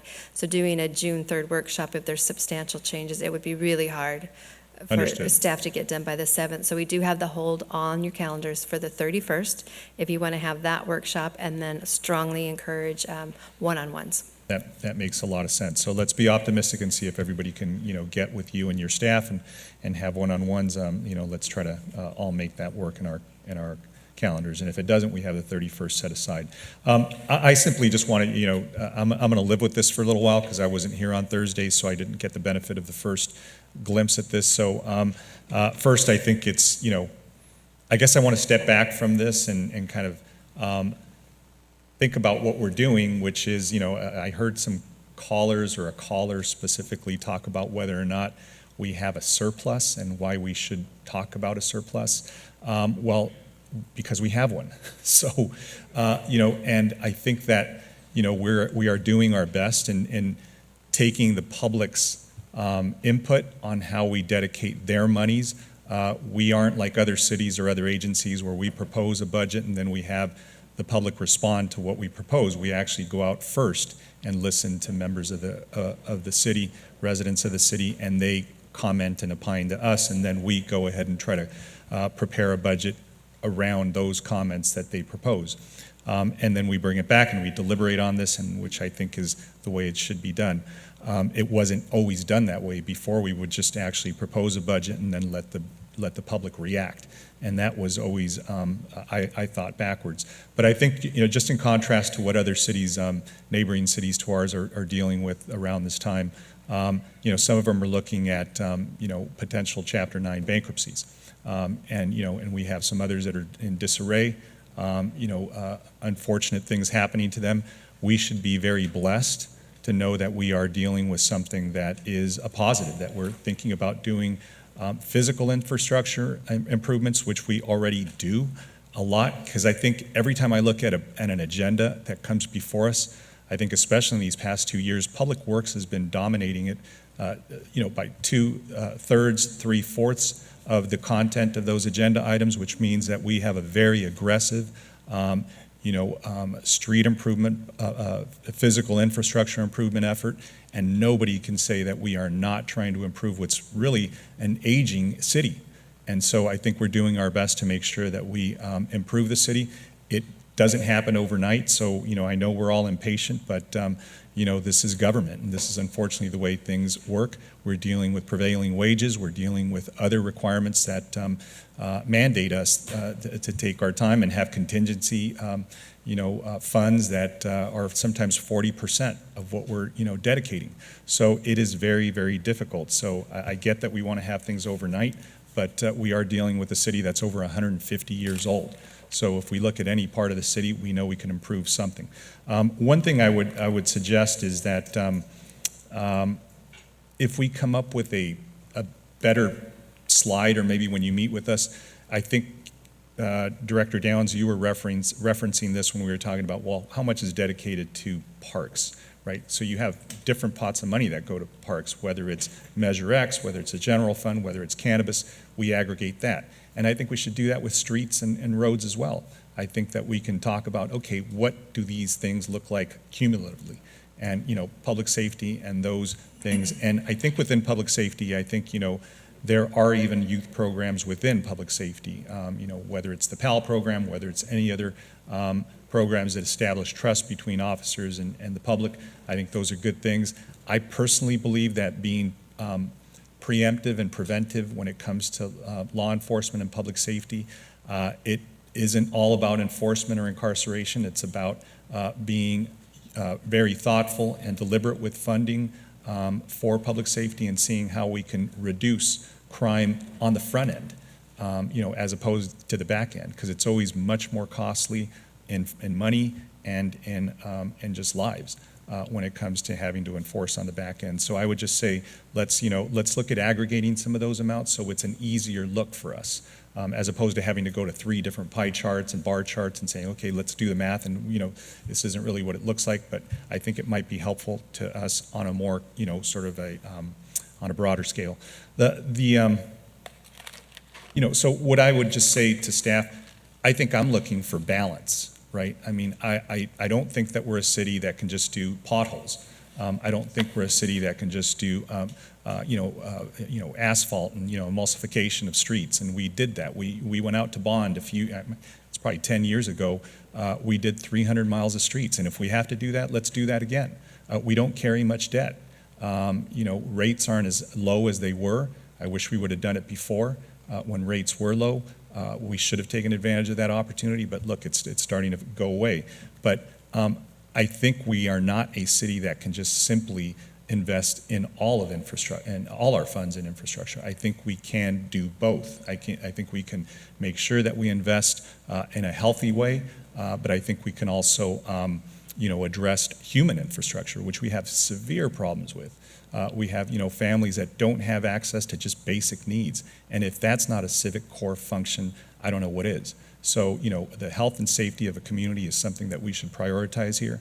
And whether it is safe spaces, libraries, open spaces, and parks, I don't know, what our role is up here. Because we can, have great looking streets, but if we have unhealthy people and kids that are sad running around, then look, what good are we doing up here?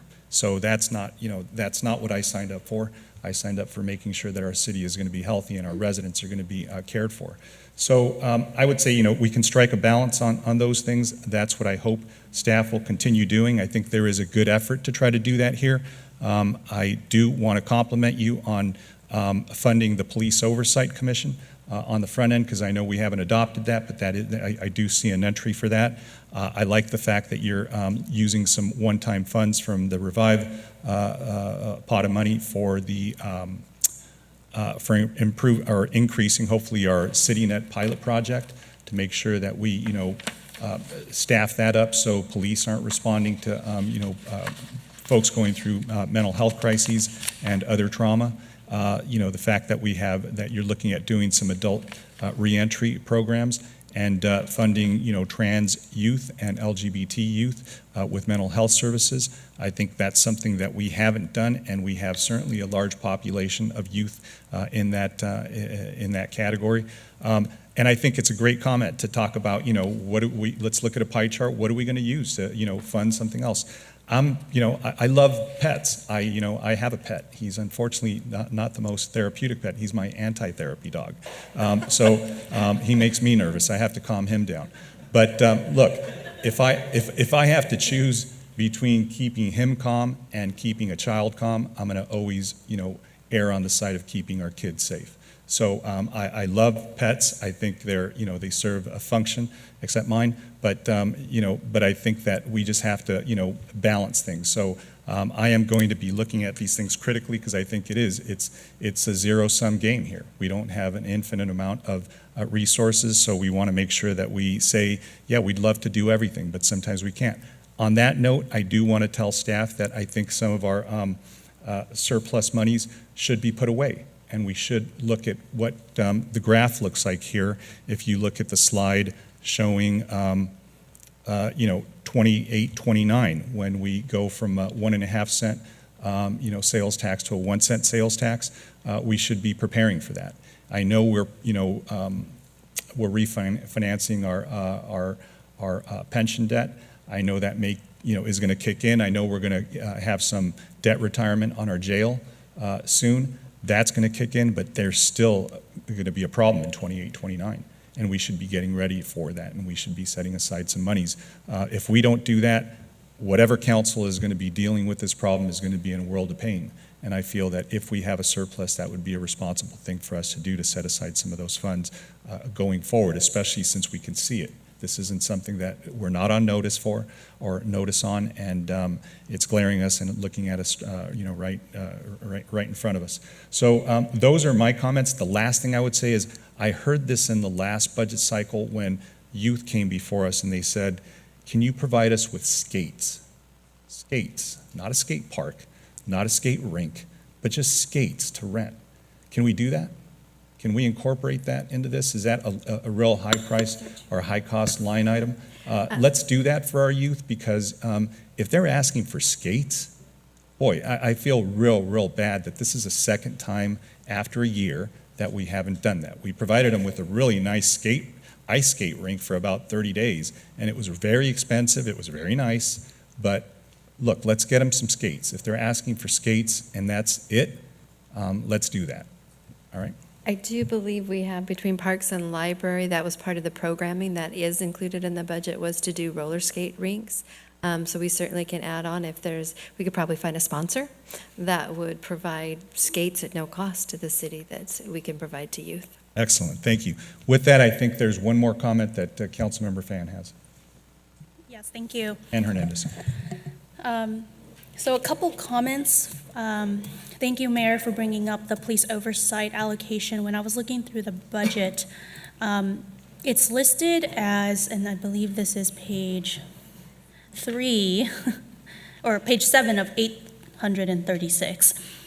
But we have the placeholder for labor and police oversight. It's the recurring cost is listed as $5 million. For the labor and police oversight, what do you mean by the labor? You have a number of bargaining groups that are going to more than likely be reaching agreements during the next year, so we have a placeholder for those in addition to any anticipated cost related to the oversight. Got it. That's really helpful, because anyone looking at that, I don't want them to think that it's the assumption that the Police Oversight Commission itself is going to cost $5 million. I think that's important to note. The other thing I wanted to clarify is that there's a line item for $1.5 million for the 22-23 budget that says, quote, additional downtown business assistance. Is that supposed to be in addition to the 1.5 we already approved? Yes, the majority directed us to find another 1.5 in addition to the 1.5 that we provided. So we've programmed that in the budget based on your request for that. So with your initial 1.5, this additional 1.5 would reach the 3 million that you had initially asked for. And then most recently, the county is doing 1.2. Thank you. So I would like to state on the record that I am not comfortable with an additional 1.5. I personally don't recall, and I could just be totally wrong, that the entire council or the majority stated that we wanted an additional 1.5.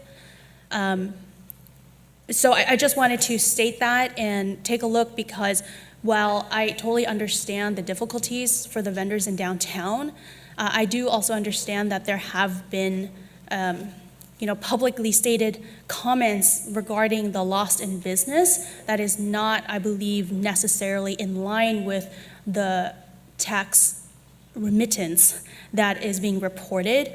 And so I wanted to make sure that as we are allocating $1.5 million, which can, in fact, cover the recurring costs of street paving for the entire city annually, essentially, that we actually make sure that this is, consistent and that we're not just giving out $1.5 million to folks in downtown who otherwise weren't hurt as much as they state. So I want to make that clear. The other issue I have is that there's $250,000 for crossing guard program additional sites. Is this in addition to the $6 million agreement that we approved? Well, it's $6 million over 5 years. We did only 1 year agreement. So $2 million, or almost $2 million. Because I haven't seen it come back, so I just want to make sure, one, that I don't agree with an additional $250,000 for additional sites. We haven't seen any movement, and in fact, I've heard that the Santa Ana Unified School District specifically state that they have no interest in working with us and that it is solely the city's jurisdiction, which is unfortunate because I know that in other cities, school districts are working with cities. And I also would like to see that we are actually going through the list of crossing guard sites that have had street improvements and to remove those that do not require it. The other item I wanted to mention is there is $1.5 million for armed security for parks. I am not opposed to this item, but I do want to make sure that if we are getting armed security, that we have them at the highest standards possible and that they meet similar standards to what we require of police officers.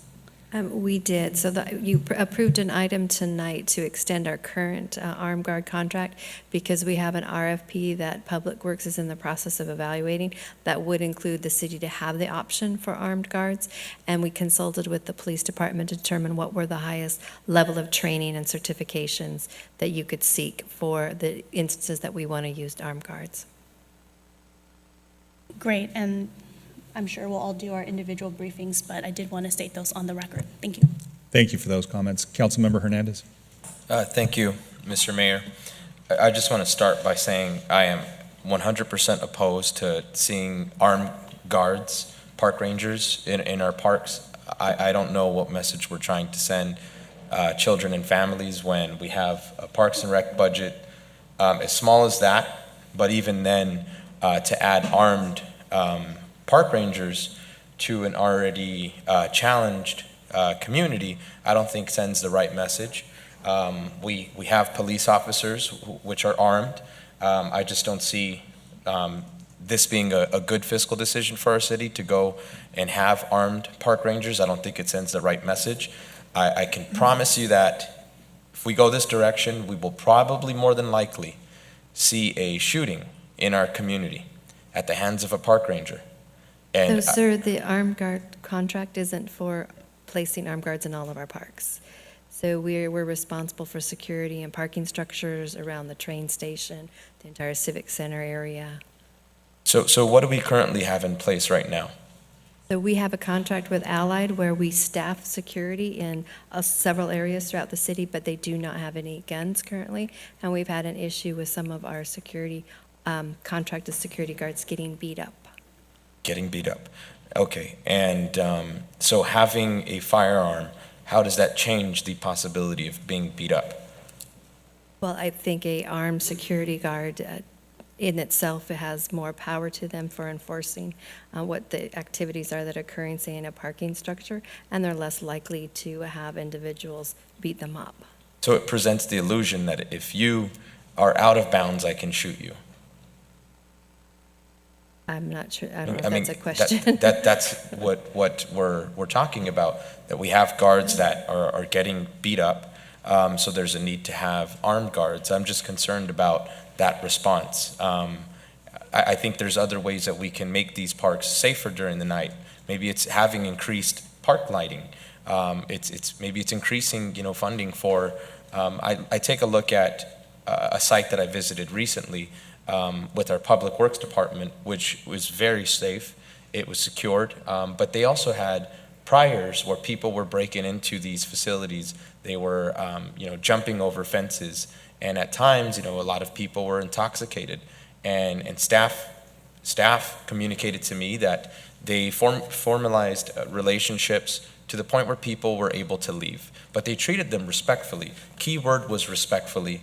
And one of the staff members that I met with emphasized that. You know, it took several times before we got people to the point where they weren't coming into our facilities anymore. I would just hate to see a child or somebody who is experiencing homelessness be shot by a park ranger when we already are dealing with issues related to police violence. I want to uplift the comments of the young people that came to our meeting today, Madam City Manager. There were young students who echoed that they really loved the teen center that we have at our library. I think seeing additional funding for library, I think seeing the expansion of teen centers, I think looking outside of the box of just having a library, having a mobile library, but perhaps expanding the services of what the teen center space is providing, which I think would be a great addition to our city. I also think seeing a space perhaps in central Santa Ana, maybe closer to the side of Santa Ana where there isn't a library. I know Councilmember Peñalosa mentioned an area where people are very distant. They're very far away from libraries. So maybe that's a potential location. I'm happy to see that we do have funds allocated, Madam City Manager, for a roller rink. Did I hear that correctly? Yes, sir. Wonderful. Skate rental, fully supportive. Mental health care, big priority for me as well. I think something else is students and some of the youth that showed up here today mentioned smooth roads, street repair. That's a big priority for us. And I think other ways for us to support Parks and Rec, looking at the largest budget that we have here is the police department budget. It takes up 36% of this budget, $142 million. If this budget was reflective of safety, we wouldn't lose young people in the city, like the young man that we lost in the Mini Street community. We wouldn't have lost 2 young people in downtown Santa Ana when there were officers footsteps away from where those 2 shootings took place, 7 days from each other. I want to just remind my colleagues that we also have to create proactive responses in preventing crime. And I think two of the most important departments that can help us do that is Parks and Recreation and Library.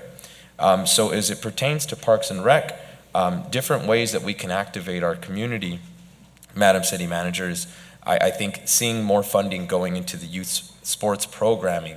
I look at a program like TKO, which on any given day has upwards of 20 to 40 kids working out at the same exact time. I envision if we had the funding for it, and I believe we do, seeing programs like that expand on other sides of the city where there are directly impacted youth in areas where there is a lot of violence. I think the expansion of the aquatics program is going to be essential. And I think a good way for us to maximize our aquatics program would be to have indoor pools, because then seniors can use them and we can program them from mornings to early afternoons. Children can use them year-round, and I just think that's a fiscally good way of utilizing those pools. And I think if we increased funding for Parks and Rec, we could accomplish that. One of the things I haven't seen enough of is programs for seniors. I think that's a community that we do need to tailor more programming to. Parks and Rec is one of the only responses that we do have for seniors, so I'd like to see that strengthened. And I am also supportive of us, through Parks and Rec, expanding innovative programs that have significantly decreased crimes and police calls. Programs like the Summer Night Lights program. I think if we have that across communities that are with similar demographics, El Salvador Park, Delhi Park, Santa Anita Park, we will see a decrease in violent crime. Specifically, we need to focus on those areas where shootings are occurring, gang violence. But first, we need to strengthen our infrastructure to be able to respond and prevent these crimes. Otherwise, we are only going to respond to them after they happen. So in addition to that, other ways that we need to strengthen our Parks and Recreation department is by, I believe, increasing these budgets here, getting us back to a place where we have more community gardening programs. We have more staff that can handle a much larger capacity for community garden. I know the graffiti arts program is something that we'll be rolling out over the next couple of months, seeing perhaps 2 different sites through the Parks and Recreation program. And then in addition to that, we can get innovative with reentry, crime prevention efforts by utilizing our community spaces, community centers. For instance, El Salvador Park, Jerome Center. If we utilized small office space to have mental health services at a community center and case management, we can see a significant decrease in crime, violence, and potential new gang members just by providing those services directly in-house at these community centers. That is how we transform the conversation of public safety. We have to use these community spaces that have only existed to provide services to then provide, wraparound services and become hubs for community safety and relationship building. So that's my response to that. I think that there's an opportunity for us to take from police departments since those monies are already allocated for public safety. I would be very much open to meeting with them and looking at their budget and seeing how it's itemized. So that way, maybe there are some gaps there where we can say, hey, So here's a council better member, you way to have the utilize money. detailed budget, so you have the information. We will certainly make ourselves available Mhm. for a one-on-one. I took meticulous notes on the budget workshop, so I know all of the items, and it really is for staff. It's trying to balance the requests from 7 different people, see where we believe there's consensus, and then program it. Of the things you mentioned, majority of those are already programmed in this Yes. budget. So, and as Kat pointed out in her presentation, I think you said the parks budget actually went up, or is proposed to go up 28%. It just doesn't look that way in that pie chart. Back to the mayor's comments, and maybe we can do slides where we show aggregate amounts between funding. So your parks budget has gone up 28% for next year. Your police department over the last few years has actually gone down. But as policymakers, you would need to tell me you want to reduce 10 law enforcement officers so that I could have the money available to reprogram somewhere else. That would be direction I would need to receive from a majority of this council. Absolutely. Thank you, Madam City Manager. Thank you for those comments. I think we have one more comment from Councilmember Peñalosa. Thank you, Mayor. I just wanted to voice my support for the skate rentals that you mentioned, Mayor, as well as maybe not just tied down to skates, but or rollerblades, skateboard, maybe bicycles. I just would hate to see how much we can do, but I think there's a lot that I just a couple months ago, I was looking at skates. I was like, I'm gonna take up skating again. It's been a while, and on Amazon they were like $90, and so I changed my mind. So they are expensive, and that would be a nice thing to have available to our residents.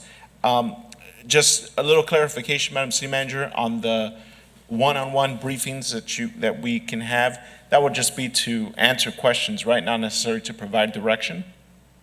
Well, it could be either. So I know that, you guys have a lot of feedback on the items, and it does take an amount of time when we do the workshops. So if we had one-on-one, we could answer a lot of your questions, but we could also see where you're coming from with the budget. That would help us maybe be better prepared if we do the workshop again on May 31st, where we can say we already know that we believe most of you are interested in this, and this is how much money we can put towards it from another area. So it would be both, I guess, is the Okay, that makes sense. long answer. So at the next budget workshop on the 31st, I appreciate this presentation. I know I was the one that mentioned that if we could make sure that it's presented before us of all the additions and changes that we proposed, but I would like the same on the 31st. That way we know what new information is now presented and has been brought up by all of us. I know I have some things that I also want to specify and see through. So just the last question I have is in regards to the water infrastructure project that I know back in 2019, there was a water rate increase to invest back into the smart water meters. Do we know what the cost of that project is? The Okay, so total cost? Yeah, I believe you're referring to when the bill had the study conducted, which identified what our water infrastructure needs were going to be. Yeah. And then associated that with the rates. Do you have that information, Kat? Or are you just specifically asking about the advanced metering? Because I know or- there was an adjustment because there was a lot of water infrastructure in our city. A lot of the homes, we have staff going around reading the water meters, and we were gonna invest in new water meters that were smart, and you could get the reading from the comfort of your office, Nabil. But there was a cost associated to that I know it was a huge undertaking of that infrastructure improvement. Right. In 2019, council member, we conducted a rate study, and we included major projects in that rate study, and that's how we came up with justification of our needs for the water system. Part of the needs was to convert our meters, old meters, to AMI, which is automated wireless meters. So that project is $30 million, and we are, I want to say, 3/4 of a way into the implementation of those smart meters. So have we started? We have, yes. Replacing water meters? Yes, we have. We have 1,000 new meters or remotely operated meters in the system that are being tested right now, just to make sure that the data collection from the meters are ending up in a computer somewhere, that we are making sense out of that. And at the same time, we are upgrading our billing system to go along with that. Okay. And just an idea, I was thinking of wanting to help residents, knowing the cost of inflation, the cost of living, everything is through the roof. Maybe a way that we could help residents daily in their day-to-day lives and balancing their personal checkbook would be to look at ways that we could use a lot of this federal funding and surplus funding that we have to fund part of that $30 million water infrastructure and we project, have, so that we could adjust, maybe bring down those water rates a little bit, reverse some of the increases that we've seen over the last couple of years. Is that something that has been kind of considered or looked into? You know, to lower the water rates, that means that we have to reduce our investment in our infrastructure. Well, no, it would be to use some of the surplus, not reduce them entirely, but just look at if there's a wiggle room where we could kind of try to subsidize some of it. So, sir, if you're talking about the infrastructure program that he had the finance company come in and see where we needed to be with our rates in order to fund all the infrastructure needs and what the ratepayer impact would be, not just AMI, because you threw me off when you said just AMI. There is a proposed 2% increase this July that was a part of that study and the adopted rates. It would be hard to change it would then throw off the entire multi-year infrastructure improvement plan. So that would be difficult because you would then be leaving the city short in the longer haul for accumulating the money to do the needed infrastructure repairs. Right, so I guess that's what I was saying, is if we're expecting a 2% increase this summer, is that been looked into to say, you know what, we're gonna freeze that 2% increase or not do it and then just fund whatever that 2% would have brought in with some of the surplus and federal monies that we're receiving. That way our residents see a savings on their end. We do have a program where we are going to make up for residents that have fallen behind in their payments. That's something we can use the federal dollars for, to actually use general fund dollars or federal dollars to reduce an amount that we need our ratepayers to pay. That gets a little more problematic because you would be using general tax dollars to the benefit of ratepayers. If that makes sense. I see, yeah, that does make sense, okay. So when that comes before us, or when you have more information on that, is that something that we could probably sit down and go over? Talk about that program. The program The that, back amount. Yeah, actually I can. So we had applied for, the state had a program and they had a formula, and they said, if you fit within this formula, report out what that is and we'll take a look at it. So we submitted $1.6 million of arrearages to the state for approval. They approved us, but by the time that we got the approval, those accounts were only in arrearage, I think a little over $1 million, say like $1,020,000. And so we're only going to be able to apply the 1 million because the state doesn't let us use that $500,000 differential or $600,000 differential for other accounts. Like we have new arrearages, but it was very narrowly defined. And so we're using it, it's actually already been applied as credits to the water bills. I think that got done in the last 10 days, and notices are going out, basically saying that, we applied to the state for funding, and the state has approved a credit for your bill. Those kinds of notices are going out. In addition to that, when we're talking about the water enterprise, we had a spendable fund balance of 47 million at the beginning of the current year, and because the water group the water and engineering group has been so aggressive about putting more projects on the books and getting them rolling for water improvements, we're down now to, at the end of this fiscal year, an estimated ending fund balance of 8.5 million. So we went from 47 estimated down to 8.5 million.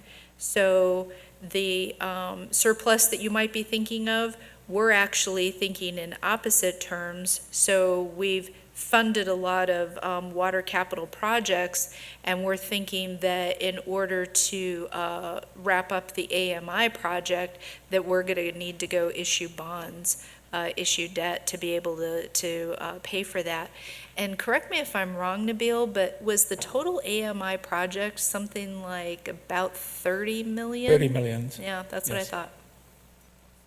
Okay, thank you for that, Catherine. You're That's gonna be it for now. Thank you, Mayor. But whenever, I'll make sure to schedule something with you guys soon.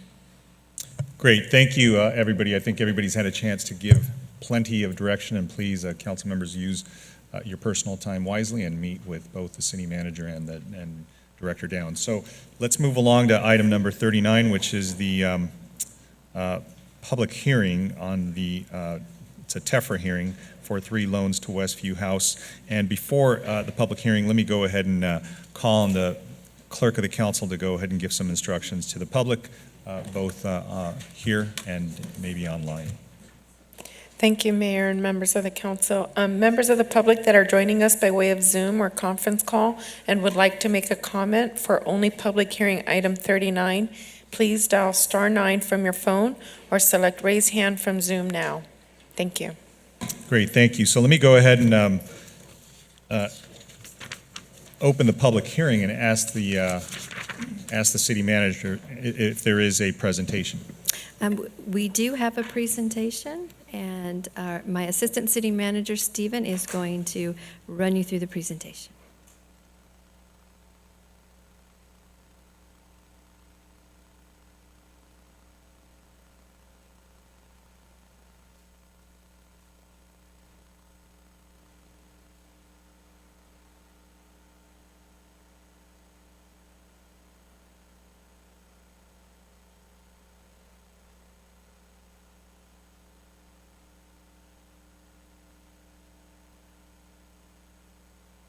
Thank you, Mayor and council members. Thank you for the opportunity to present this over 2-year-old project for the city. As you know, Judson Brown and his fantastic staff does a RFP every couple of years, and we get some housing funds. And this was part of a RFP 2 years ago, and it was brought to the city council for an award of $3.9 million. Well, we're past the point where all the pre-development is done, and now we're ready to approve the loan documents. As you all may remember, Westview House is on a vacant lot. It's proposed to be on a vacant lot on 17th Street / Westminster, right across from the vacant Stater Brothers. if you know where that site is. It's 84 new affordable units with one manager unit, 58 3- and 4-bedroom units for families, which is really exciting, and 26 1- and 2-bedroom units for persons that were formerly experiencing homelessness. Again, and here's the income breakdown of the 85 units, including one as the manager units. And we have some great renderings here. I know it's been 2 years, but you may have forgotten the aesthetics of the property. Staff is recommending approval of the $3.9 million. That was what was committed to 2 years ago, and that amount has not changed. That amount equals just over $2 million in home funds, 1.5 in inclusionary funds, and $386,000 in rental rehab program funds for Westview House. Staff is also recommending the subordination agreements for the city's 3 loan documents, and a future subordination agreement with the state of California for their financing. And of course, we have the Tax Equity and Fiscal Responsibility Act resolution for the issuance of bonds. Tonight, this is a public hearing, but it's also a public hearing within a public hearing because there's a TEFRA hearing as part of this. So we'll have to do that as well. With that, we have Kyle Payne in the audience. Hi, Kyle. And we have Judson Brown if you have any questions. Great. Thank you for that brief presentation. Madam Clerk, do we have any members of the public that wish to address us on this item? We do have one virtually, and we did not receive any public written communication.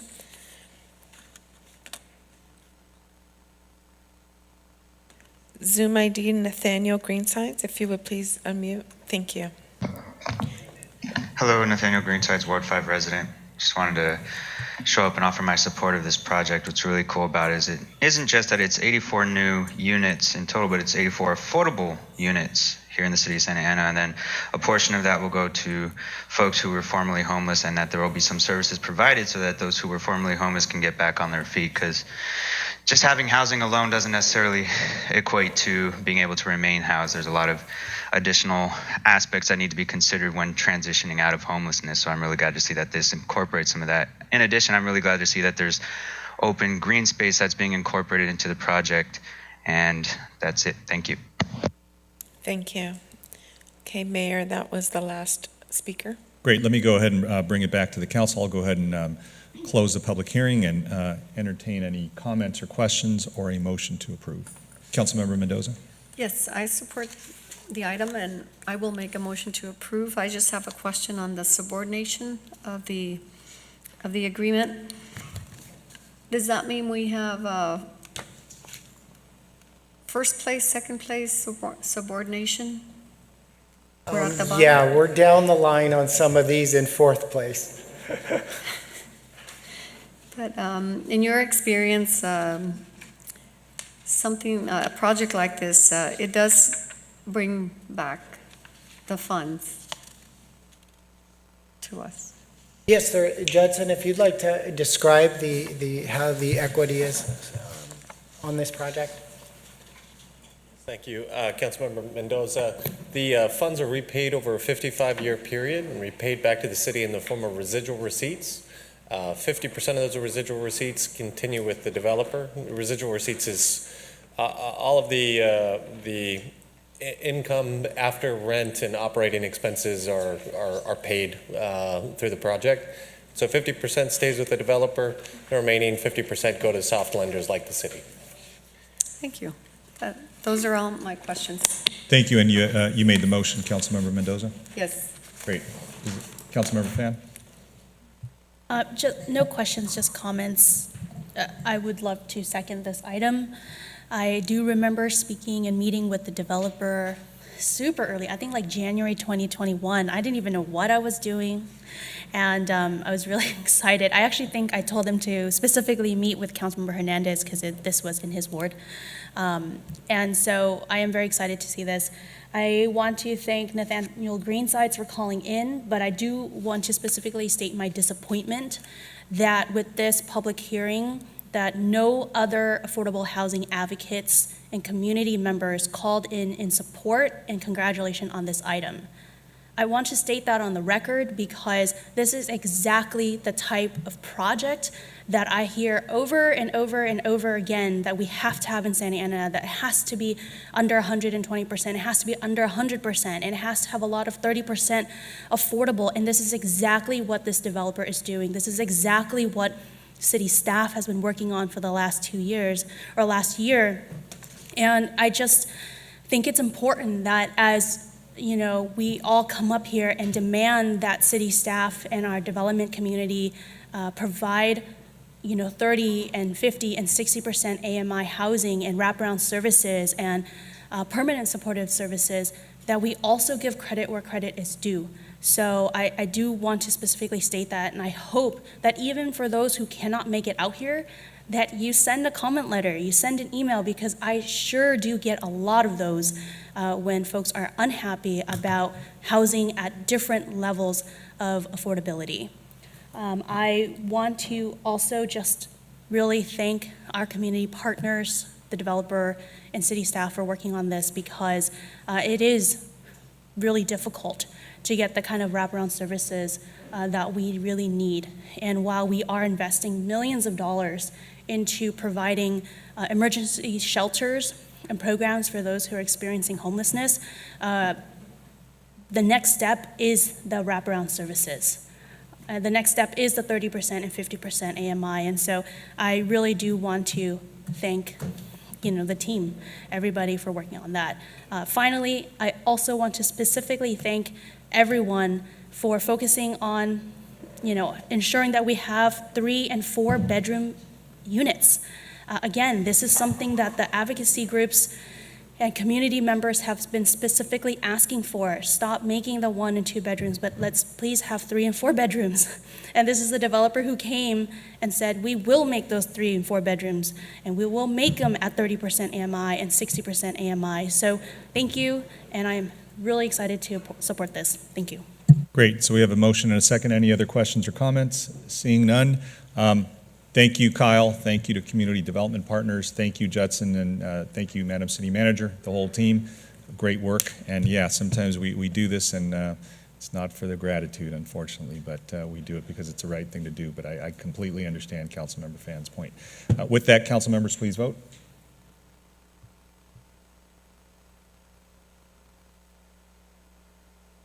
Motion carries 7-0 with council members Hernandez, Lopez, Mendoza, Peñalosa, Phan, Mayor Pro Tem Becerra, and Mayor Sarmiento voting Great. yes. Thank you. Let me go ahead and move along to the next public hearing, item number 40, which is the public hearing on the adjustment to the solid waste rates. And Madam Clerk, I'll go ahead and turn it over to you to go ahead and see if there's any members of the public that wish to address us. Thank you, Mayor. Members of the public that are joining us by way of Zoom or conference call and would like to make a comment on only public hearing item 40, please dial *9 from your phone or select raise hand from Zoom now. Thank you. Great, thank you. And I'll go ahead and open the public hearing and ask staff if there's any presentation on this item. We do have a very brief presentation on this, and Executive Director of Public Works will be providing it, Nabil Saba. I think he went home. And he seems to be missing right now. So, back. Christy, are you going to be doing the presentation, since I seem to have lost the Executive Director of Public Works? There might have been some. Christine? Come on up. This might be a case of the cookies in the back. Yeah, he's in the break room.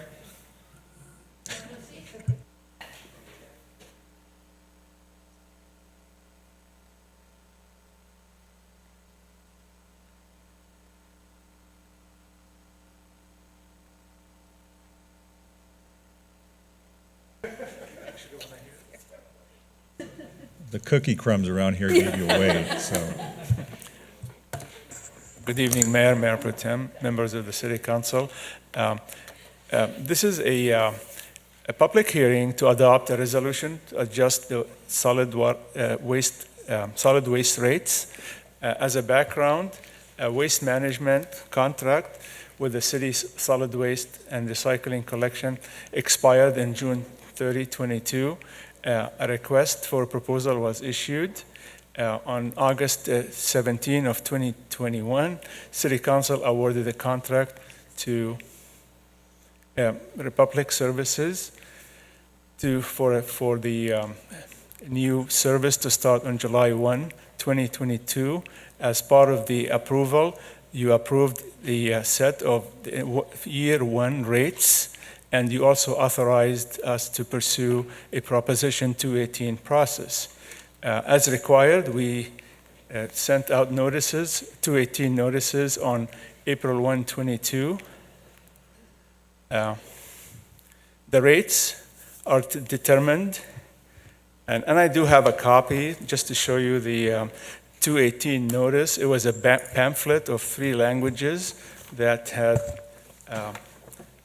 all of the information on the rates attached to it that was sent to every customer and every property owner as required by 218, notifying them 45 days ahead of today for the adjustment of the rates. I'm going to skip, but where we at is as our rates compare to other cities, we are pretty competitive with the new contract. We're competitive, and we compare well with Garden Grove, Brea, Fullerton, and Yorba Linda. Santa Ana customers will continue to pay similar amounts of those in the average with those cities. We recommend that you hold a public hearing and adopt a resolution adjusting the rates effective July 1, 2022. I'm open for any questions. Great, thank you for that presentation, that brief presentation. Let me go ahead and bring it back to well, actually, let me go ahead and, I do have one request to speak, which is from Joseph Benson. I'm not sure if Mr. Benson is still here with us. Do we have we have a request to speak back there? Well, listen, since he's here, why don't we go ahead and take yours, Cabby? Is there anybody on the line, Madam Clerk?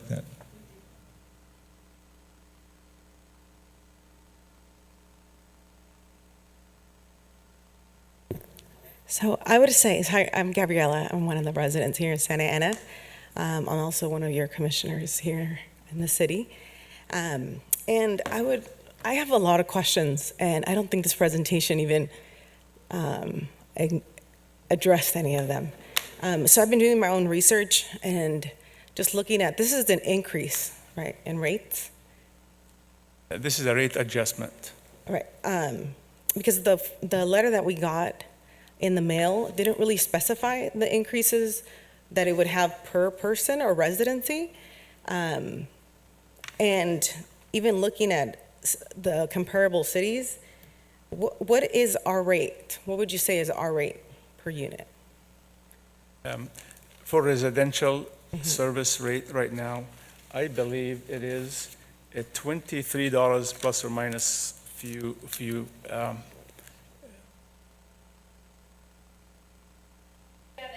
Okay. Right now, it's $22.57. And then what are the rates for the surrounding cities? Like Orange? I don't have that Tustin? available right now, but the rate for Republic coming up will be, for the same service, $22.94. $22.94, because I did calculate, and that would be about 30 cents difference. And we went from unionized workers to non-unionized, is that correct?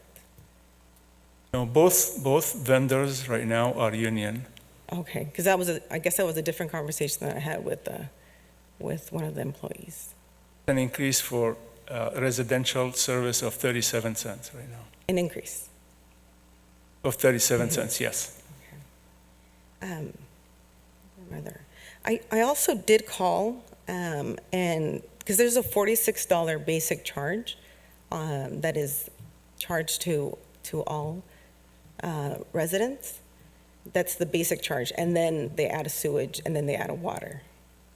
Yes, and the municipal bill, it does include many other things, including trash, water, sewer, and other things too. I don't have it in front of me, but yes, there is other things in the municipal bill that includes other city services. Right. So I did ask one of the representatives to break down what the $46 basic charge is, and they had a hard time explaining. They said that they send out bills and notifications, and it just seems like a lot of money as a basic charge, and then on top of that is the sewage and then the water, and then how much that averages out. So that ends up being one of the most expensive bills that a household has to pay. And considering that we have a pretty low income community, we should consider even when we are looking at 1%, 2%, or 5% increases. Because I know that that's the plan just throughout the next 5 years, based on what you sent me to my home. Certainly, and if you want to leave your contact information, we can get the questions on the other amounts. So the item that they're considering in this public hearing is just your trash service. So it's just one component of your bill, and that's what he's mentioning is the 37-cent increase for a typical residential account. But we can provide you the information on the other items that are also included on that municipal bill. I would That just would be encourage helpful. if there's a presentation that we actually have more numbers, just for all the residents, not just me. Duly noted, and when we approved the trash agreement, because for the first time, the city did change their trash hauler, and at that public meeting, it was a very lengthy presentation that showed what the rates were, what all the enhanced services were, that were going to be. So my apologies, we don't have the detailed information for this component of it. Yeah, because this is a conversation that I had with my neighbors, and it was confusing, and a lot of people had questions. Thank you. And what I would suggest is, just because I know we've gone beyond the time, Yeah. but if maybe Nabil, you and your team can sit down with Ms. Hernandez, and she is a commissioner, so maybe you can give her a little bit more detail. I think those are valid questions, and hopefully we'll ask some questions up here that may address some of those. Yeah, just that we can break down the bills. That would be helpful. Thank you. Thank you. Thank you for those comments. Let me go ahead and, Madam Clerk, is there somebody online? Yes, Mayor. Zoom ID Nathaniel Greensigns, if you would please select the microphone icon. Thank you. You may proceed with your comment. Hi again, Nathaniel Greensides, Ward 5 resident. Just wanted to offer that although rates might be increasing, I did get a chance to read through some of the e-comments that were submitted, and one key takeaway that I do want to share is that with the new provider of trash services, even if there's a little bit of a marginal increase of 37 cents on average per residential customer for the curbside carts, the value that the new provider's offering to our residents and the better service that will be offered as well. I'll say here in the apartment building where I live, the new trash bins have significantly cut down on the amount of cockroaches in the trash alone, so that's really a significant value. And I did read one e-comment that made mention of senior citizens on fixed income, or I'm thinking about all folks who live on low income as well, who are of low income status. I think it would be helpful to at least reach out to the new provider and ensure that for folks who are experiencing any sort of economic issues temporarily, or if they are on a low income, that there are options such as with SoCal Edison, they do offer discounted rates for those who are of low income, and ensuring that our residents can continue to afford the services which are provided here in our city. Thank you. Thank you. Zoom ID Marisol Hernandez, if you would please select the microphone icon on your device.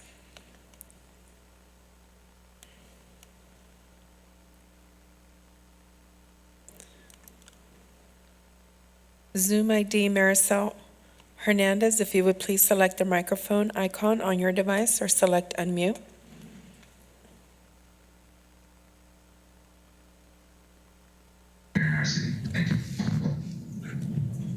Thank you.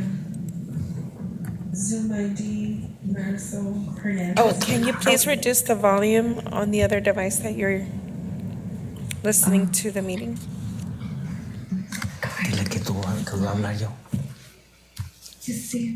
Hello? Hello? Hi. I can hear. Yes, I can hear you now. Thank you. You may proceed with your comment. Yes, I've been waiting for this opportunity to speak for hours. I don't know why you guys, I'm kind of disappointed that you guys pushed it to the end. And I don't see you guys being clear about the rate increases. You always happen to say that it's just the average increase, and it's never what you guys say. How I don't see anything that says us an exact amount of how we're gonna pay, how much more we're gonna pay for the services that we get. And was this to oppose or just to comment on the issue that you guys have, that we're going through right now? Because to me, I feel like you guys are failing us because you guys are supposed to be looking for better services and better prices from us. And every time a new contract happens with any public works, or however you want to call it, it's never the average 30 cents. It's always, I mean, I can prove it with my bills and my gas bills, my electric bills. They always said it's just an average of $2, $3, and it's not that. It's always almost all my bills have doubled. So I don't know how come you guys are not being honest and Having a good presentation. and having a good presentation, and why you guys push this issue to the end when it's something that we should have more time to talk about it and come up with a solution. But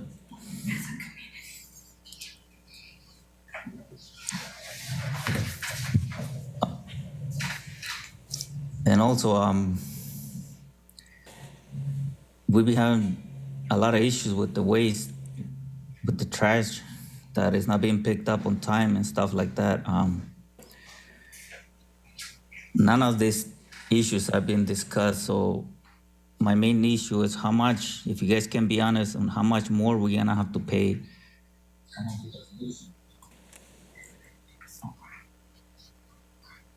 Because it's never an average of, they said 30 cents. 30 cents of what? It's gonna be 30 cents more added to the bill already, or because it's never that. Like I said, I can prove it with our other utility bills that when you guys say that you guys just gonna have an increase of $1 or an average, that's the word you guys use, average. Average based on what? Like who or what? What do you guys mean by average? 15 seconds left.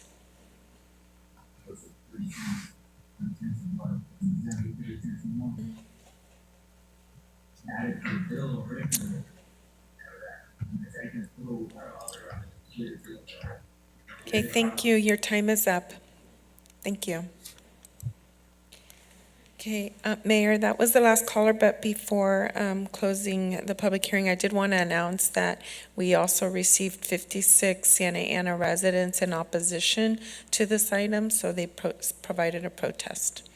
Great, thank you for that. Let me go ahead and close the public hearing and bring it back to the city council, see if there's any questions or comments on this item. Any members of the council wish to address this? I do. Mayor Pro Tem? Thank you, Mayor.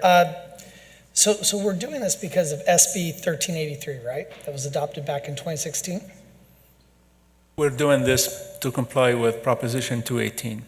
Right, no, but I'm saying that the increase is because of our compliance with, Yes, SB the increase is 1383. to comply with all of the regulations, including SB 1382. And did the state provide us any funding to comply with this measure? There is grant funding that's available, but we missed the first application period, so we will be applying for grant funding to help us with compliance the next round of applications. But because we're obviously asking our ratepayers to pay more, I'm going to assume that the state is not providing us enough assistance to cover that gap between what we are able to provide without the SB 1383 requirements and after that, correct? Yes, that's correct. Okay. I just, for me, it's frustrating reading the newspaper and seeing that the state has a surplus or a projected budget surplus of $97 billion. $97 billion. We see astronomical inflation rates, and we're going to our residents and we're asking them to pay more. It's just, it's mind-blowing that this is happening. I was going to say an unfunded mandate by the state, but I guess they threw a couple of pennies at us, so it's semi-unfunded. But for the most part, it's not funded. I mean, I think one of the numbers that I saw somewhere was that we had $53 million from the state that was going to be distributed through possibly 475 jurisdictions. So that comes out to about 111,000 if it was actually split up evenly. So I have a problem with this item. I know it's something that we're supposed to do because of what we've agreed to, but the fact that it's before us and we have this opportunity to cast our vote one way or the other, I'm very disappointed that we have this unfunded mandate from the state. I support the goals of the bill. Don't get me wrong. I support the goals of reducing greenhouse gas emissions and addressing food insecurity. But it's amazing that we've got state leaders that are thumping their chests right now, all excited that they've got $98 billion in surplus, and yet we're asking some of the folks that are most impacted in this county to fork over more for a basic service. Thank you. Great, thank you for those comments. Any other questions or comments? Councilmember Fan? Thank you, Mayor. So yes, I wrote down 1383. So on the same lines as Mayor Pro Tem Becerra, SB 1383 is a bill that requires us to divert organic waste. And this is not just your yard waste, which people typically think of as going into the green bin. This will include your food scraps. And cities that don't meet the state mandate are going to be fined. So part of that mandate, which every city that has trash is dealing with in the state of California, we were going through this process. One other thing, a lot of the comments that we received on e-comments mentioned, the cost to multifamily units. I live in a multifamily unit. I live in a townhouse or condo development, and one of the big issues that I took a look at was the cost, the rates for multifamily compared to single family. And there was another hauler that had lower rates for single family, but extremely high rates for multifamily.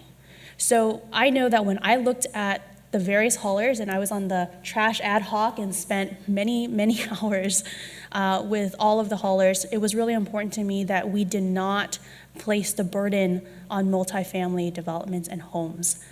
So I wanted to make that very clear. The other issue is I've actually experienced going through this hauling process or selecting a waste hauler in other cities, and rates go up because there are additional requirements for us throughout the state. And so this is not the only city that is dealing with this. The staff report specifically states that other cities have gone through this, and our rates would be consistent with others such as Garden Grove, Brea, Yorba Linda, and Fullerton. I also want to make clear that we don't control the gas prices.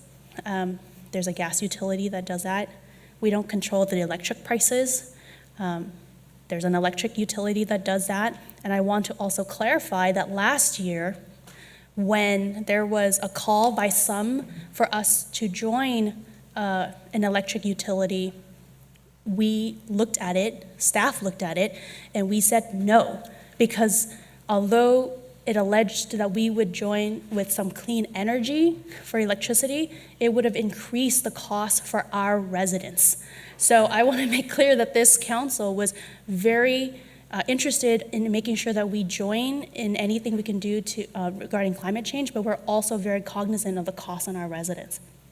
And finally, speaking to the water rates, I think everybody knows that we are in a severe drought.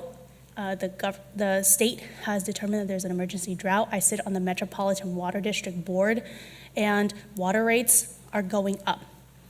But in working with our staff, working with Caesar, we have advocated for water rates structures that were more affordable for our residents. We advocated for that. So I just want to state for the record that this council has been advocating for ways to specifically address these increases in a way that is less burdensome or as little burden on our residents as possible. So with that, I will be approving this increase, and hopefully we can get some of that grant money and that we can find ways to help distribute that to our residents most in need. Thank you. Great, thank you for that. So that's a motion, Councilmember Fan? Is there a second or any other questions or comments? I will second it. Thank you. Seeing no other questions or comments, we have a motion and a second. The only thing I was going to tell both the city manager and our director of public works is that anytime there is an increase, and I know this is almost a protest opportunity for members of the public to send us their opposition, and obviously we received 56, and we had comments on both on opposite sides of this. I do think that it's better to have a little bit more meat on this, or a little bit more detail in the staff report. Anytime we do an increase, because it is important to demonstrate why there is, an increase is going to occur. I understand, what is happening, and we have to comply with, 218, but the public doesn't. All they see is an increase, right? And if there is a way that we can offset that increase with maybe something within our control to maybe keep it, rate neutral, whether it's a reduction in some other fee that we have as we go through this. I do recall on the water rates, we did a 5-year forecasting, and we were very front heavy on that. And I remember I was not too thrilled because it just happened to coincide with the pandemic occurring and, just rates just increasing generally. And I know it was almost a bell curve, and we were gonna be finding, or we were gonna be experiencing lower rates on the latter part of that 5-year period. I hope we're getting there at some point where we can find some relief, but, I completely understand. I haven't looked at that for a while, but to the extent that, I do recall that it was front heavy and we decided not to change that. I hope we can find some relief there. But to the speaker who called online, I think we all had an opportunity to select a different waste hauler that was going to have much lower rates. And we chose not to because we went with somebody who was greener, went with somebody who was, who was labor friendly and, better to our working families as well. So, and they all offered, different, sort of different support. And not just hauling our waste away, but dealing with our alleyways and our bus stops and just cleaning other bulky items as well. So I do think that there's a net benefit to this. The cost seems to be relatively contained, but like I said, to the extent there's any rate, our ratepayers are very sensitive to any increase. So if we could have a little bit more detail, I certainly think that that's warranted, but I do think that it's also warranted to support the increase here because it doesn't seem to be, excessive and it's nominal, and I think it's something that we all expected when we chose this waste hauler. So in any event, we have a motion and a second. Council members, please vote.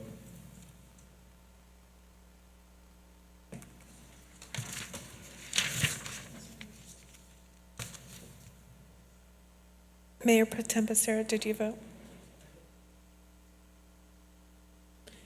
We're not seeing it on our side.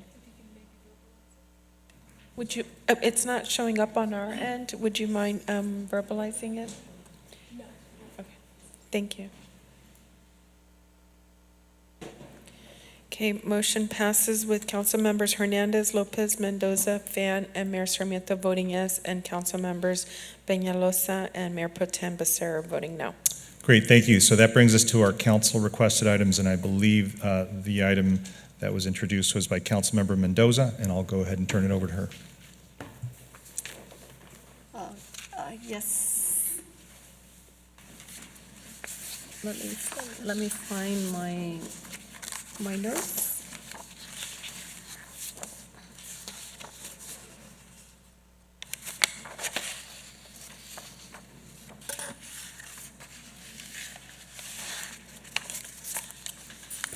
Thank you for your patience. Well, lately there has been an increase in the surge of stolen catalytic converters throughout our city and actually probably in the entire state and maybe even nationwide. And the theft of catalytic converters is not just an expense, but it's also quite an inconvenience to everyone. And I put this on because there is, we need to do something to try and decrease the theft. And I think many of our residents know someone or have experienced the theft themselves. And so our surrounding cities have already started in putting forth some action in order to make it unlawful for people to possess stolen catalytic converters. And so I believe that if we, the cities start doing this, then it's going to decrease, because if the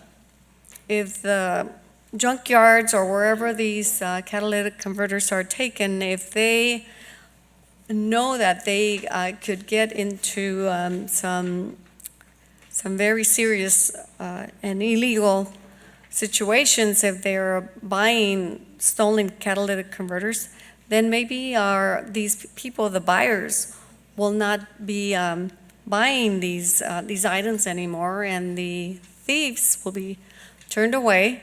And so if they can't, if they're discouraged from stealing here in the city of Santa Ana, we will maybe decrease that that burden in our residents not having to go through the expense and the inconvenience of having their catalytic converters stolen.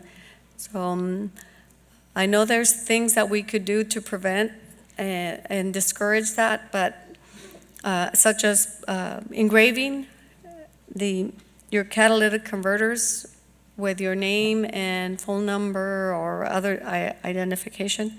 But it doesn't work, as you can see that the thefts continue to increase. And so I would ask for support from our council members. We received a request from the city of Irvine, our sister city, and they've provided a copy of a draft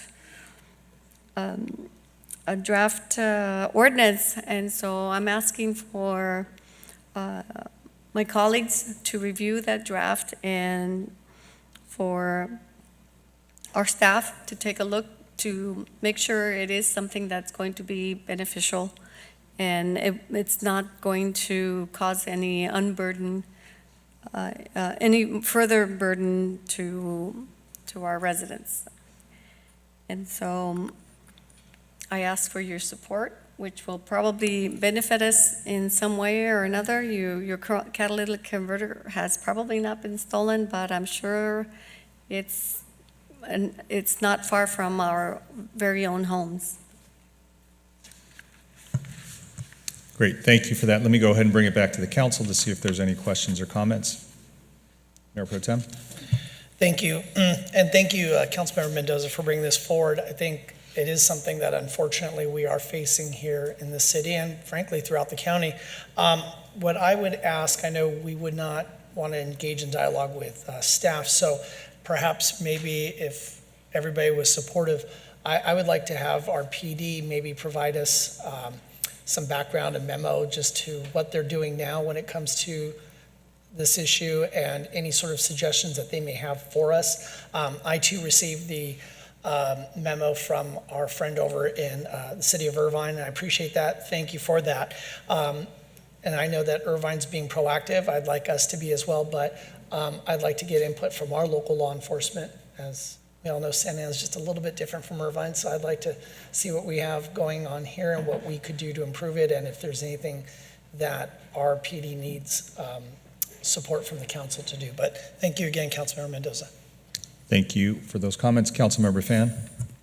Thank you, Mayor. I'm not supportive of this item. I believe that Councilmember Lopez had brought this up before. So I think we're just bringing back the exact same request that has been rejected previously. I'm not supportive of this because I'm not exactly sure how our officers are necessarily going to be enforcing this unless they are going to every single junkyard in order to go through the property to find catalytic converters and then do an audit of their entire, accounting to make sure they have the documentation.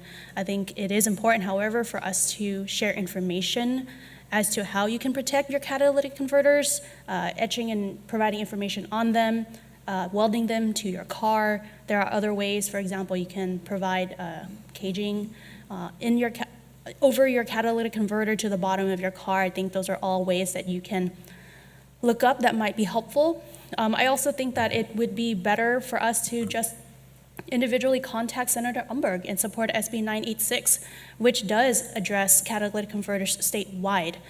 So I believe it is currently, it just passed through Senate Appropriations on May 9th.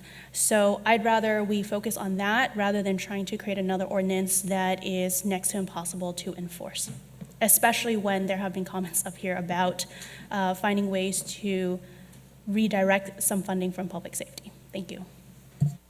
Thank you for those comments. Any other questions or comments from the council? Councilmember Peñalos.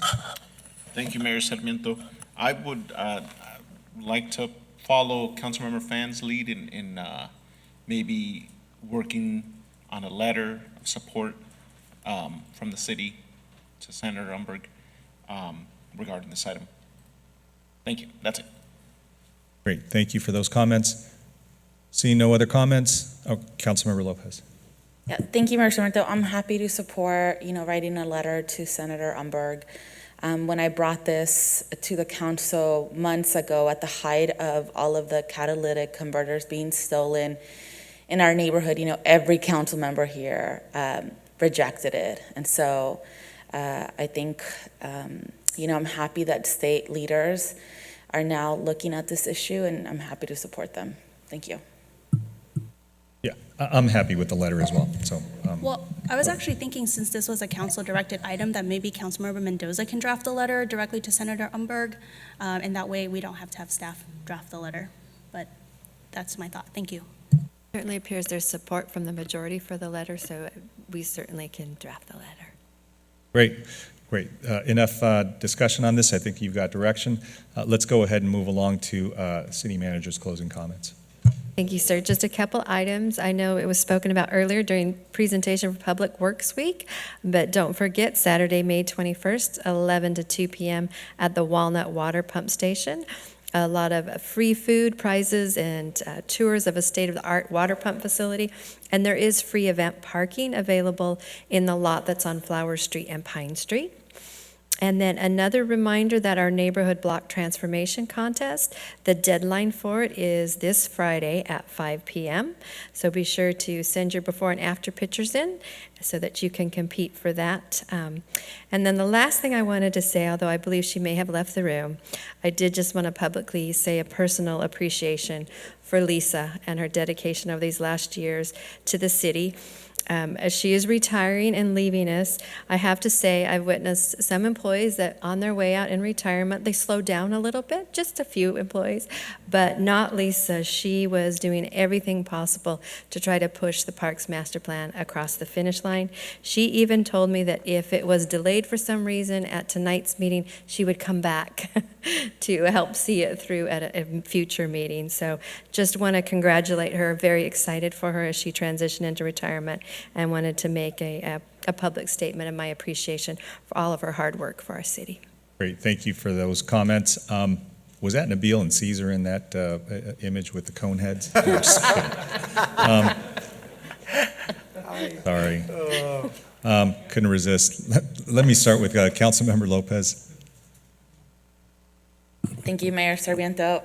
So I just want to thank Public Works staff for all of the work that you do, specifically you, Director Saba, even on Fridays when City Hall is closed and my inbox won't stop, my phone won't stop. You are always there to provide support to Ward 3 residents, and they really do appreciate it. And I know that in our line of work, we often don't get thanked for the work that we do, but I just want to thank you on behalf of them, because specifically right now with this trash rollout, that is one of the biggest issue in our area. People are unhappy with what is happening.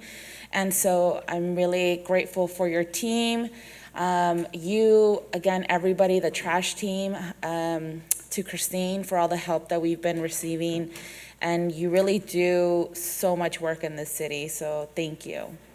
Also, we are entering wildfire season, which means that unfortunately in the state of California, it's not just incidents now, it's a season. And there's going to be a lot of smoke in the air. So there's going to be a lot of small particulate matter in the air that is harmful to your lungs and to your heart. And one of the best ways to protect your health against that is by staying indoors as much as you can, especially when there are fires around us, wearing a mask or having an air purifier in your home. And OCFA and the city will collaborate to push educational information out for folks in our areas. Also on Saturday, May 28th, Catalyst and our team is going to be hosting a community cleanup. We are going to be doing a cleanup with a focus on Santiago Creek. So if you're in town and would like to participate, I welcome your help. If not, I hope that you have safe travels and you enjoy your Memorial Day. Our community office hours are going to be virtual again this month on Friday the 27th. We will share that information out via the newsletter and our social media channels. Lisa, thank you for all the work that you do.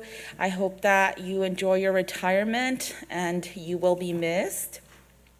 Christina, I had 2 questions for you.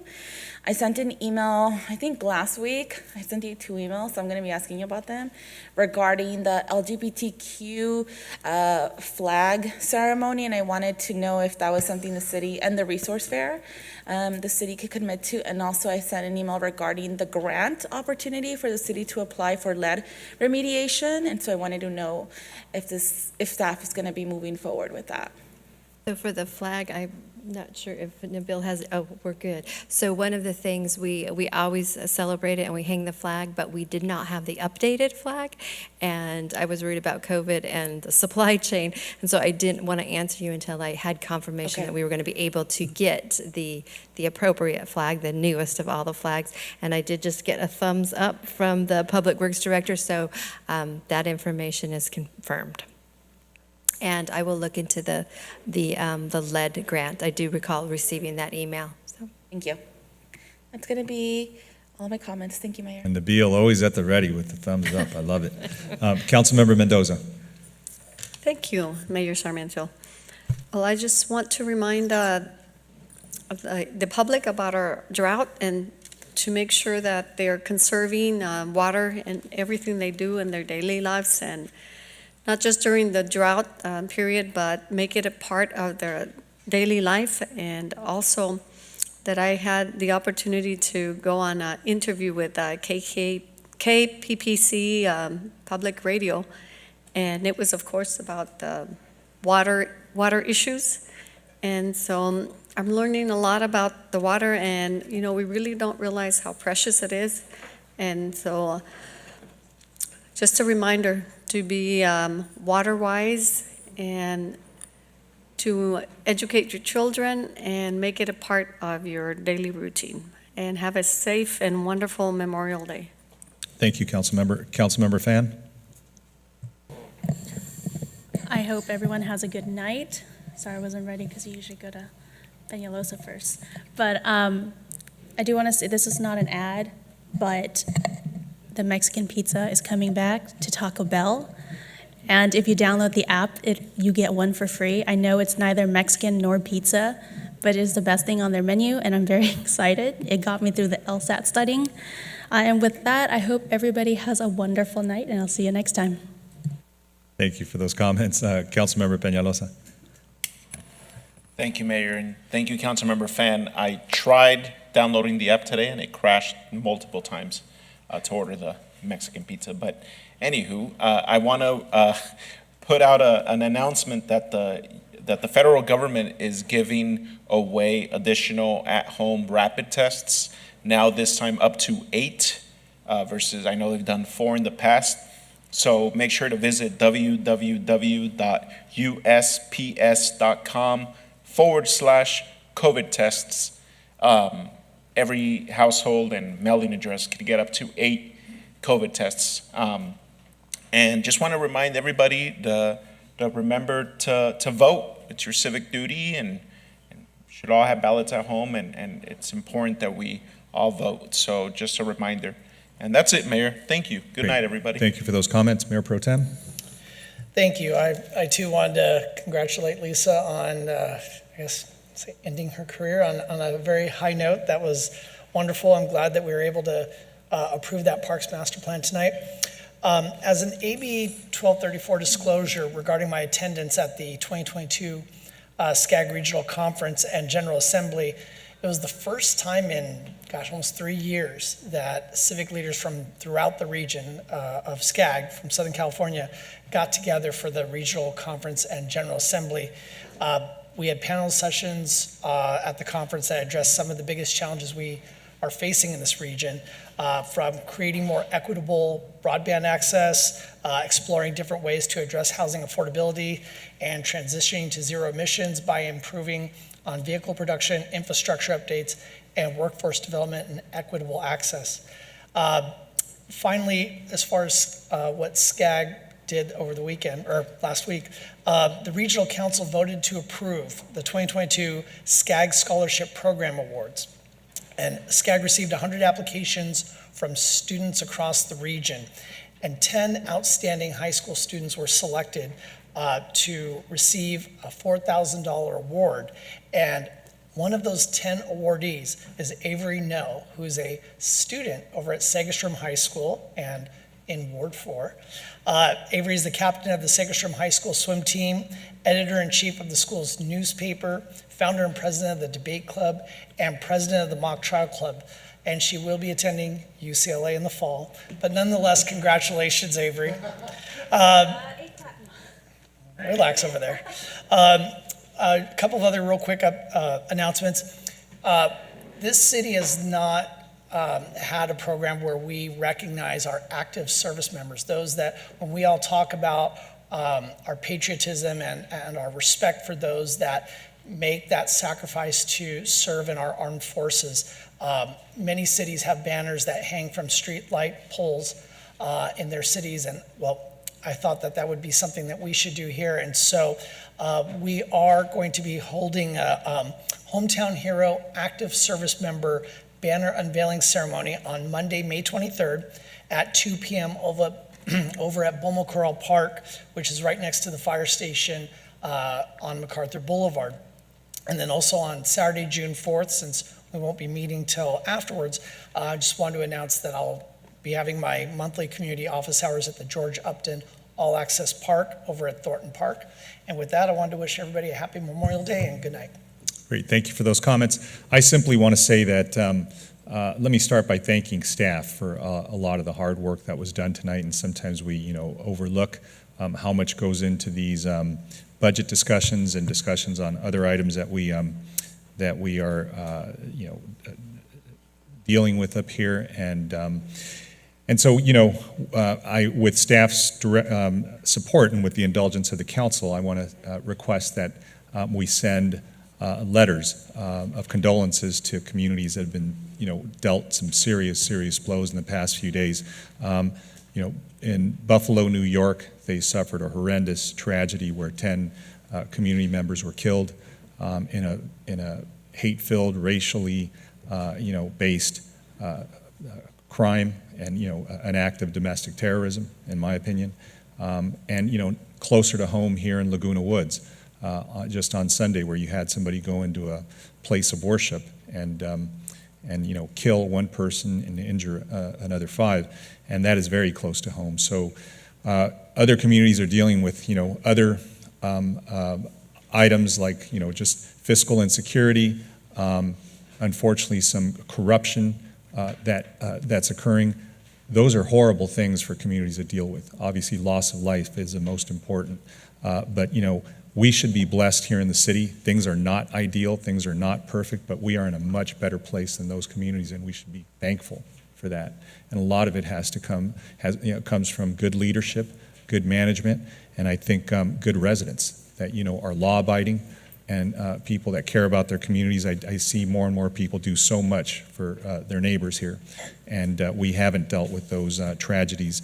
Knock on wood. So I just want to, say thank you to all of you. Let's feel blessed about this. And again, I think somebody mentioned By the next time we meet, it'll be June 7th. That'll be Election Day. Let's please go out and vote before then or on that day. It doesn't matter who you vote for, but let's have our voice heard. So let's make sure that we increase those numbers this time around. Everybody have a good night. We're adjourned until June 7th. Thank you.